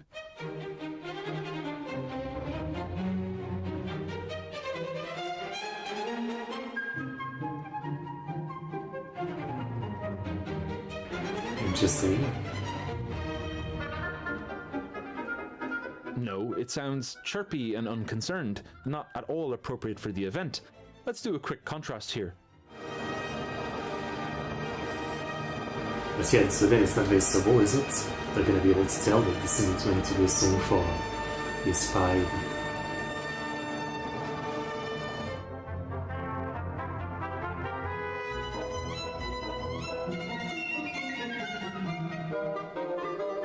It's definitely not the music of tanks. And the more you listen, the more out-of-place things you notice. There's one recurring phrase which seems to promise a big martial moment, but instead just leads to this frivolous little tune. Saying that it's all very limp-dicked, I guess. And this idea is used again later, where Shostakovich seems to be openly teasing the Soviet faithful in the audience by constantly using that clumsy-sounding bum-bum over and over again.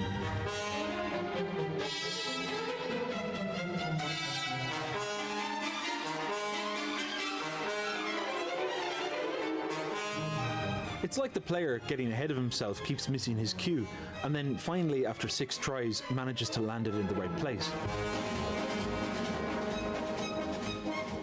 Shostakovich's music is often sprinkled with little jokes like this, jokes that many interpreted as a comment about the over-eagerness and crassness of the celebration, with the party faithful tripping over themselves to bleat their approval and shout patriotic slogans.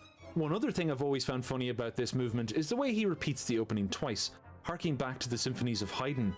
It's like a little wink just for composers, reusing a really outdated version of the classical sonata form in, of all things, the opening of a modern Ninth Symphony. To me, it's like a secret note that says, look how hard I'm trying. Another thing I find funny about this piece is the key. So you really tell me they weren't mad about this one? Like they thought it fits? It's in E-flat major. Just bear with me here.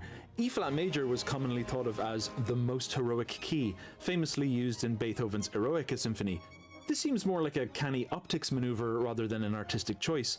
The official authorities needed to rubber stamp the symphony before it could be performed, and the words E-flat major appearing on the score would have been seen as a sign that Shostakovich was intending on being a good boy.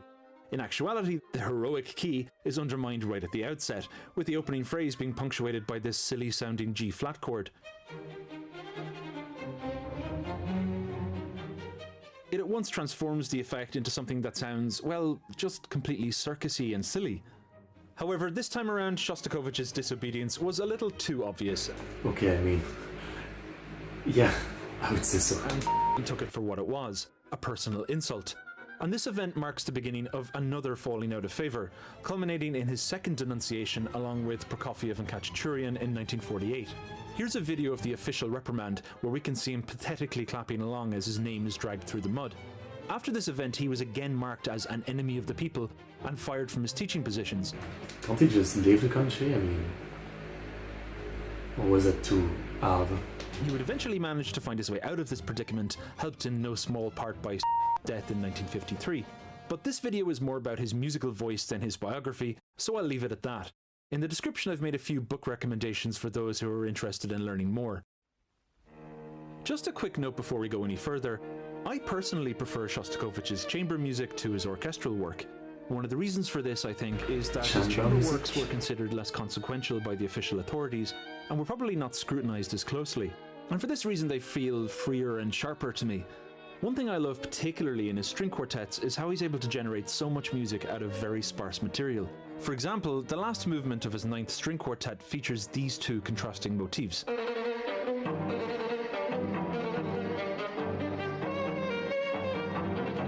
He then goes on to use these with remarkable efficiency.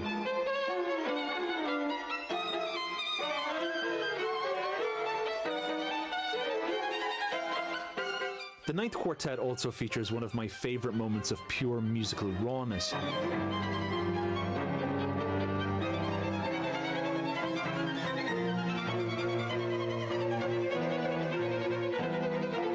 This sound is characteristic of much of his chamber music, which is a lack of frills that I find appealing, partly because it resembles the spirit of the punk music that I loved growing up.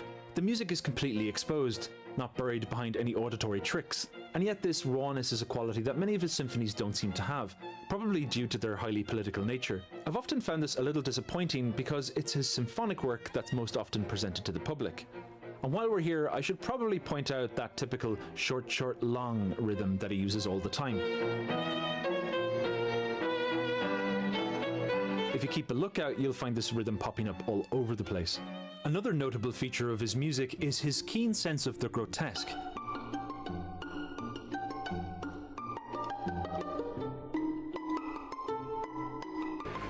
Feels like his 1950s or movie soundtrack. I think this is best represented by the final movement of a second piano trio, one of the pieces that made me want to be a composer, which presents a ghastly, twisted version of a traditional Jewish wedding dance.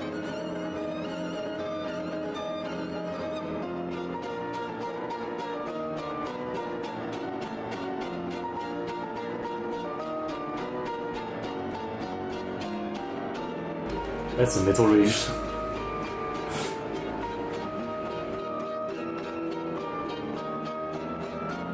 Listening to this main theme, it's not hard to identify the use of the altered Dorian mode, which is also called Mi Shebarach in the traditional Jewish music known as klezmer.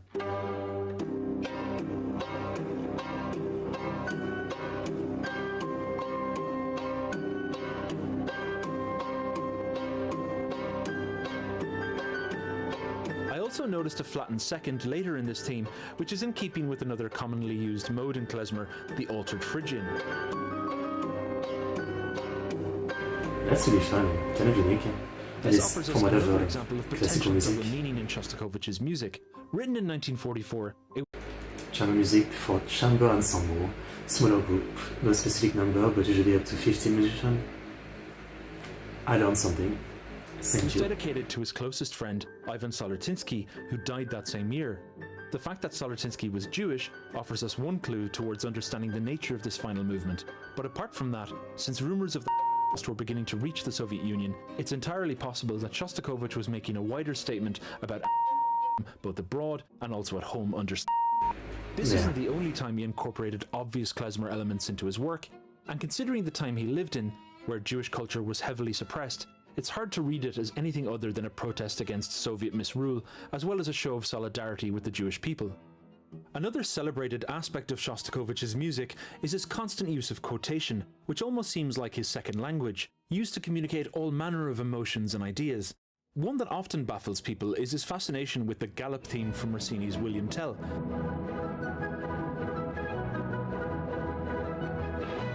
Here it is in his 15th Symphony.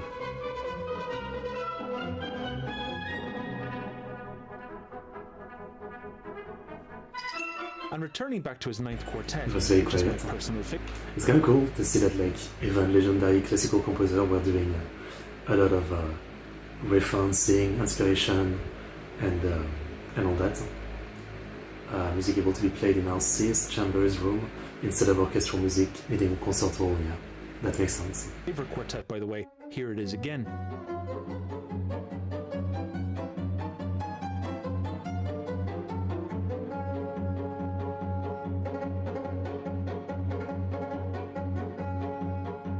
Another repeated motif you find used a lot in his music is his now famous signature, D, E flat, C and B, or to use the pronunciation of German notation, DSCH. The most famous use of this signature is in his 8th string quartet, which is also a great example of his ability to efficiently create music from very little material.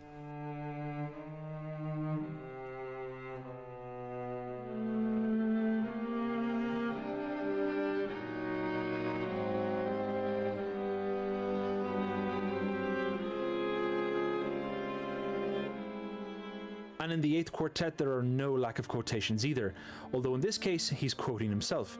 Right away you can hear a quote from his 1st symphony,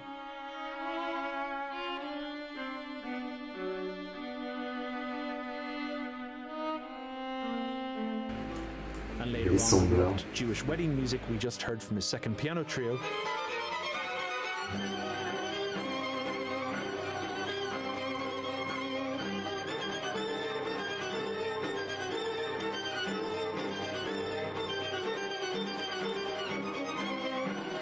And then there's quotes from his 5th, 10th and 11th symphonies, as well as a reference to Lady Macbeth. Why did he do this? One explanation is that the piece was written during a moment of intense personal turmoil, and that there are some signs in his surviving correspondence that he was actually intending on killing himself. And in this context, the 8th quartet paints a very bleak picture of a composer reflecting on his greatest achievements just before death. Towards the end of his life, his music enters into its late period, which is often so bleak I sometimes find it difficult to listen to. In his last 15 years, he lived in constant pain, and you can hear his fear of death and pessimism taking over in his music, especially his final quartets.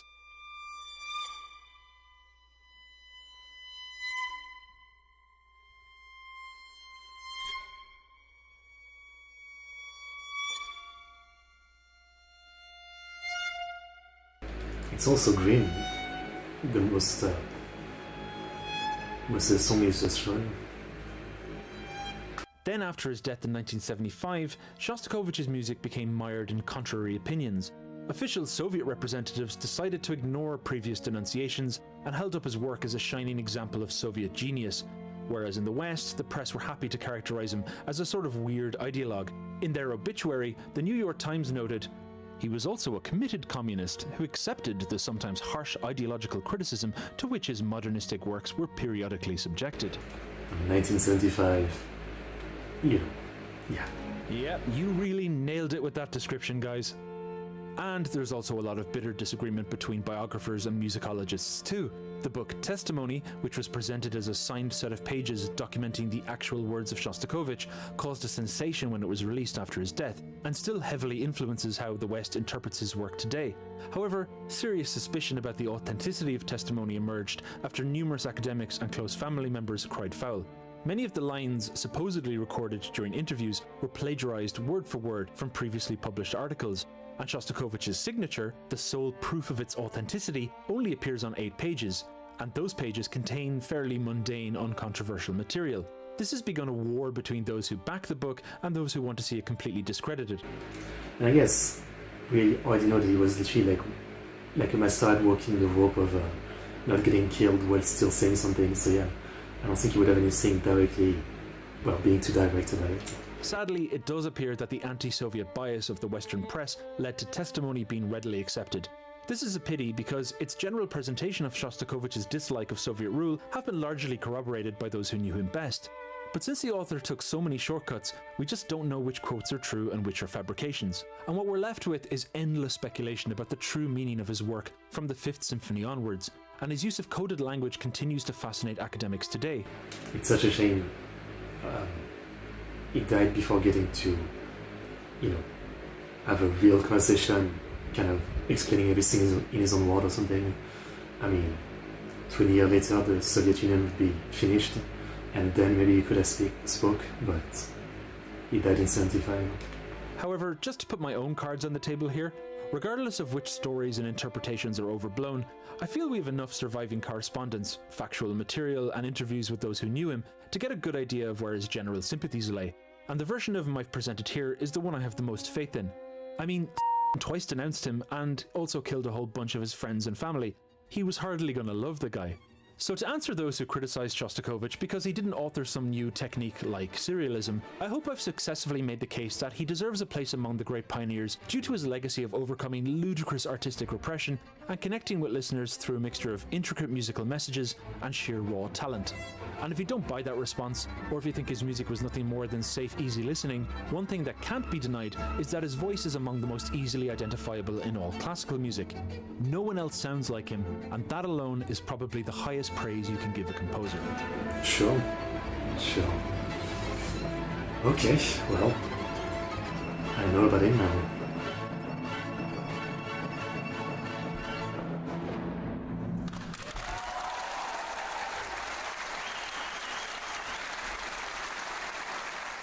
If you like my diatribe, subscribe. This is such an interesting topic too. I mean, all the countries over the last 100 years were like, art has really exploded, right? But then those countries where, things are really under the state control of, you really can't do anything that you want. So like, Soviet Russia, Communist China, there's potentially like a ton of incredible artists who faded into utter obscurity, never able to genuinely show what they had because they would be killed otherwise. It's insanely sad to think about all the talent for decades that probably was never allowed to nurture. I guess this is one of the rare examples of someone kind of finding a way around it, and yet it's easy to imagine that he was still like defeated nothing himself. I mean, a lot of what he did was, the best he could, not what he wanted to do, right? I guess. It's really sad. It's really sad. Yeah. And also impressive that he was still able to make such a legendary music, I guess, yeah. Incredible story. Very interesting. Very interesting. Okay, that was great. How about we watch a baseball video next? This. And then this.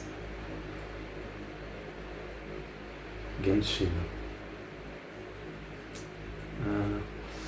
This I'll put it right here. Wait, I lost my tab. Shit. I lost my tab. Where did I put it?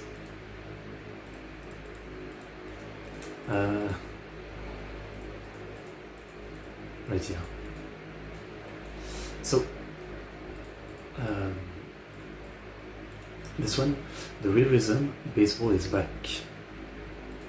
Was it gone? By June Lee. Okay.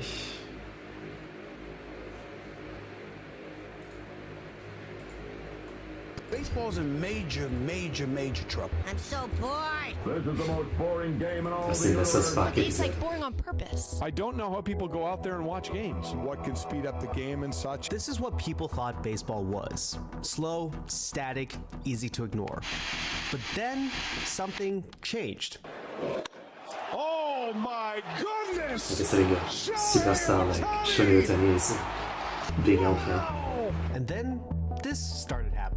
Attendance climbed for 3 straight years for the first time since 2007. Last year, the World Series drew its biggest audience in 8 years. The average ticket buyer has gotten 6 years younger.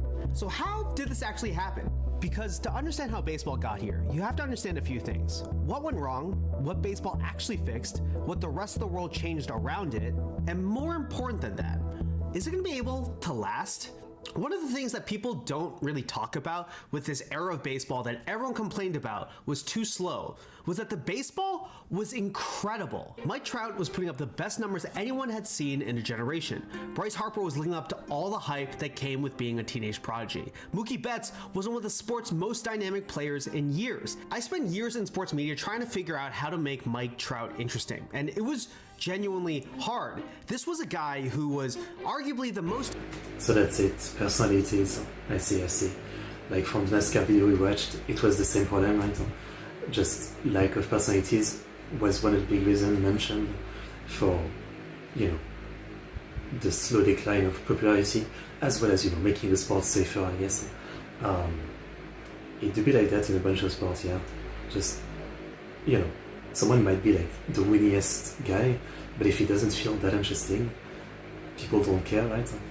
That's why, like in a lot of sport today, people try to almost act like WWE wrestlers, you know, try to be over the top, be it as a face or an heel, to get people interested. In boxing, you know, the nice guy that doesn't trash talk is usually like not really popular compared to the guy who's like insulting his opponent's mom or something. It is a thing. Now, obviously, being popular isn't always about being a bad guy, right? Again, there's face like Shohei Ohtani, but it is interesting, yeah. talented player that baseball had seen since Willie Mays. But his biggest hobby off the field, the most interesting thing about his personality, was that outside of baseball, he liked studying the weather, which, to be fair, is a completely valid hobby, but isn't really something you can market an entire sport around. This wasn't a talent problem. Baseball was quietly in the middle of one of the deepest talent eras it had ever produced. The sport just had trouble getting people to notice. Jake Mintz and Jordan Schusterman cover baseball for Yahoo Sports. I'm looking at wins above replacement from 2010 to 2015. If you look at the top, 13 players, only one of them, and that's Robinson Cano, is playing in what you would call one of the top 5 markets.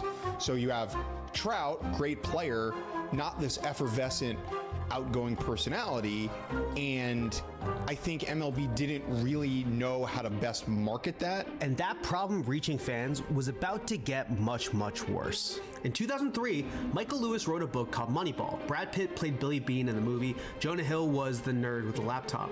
The book was about the Oakland A's using statistics to find undervalued players and compete with teams that had 10 times their payroll. So every team optimized for the 3 outcomes the math loved most: walk, strikeout, home run. Games got longer, balls in play got rarer. The sport optimized for winning, but nobody optimized for watching.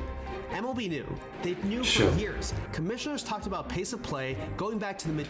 Things are really the same in every sport. Like, I watch a lot of MMA, and specifically the UFC, and it's mixed martial arts, right? So like, you can punch the shit out of people, but another strategy, if you're good at it, is to take people down. And there's a constant debate people have about, how boring the ground game can be. And we see like not every fighter is boring on the ground. Some of them will move a lot, try to go for like submission or punching the guy. But there's a lot of like fighters who, because it's a sport, a win is important and you get paid, they will simply take the opponent down and just kind of like hold them there for the round. And just by doing that, you win the round. Even though you did nothing but take him down, you don't really need to do more than that. And so there's this constant debate about, is the sport, if it's a sport, like, even though you don't like it, it's totally fine. The guy did what he needed to win, and get a better ranking and get paid, or is it entertainment? You know, like you can't tell the guy to just, you know, engage in the stand-up and get the punched, you know, half to death. I mean, it's always interesting. Like I'm always mixed about it. I like that it's a sport, you know, it's an actual competition. So like, even if you fight boring, if it gets you the win, I guess good for you. But at the same time, I do enjoy entertaining fights. You know, it's really like probably the same thing in every sport. Yeah, it's probably a debate everywhere. You know. 2000s. The analytics arms race was visible to anyone paying attention. The sport had solved the wrong puzzle, and everyone inside the sport could see it. They just didn't do anything about it. Which brings us to this question. Why not? As this problem was reaching its peak, we didn't care. We were like, this is our favorite sport. We're trying to make a career in this. Like, we were like, oh my God, this is so great. What's the problem? Oh yeah, the game's long. Who cares? Like, I'm not bored. And we were also 23 and not married and like didn't have hobbies. I'm up till 2? Sure. Because of how baseball's economics are structured, a lot of owners don't actually need to win to make money, which is a topic I covered in an earlier video on this channel. MLB has no salary cap, it has revenue sharing, it has a luxury tax that operates as a soft ceiling instead of a hard one, and has local media rights deals that, until recently, paid teams a guaranteed check regardless of how many people actually watched, which meant for a 20-year stretch, it was completely rational from a return on investment standpoint for a lot of teams to be quietly mediocre and quietly profitable. If you owned a baseball team that made $40 million a year without you ever contending or trying to get into the playoffs, why would you spend $250 million a year to try to win the World Series? I guess. From a business perspective, this decision doesn't make a lot of sense to actually spend on a team that is good. By the late 2010s, cord cutting was gutting the bundle. By the early 2020s, the regional sports networks that owned baseball's local rights were going bankrupt. Diamond Sports, which operated the Bali channels carrying 14 different MLB teams, filed for Chapter 11 bankruptcy in 2023. And suddenly, the business model that had insulated baseball from the cultural shift for 2 decades was gone. It also meant the sport was struggling to attract fans under the age of 35. There was a narrative that baseball was dying, but that's not the entire story because the talent was there. The product was world class. The issue was that the system to distribute and have fans actually watch baseball was broken. And as a result, the fans weren't there in the numbers that they used to be. And the owners didn't really have an incentive to fix it until the system truly broke. In 2023, Major League Baseball did something it had been resisting for decades. It admitted the game was broken. Not the baseball part, the experience part. The pitch clock gets most of the credit, but the pitch clock wasn't the whole story. What MLB actually did in 2023 was a bundle. A pitch clock, a ban on defensive shifts, bigger bases, a limit on pickoff attempts. Each rule alone would have been a minor tweak. Together, they completely changed what a baseball game felt like. Average game time went from 3 hours and 10 minutes to 2 hours and 38 minutes. 3 straight seasons under 2 hours and 40 minutes, something that hasn't happened since Ronald Reagan was in the White House for his first term. And in my opinion, this is the most successful rules intervention in American sports history in the last 100 years. The NFL has been tinkering with kickoffs and pass interference for 20 years, and nobody can agree whether the game is better or worse. The NBA legalized hand checking, banned hand checking, and then introduced the three-point line. Basketball fans argue about every single one of those calls forever. MLB changed 4 rules in one offseason, and nobody, the players, the fans, the traditionalists, can really argue the product. I doubt that. I very much doubt that. I am sure there's a good minority of people who are absolutely angry at it, because there's always some people. Isn't better. The whole Manfred tenure of all the issues and all the problems, and that of which there have been many, and of which there still will be to come, that are worthy of plenty of honest discussion and criticism and everything. The legacy's going to be the legacy, and the legacy's going to be that the baseball was made, the pitch clock and all these other rule changes. That's what I think is going to be remembered in 10, 20, 30 years. And the rule changes were baseball finally saying out loud, the people watching the games matter. How they experience watching the game matters. And it was one of the most important things that baseball has done in the sport's entire history. And then at exactly the moment baseball was fixing its product, the sport produced the most improbable star in its history. Shohei Ohtani is not a baseball player. He is a baseball anomaly. He pitches at the highest level in the world. He hits at the highest level in the world. He does both things in the same game, which nobody has done at this level since Babe Ruth 100 years ago. And Ruth stopped pitching at 24 because it was too hard. Ohtani does it in his 30s, coming off 2 elbow reconstructions in a league full of pitchers throwing 100 miles an hour. Ohtani is one of the greatest athletes that we have ever seen in human history. But at the same time, he's also the perfect athlete for Major League Baseball, meeting this specific media moment. Ohtani Judge are so easy to understand. Their greatness does not need a second level of baseball knowledge to comprehend. That guy's so big. Yeah, I mean, I've not seen any, I still haven't seen a baseball game, right? But going to like the popular posts on Reddit every day, I see Ohtani all the time. From like, not only like just his moment of like hitting the ball and doing something crazy, but also like, I don't know, like some funny moment or funny interaction with someone that he has. You can just tell he's a superstar beyond just baseball. He hits it real far. That guy plays both positions. Thanks for tuning in, you know? Whereas, like, for me to explain the magic of Ben Zobrist, like, I need an hour. But the most important thing Ohtani did for baseball is making the Los Angeles Dodgers into a global franchise. 50% of Japanese sports fans now describe themselves as interested in Major League Baseball. Of the Japanese fans who follow MLB, 59% say the Dodgers are their favorite team. The Yankees are second at 14%. The Cubs are third at 9%. Game 7 of the 2025 World Series drew 12 million viewers in Japan. The entire World Series averaged more than 10 million Japanese viewers per game. Baseball's recovery is arguably more dependent on one player than any other sport in history.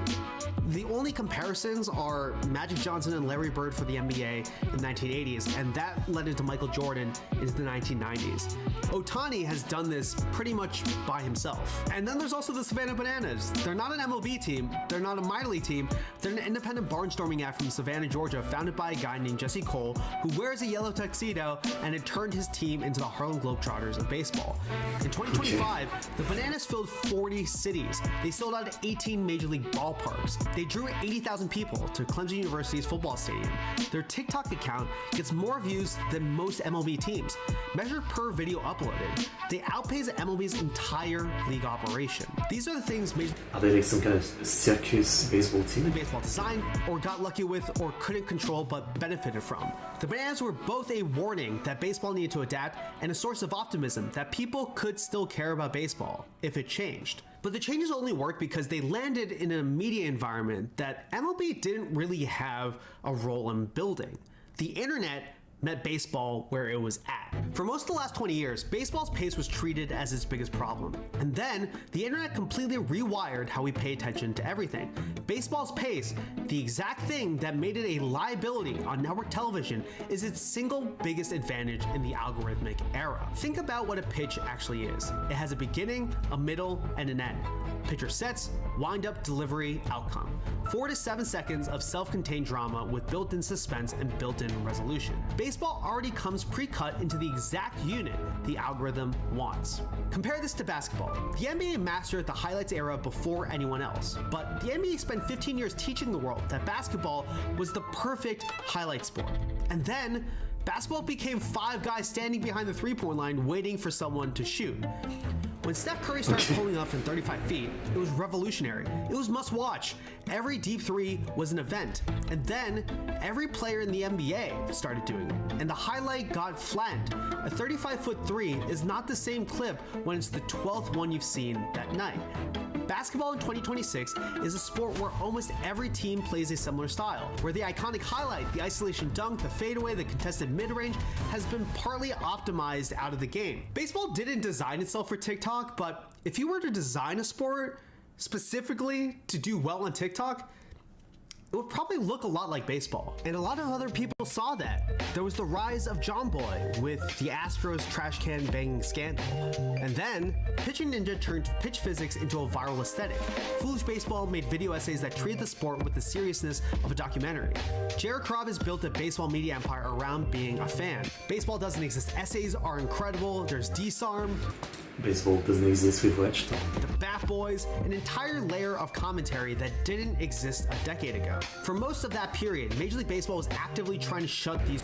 It freaking helps when, you know, they, like from one of the Baseball Doesn't Exist video, I think we had learned that the MLB used to be pretty extreme about copyright stuff on YouTube, but then eventually they relaxed, and suddenly it spawns like this whole genre of, you know, YouTubers doing stuff about baseball, which definitely helps the popularity. I wish some sports were smarter about this. Like the UFC is extreme about copyright. I follow a lot of creators who get around it, but they often can barely show footage, so they have to get around from like doing like almost you know, a couple frame slowed down kind of thing to make it work. Sumo is utterly stupid about it, mainly because it's run by a bunch of like out of touch old men, but they're really extreme about like any kind of their footage being used. So like there's some sumo channel, but again they're like insanely limited in how they can do presentation. Despite sumo itself trying to like be more popular, like they just had a tour in France. They went to the UK last year. Like they're trying to like get a global audience, and yet they're keeping their like stupidly extreme like copyright rules, right? So like the sumo YouTube side of things in the West is like so limited, and it's not really gonna draw much viewers that way. So yeah, I appreciate when like some of them start to wake up to, you know, the age of social media and how to like one avenue to get more popularity and fan really. Creators down. MLB sent mass copyright notices. Clips got taken down. Creators who had built audiences by making baseball more interesting than MLB's own marketing department were being told by the league that their work was theft. MLB as a company was behind the times in terms of their video rights policies. And so you didn't have these grassroots, genuine, authentic, whatever you want to call it, videos being posted on social media of these players from 2014 to 2018-ish area. What are you doing, right? Like, let me post this video of Mike Trout, like, being good at the sport. Like, how is that hurting you? And then in June 2025, Major League Baseball bought an equity stake in John Boy Media. The league went from trying to stop John Boy to investing in him in under 6 years. Suddenly, the creator layer wasn't an add-on. It wasn't. I mean, again, sometimes what it takes is like changing the leadership to younger, less stupid people. Like, to be fair, you know, people who are just tuned in to the current culture and how to make things popular, right? Obviously, I guess you can't fully blame like some 80 years old baseball leader not really understanding social media, I guess. Supplementary content. It wasn't an annoying group of unauthorized fans poaching leaked footage. The creator layer was now the distribution layer. For most young fans, the first place they encounter baseball is not a game broadcast. It's a John Boy clip, a Pitching Ninja overlay, a Foolish Baseball essay, a Cespedes Family Barbecue tweet, a TikTok reaction from a creator they already follow. That is now the front door for baseball. The creator economy didn't save baseball, but baseball could not have been saved without it. And then something else started to happen too. Baseball started to have fun. Baseball had a decade of fighting about this. The unwritten rules, whether you could celebrate, whether you could showboat, whether the sport was supposed to be dignified or entertaining. And somewhere along the way, the old guard lost. Bat flips became standard. Dugout celebrations became choreographed. And then there's this whole other layer of cultural crossover. Paul Skeens is the best young pitcher in baseball. He's also dating Livy Dunn, the gymnast turned influencer with 13 million followers, who has become an enormous part of his audience. 15 years ago, Justin Verlander was dating supermodel Kate Upton, one of the best pitchers in baseball, one of the most famous models in the world. And the sport had almost no idea what to do with it. Skeens and Dunn are not bigger celebrities than Verlander and Upton were, what do you want to do with they it? exist inside an infrastructure that turns their relationship into content, and MLB is now leaning into that rather than pretending it isn't happening. And this same shift is showing up in the sports relationship to fashion. The Fear of God MLB partnership went from a Negro Leagues tribute line in 2020 to a multi-year official partnership in 2025. Jerry Lorenzo has basically become baseball's de facto fashion ambassador. Off-White did a capsule that sold for hundreds of dollars a shirt. Aimee Leon Dore has done a series of collaborations with Major League Baseball. MLB caps have always been in the culture. Yankees fitteds have been in hip-hop since the 1990s. Dodgers caps have been in Latin pop culture forever. But what's actually happening now is different. Baseball is borrowing credibility from fashion. But fashion is also now borrowing credibility from baseball, which if you had told the baseball writers of the 1980s that Off-White, a high fashion brand, was purposefully releasing caps and jerseys with holes on them and selling them for hundreds of dollars, those same baseball writers would have lugged a tank of propane to Major League Baseball's office and burned it down themselves. But all of this shows that baseball now understands how to be part of the culture and not just a league where baseball is played. And while the pitch clock was speeding baseball up, the broader culture was starting to slow itself down. Dumb phone sales are climbing for the first time in 15 years. Brain rot was the Oxford Word of the Year in 2024. There's a small but real movement of people actively trying to unplug from algorithmic feeds to reclaim attention, to find ambient experiences that don't demand every neuron they have. But you have to view baseball, regular season baseball, as a second screen in a way, as a podcast. You put the game on in the background, you fold your laundry, you do your dishes, you chop your onions and your garlic, and then if you hear the announcer up the tone of their voice, you know that something happened, you scooch over to the television, you watch the play, Makes sense, yeah. you text someone about it, and then you go back to your onions and your garlic. During the season, instead of doom scrolling, I'm boom scrolling. Home run. But none of this was designed by Major League Baseball. The algorithms, the fashion houses, the rise of slow living, all of that was bigger than just baseball, and the sport was in a perfect position to meet the world where it's at. If most of the forces that save baseball were outside of the control of the league, what happens if those forces turn again? Because they always do, it's just how the world works. There's 4 fault lines under this recovery right now, and only one of them needs to break for this recovery to struggle again. On December 1st of 2026, the current collective bargaining agreement between Major League Baseball and the Players Association expires. Everyone in baseball, the owners, players, media, insiders, is preparing for a lockout. Rob Manfred and the owners want a salary cap, which they've wanted since the 1970s, and which the players have successfully fought off every single time. And the MLBPA have essentially told their members to expect a work stoppage. The last time this happened in 2021, the owners locked the players out for 99 days. The time before that, in 1994, was catastrophic. The 1994 strike canceled the World Series. It took baseball almost a decade to recover the audience it lost. Some argue it never fully did, that the steroid era of the 1990s was essentially a desperate marketing campaign to bring casual fans back. The video fans about that baseball just won back don't owe baseball anything. And they're only showing up because baseball is culturally interesting for the first time in years. But if the fans lose an entire season of games, if the players and the owners can't decide how to split up $10 million, if the owners refuse to spend more money on their teams, investing in the loyalty and passion of their fans, those fans might not come back. And baseball has shown in the past that it will do this to itself. It will shoot itself in the foot. And I'm really concerned that it's going to happen again. The second, in November 2025, Major League Baseball announced new media deals for the 2026 through 2028 seasons. The league went direct to consumer through streaming. It finally broke free of the collapsing regional sports network model and positioned itself for the streaming era. But if you want to watch every nationally televised baseball game in 2026, you need 6 separate streaming subscriptions. Baseball broke the cable box. Then it rebuilt it, except this version is more expensive, more fragmented, and harder to navigate than the one it replaced.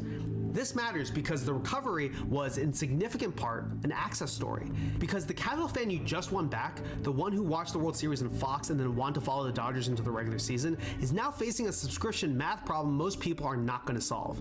The RSN collapse was a gift that forced MLB to innovate, but the innovation it produced is a new maze, and mazes do not retain casual fans. The third fault line is a person. Shohei Ohtani is 31 years old. He had his elbow reconstructed twice. He's coming off a 2025 season in in which he played most of the year as a designated hitter. I guess it's not lasting forever, so what happens when the biggest star goes away? Fair enough, yeah.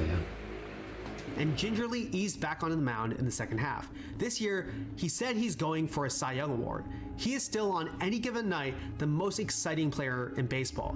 He's also running out the clock on the most improbable athletic career of the last 100 years. So much of Major League Baseball's cultural recovery has been dependent on him. And when Ohtani declines because Father Time is absolutely undefeated, what's going to replace him? Because there's not an obvious replacement for Shohei Ohtani. There might not ever... It's fine.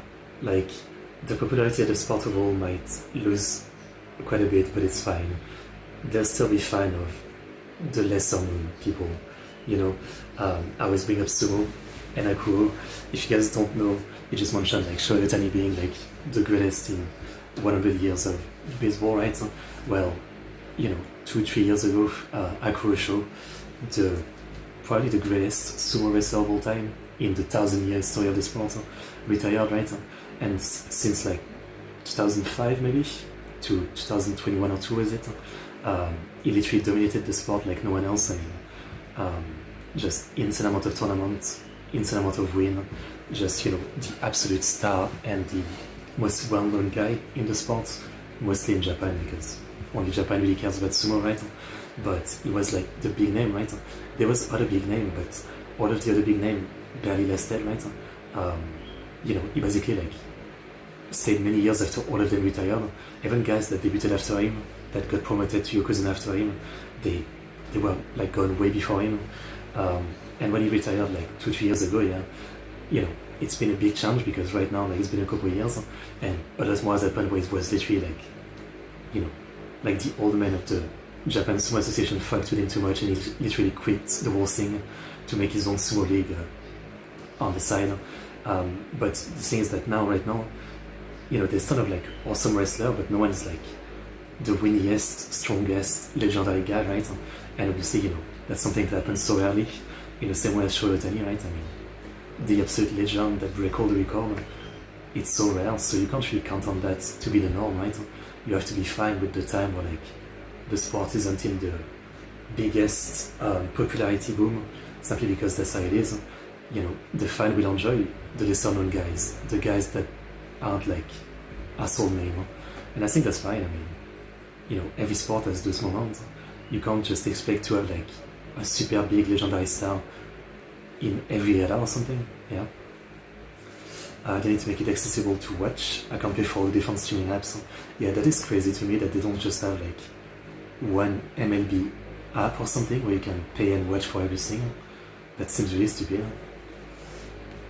Be another Shohei Ohtani. And then there's the fourth fault line, the one that scares me the most, the one that I think about the most. In November 2025, federal prosecutors indicted 2 Cleveland Guardians pitchers, Emmanuel Clase and Luis Ortiz, for allegedly rigging individual pitches inside live Major League Baseball games. Not outcomes, not games, not even live at-bats, specific individual pitches. Balls thrown outside the strike zone on purpose so that gamblers working with the pitchers could profit on the micro bets. The sport is now openly discussing integrity in a way that it hasn't had to since the Black Sox and Pete Rose scandals. The same structure that made baseball work again, small, believable moments, is exactly what gambling is breaking. And this is why I think gambling is the most dangerous of the fault lines. Baseball's recovery story is a story about the sport recovering trust. People believe and enjoy the rule changes because they believe that what they're seeing on the field is real. People love Shohei Ohtani because they believe that watching him pitch and watching him hit is a real thing that's happening. Content creators like myself have to believe that what they're watching is actually happening and worth creating videos, tweets, photos, whatever about. And every single one of those trust relationships starts to collapse the second fans start to believe that what they're seeing isn't actually real. The NBA already knows what this looks like. Jonte Porter in 2024, the federal investigations into Terry Rozier, Chauncey Billups, and Damon Jones in 2025, the league's credibility in polling has cratered. A 2026 Sacred Heart... I don't like gambling in sports in the UFC has that, right? Like, there's a lot of gambling. They literally talk about the odds on the broadcast.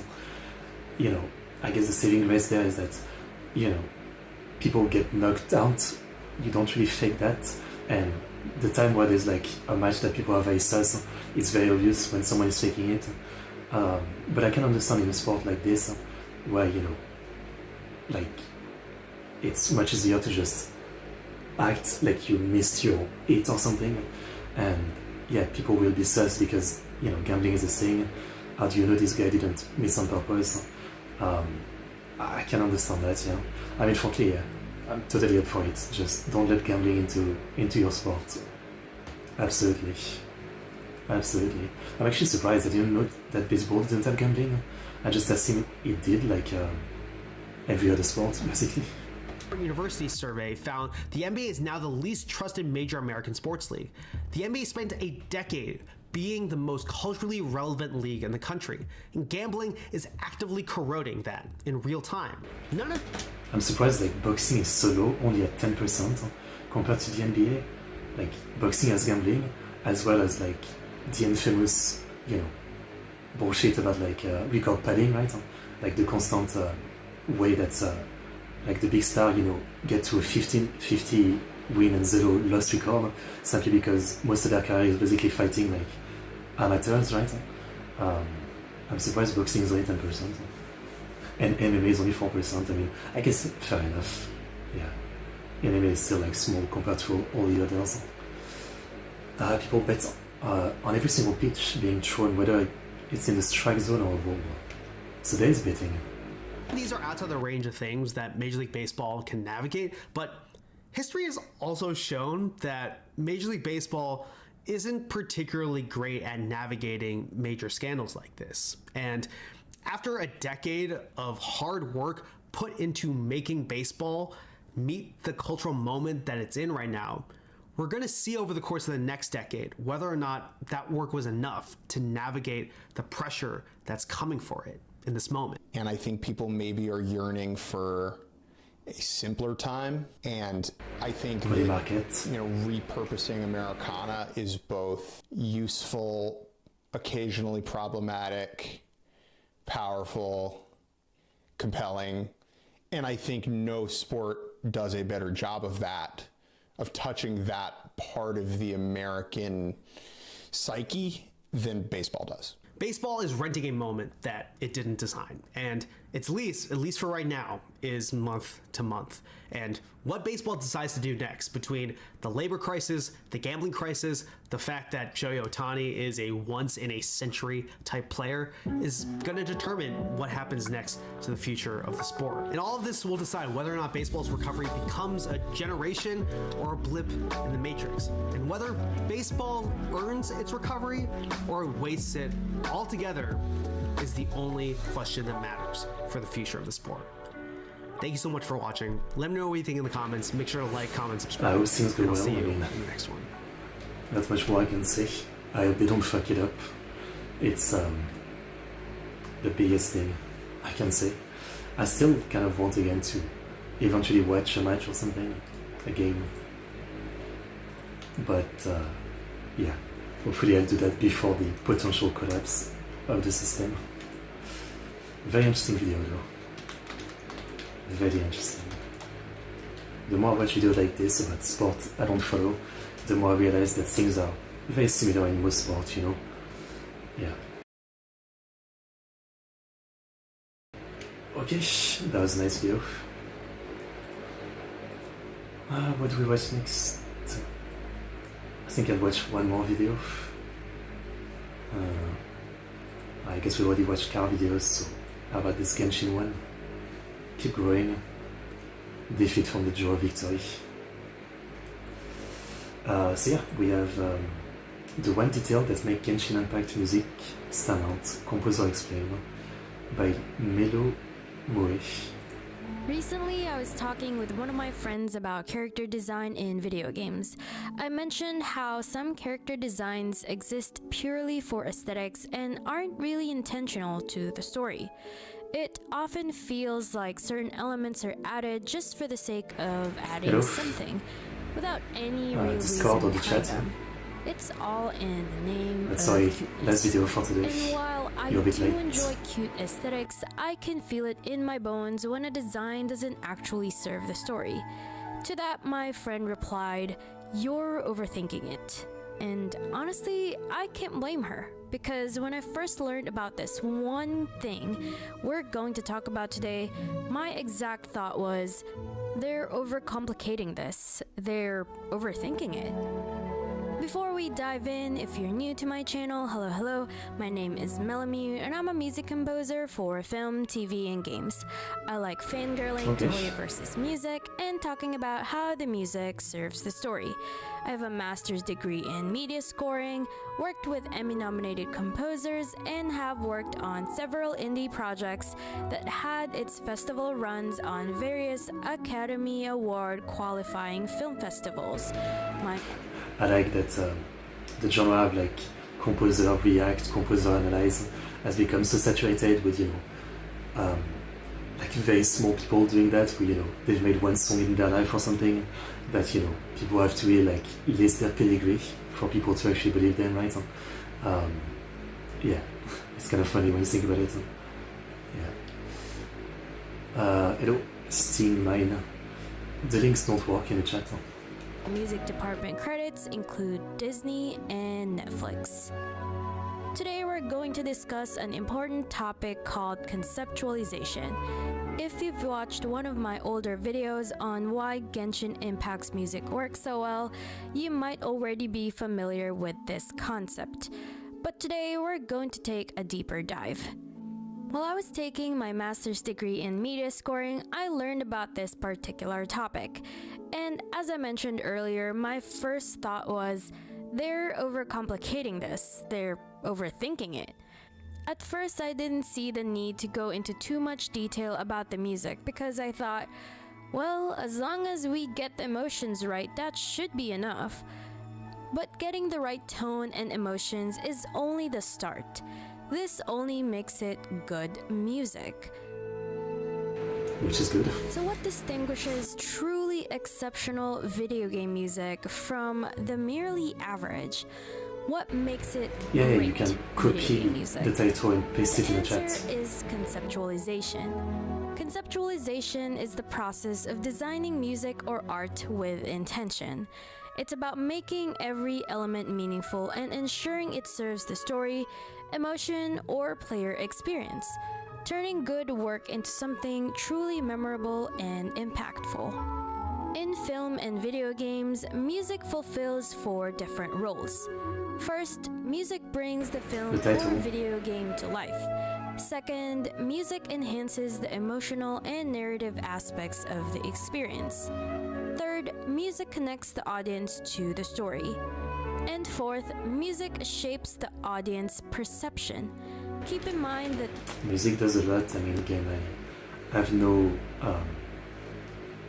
no credential in music as of listening to music, but it really does a lot.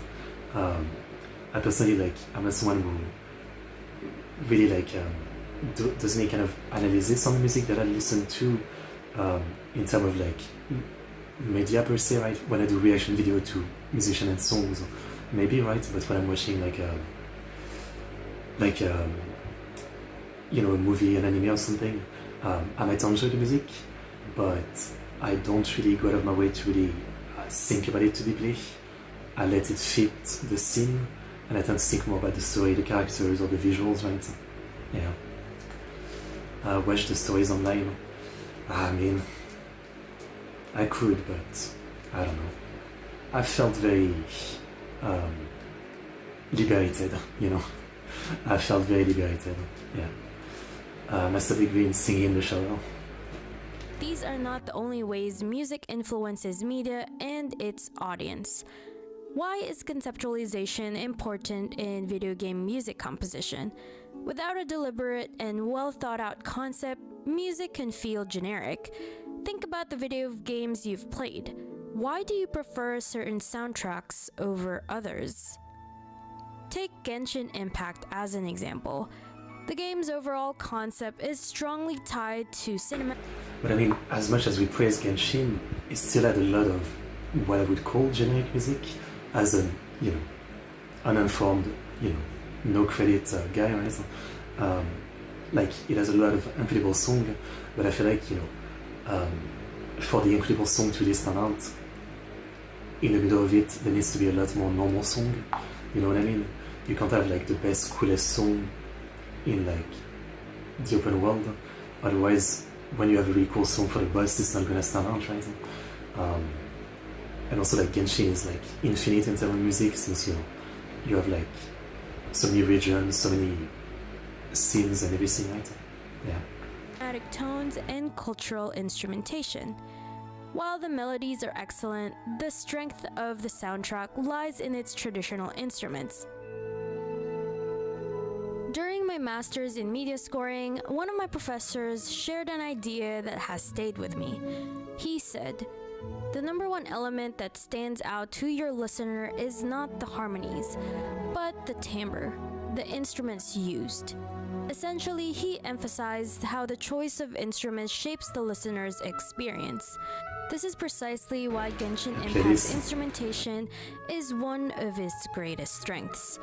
Each instrument doesn't just create a cinematic atmosphere, it brings the game's story and characters to life. Let me give you a few examples. Since we've mostly been focusing on recent music here on the channel, let's take a look back at some of the classic soundtracks from Montage, Liyue, and Inazuma.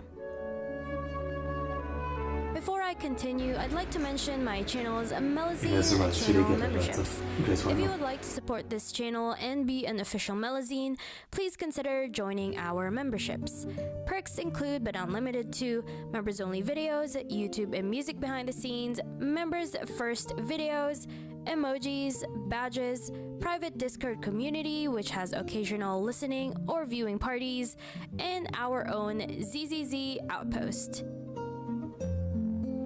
Members-only videos include, but not limited to, personal stories, extended cuts, wishing videos, and more.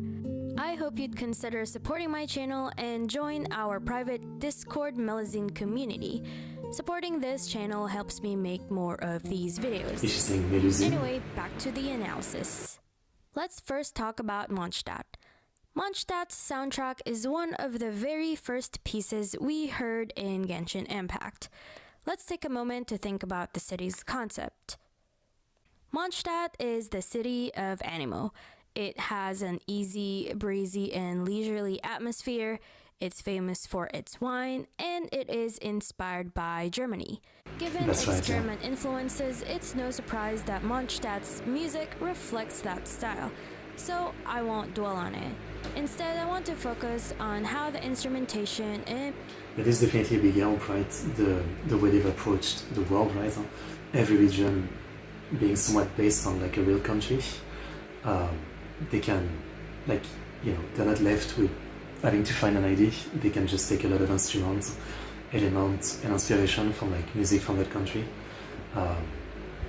Obviously, I don't think they do anything as boring as, you know, just a one-to-one. They do a lot of like their own stuff on top of taking the country influence, but it's definitely like a big help, I guess. Yeah. And you know, in a lot of like fantasy series music, as much as I like fantasy series music, it tends to all sound the same, right? Because a lot of them try to do the kind of generic fantasy world, and so the music kind of ends up the same because it's undefined overall generic fantasy world. So they don't really know which direction to go with their music most of the time, you know. But with a setup like this, it's easier, I guess. Musical articulations bring Mondstadt's concept to life. As the city of Anemo, there is heavy usage of woodwinds. You can hear that in different tracks like these.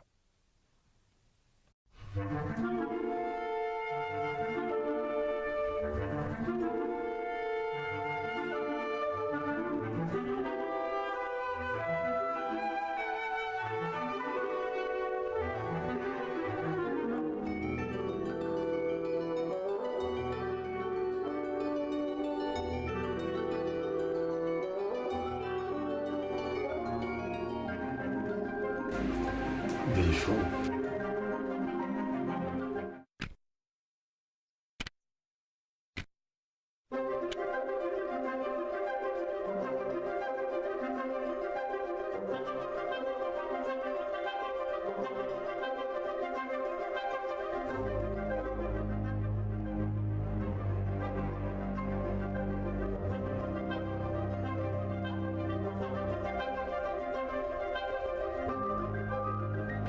still it's really encapsulates that spirit of adventure, right? It's a bit dramatic, but also there's a lightness to it. Compilation. There is also a breezy and carefree atmosphere. Because of that, there are airy timbres and a carefree tempo. And by carefree, I mean that the tempos are not steady. You can hear some example in these tracks.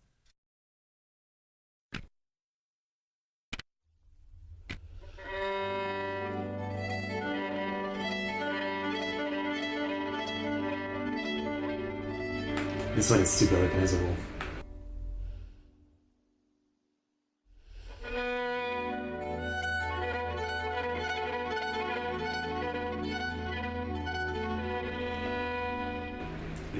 Definitely some nostalgia to this one.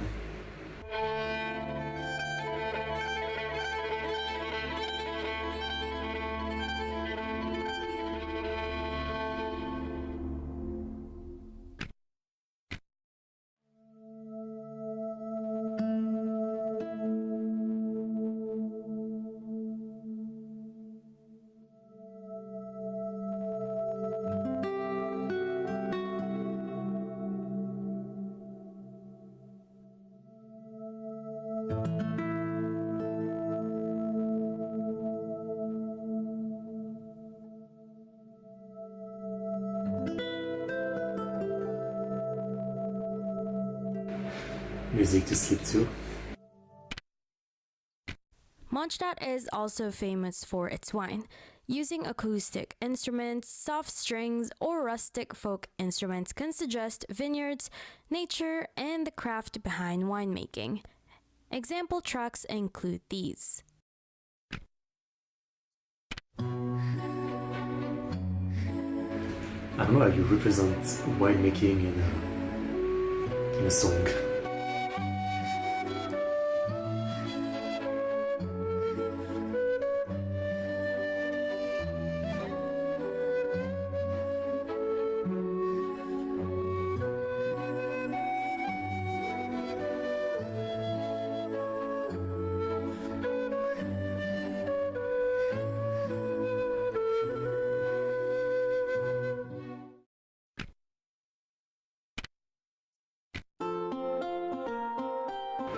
Another one of the most recognizable.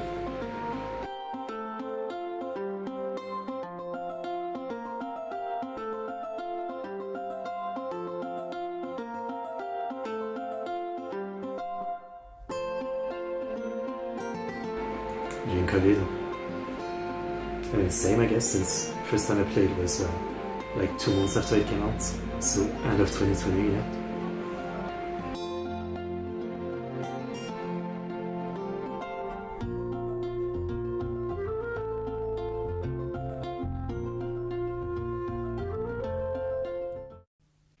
Mondstadt's tracks make you feel like you're breathing in fresh air, allowing you to visualize nature just by listening to the soundtrack. The tone is light and never feels heavy. They are relaxing with airy textures, easygoing melodies, and soft strings. Now let's move on to our next example, Liyue. Liyue's core soundtrack emphasizes the hustle and bustle of the main city during the day. For this is probably the one they had the easiest time with, you know, since it's music from their own country. Yeah. Liyue is your favorite?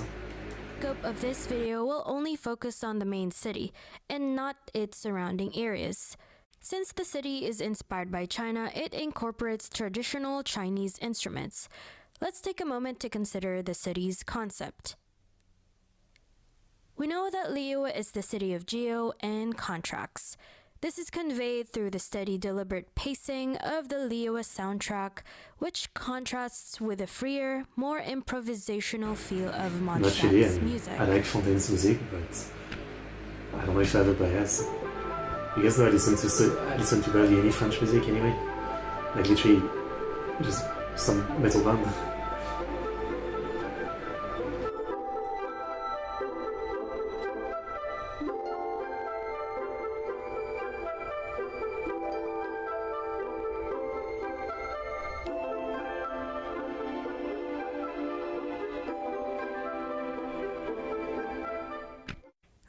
is also a hustling and bustling city due to many businesses plus the port. This is reflected through the short staccato string notes that emphasize constant movement and activity.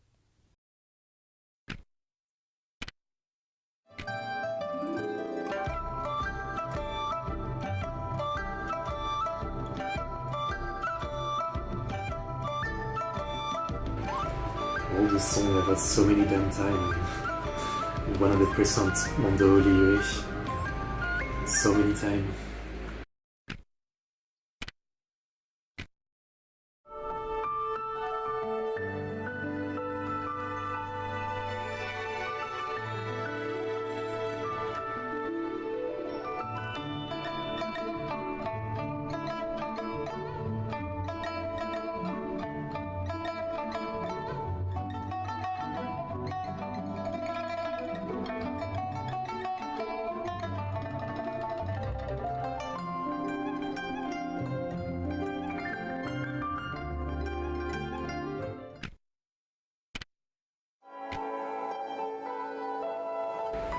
All the song reminds me that one day I found a playlist of like Genshin song to sleep to, and I used to listen to that sometime.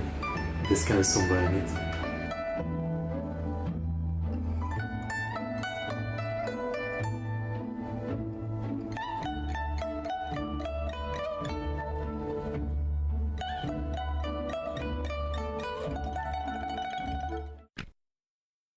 Next, we have Inazuma. For the scope of this video, we'll focus on the main city, Narukami Island. Since the city is inspired by Japan, it incorporates traditional Japanese instruments. Let's take a moment to consider the city's concept. We know that Inazuma is the city of electro. This is reflected through the synth textures incorporated within the soundtrack. Comparing this to Mondstadt and Liyue, this nation was more synth-heavy than the previous nations. While not all the tracks have synths, I believe it's because the power of electro is just lingering in the city.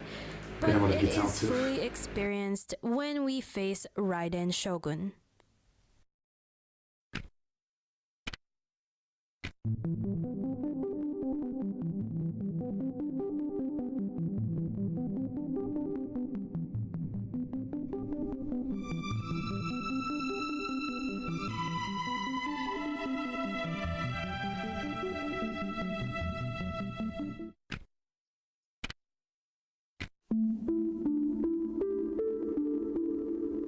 Such a vibe.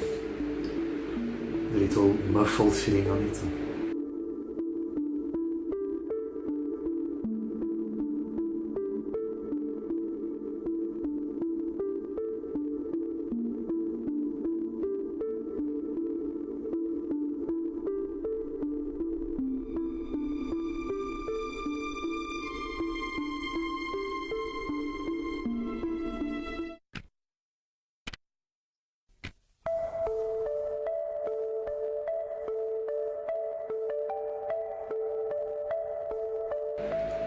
To be honest, this is so many kind of song that when you're playing the game you don't notice as much, right? I've always been someone who's pretty bad at that. Many games I play and I'm like, the soundtrack, I don't know, I don't actually listen to it. And then I go on YouTube and I'm like, damn, this is the greatest soundtrack of all time. Because when you're playing the game, you're not always paying as much attention.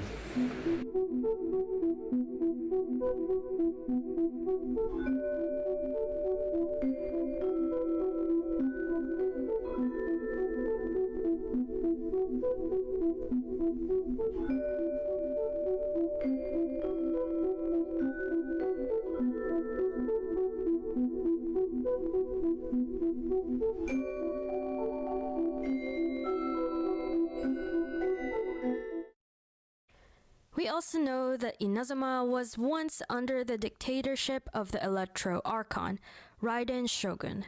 This is echoed throughout the soundtrack's motifs, reflecting the Raiden Shogun's authoritarian rule. We hear the same melody in a lot of the tracks in Narukami Island.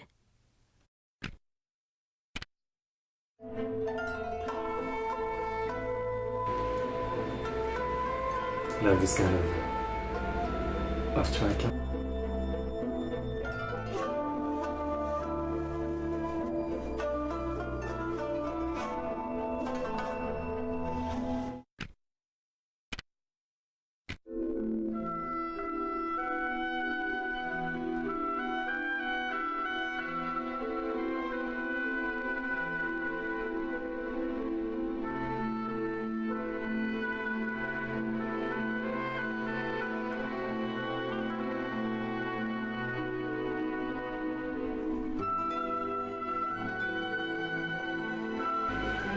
Like it's beautiful, mixed with like, you know, something is wrong kind of energy. Something ominous.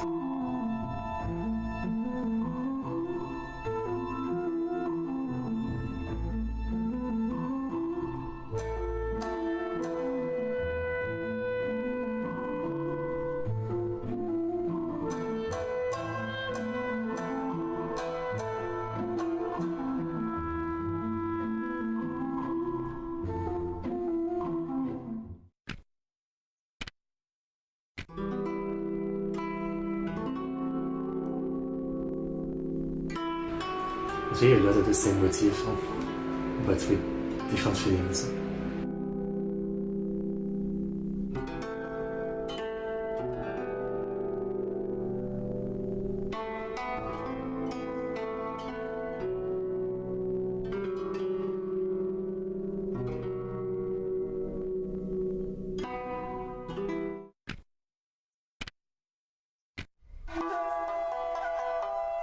Judy has a preference for like the chiller tracks.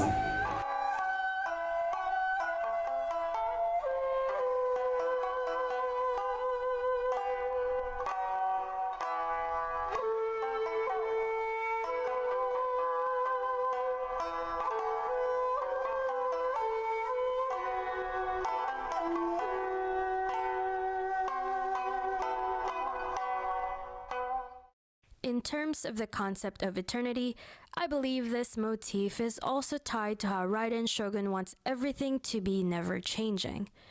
In the story, she pursued a static, unchanging eternity for Inazuma because she believed that progress and change inevitably lead to loss.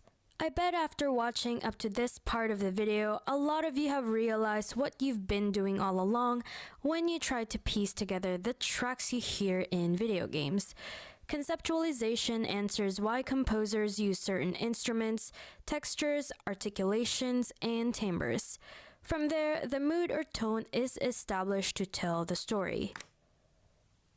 Aside from the different nations, we can also apply conceptualization to certain characters. For this video essay, we'll take a look at Kazuha. Let's take a moment to consider what we know about Kazuha so far. I mean, I really feel like, you know, while the songs she showcased were good, they are much stronger at this. Not only for the in-game song, but obviously like the character song that they do. We know that Kazuha's element is Animo, and he is a character from Inazuma. To highlight his element, Kazuha's music has free beats, meaning there's no steady tempo, and Japanese instruments have been incorporated as well. It features strong use of Japanese wind instruments such as the shakuhachi for the main melody, which is the highlight of his character demo.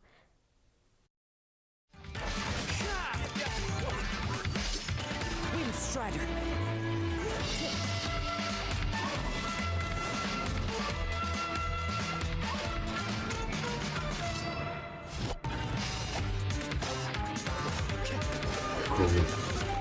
Fallen leaves adorn my night. Shostakovich.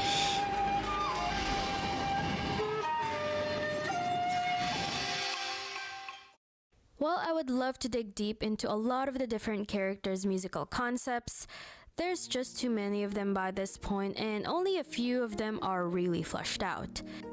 If you're interested in checking out one of the biggest reasons I just was enjoying it less and less, I mean, you know, I love Bedo, but more time passes, the less she matters, and the less chance of more of her, I guess. more, I have other in-depth videos about the music related to Farina, Scaramouche, Rerir, and Columbina. Okay, I guess I'll pause here. Okay, well, that's a nice video. A good, how would you say, like a good nostalgia trip for me, since it's been a minute by now, since I touched any of this. It was nice. I enjoyed it. Nice little video. Here's a link. Oh, only subscribers can comment. I guess I can sub. I still can't comment, okay.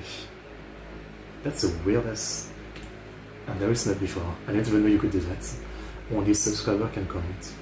I know you can do that for like the chat on the stream, but that's a weird, like, way too old people stage. I mean, actually, it's kind of smart, yeah. If people have something to say, they have to subscribe. Two birds with one stone. I'm sure there's more reason. Okay, but yeah, as I said, I think we'll leave it at that. There's a couple of videos you guys can suggest again next time. You know, that was probably a bit longer than the usual stream. Maybe not a very long stream, but you guys know these days I don't do like 10-hour stream anymore. Like some years ago when I would do like a subscriber milestone reaction stream, I would try to do like 7, 8, 9, 10 hours, but you know, I was just doing it out of like the feeling that's what you need to do, and I always felt like, you know, after 5 hours I was starting to zone out, and you know, I think it was just not that great. So I think it feels better to do a shorter one, you know, but at least I'm like locked in for all the videos, you know, and it feels less disrespectful to you guys. So yeah, tomorrow obviously is like a Sunday stream. Yeah, digital circus, I think I'll try to do it end of next week. I think I'll try that. It's not copyrighted. What else was I gonna say? So yeah, tomorrow is a 1,000 sub celebration with a Sunday stream. So come watch if you're interested, and thank you again guys for 1,000 subs. Thank you. Like, subscribe, comment. I'll see you guys next time. See you.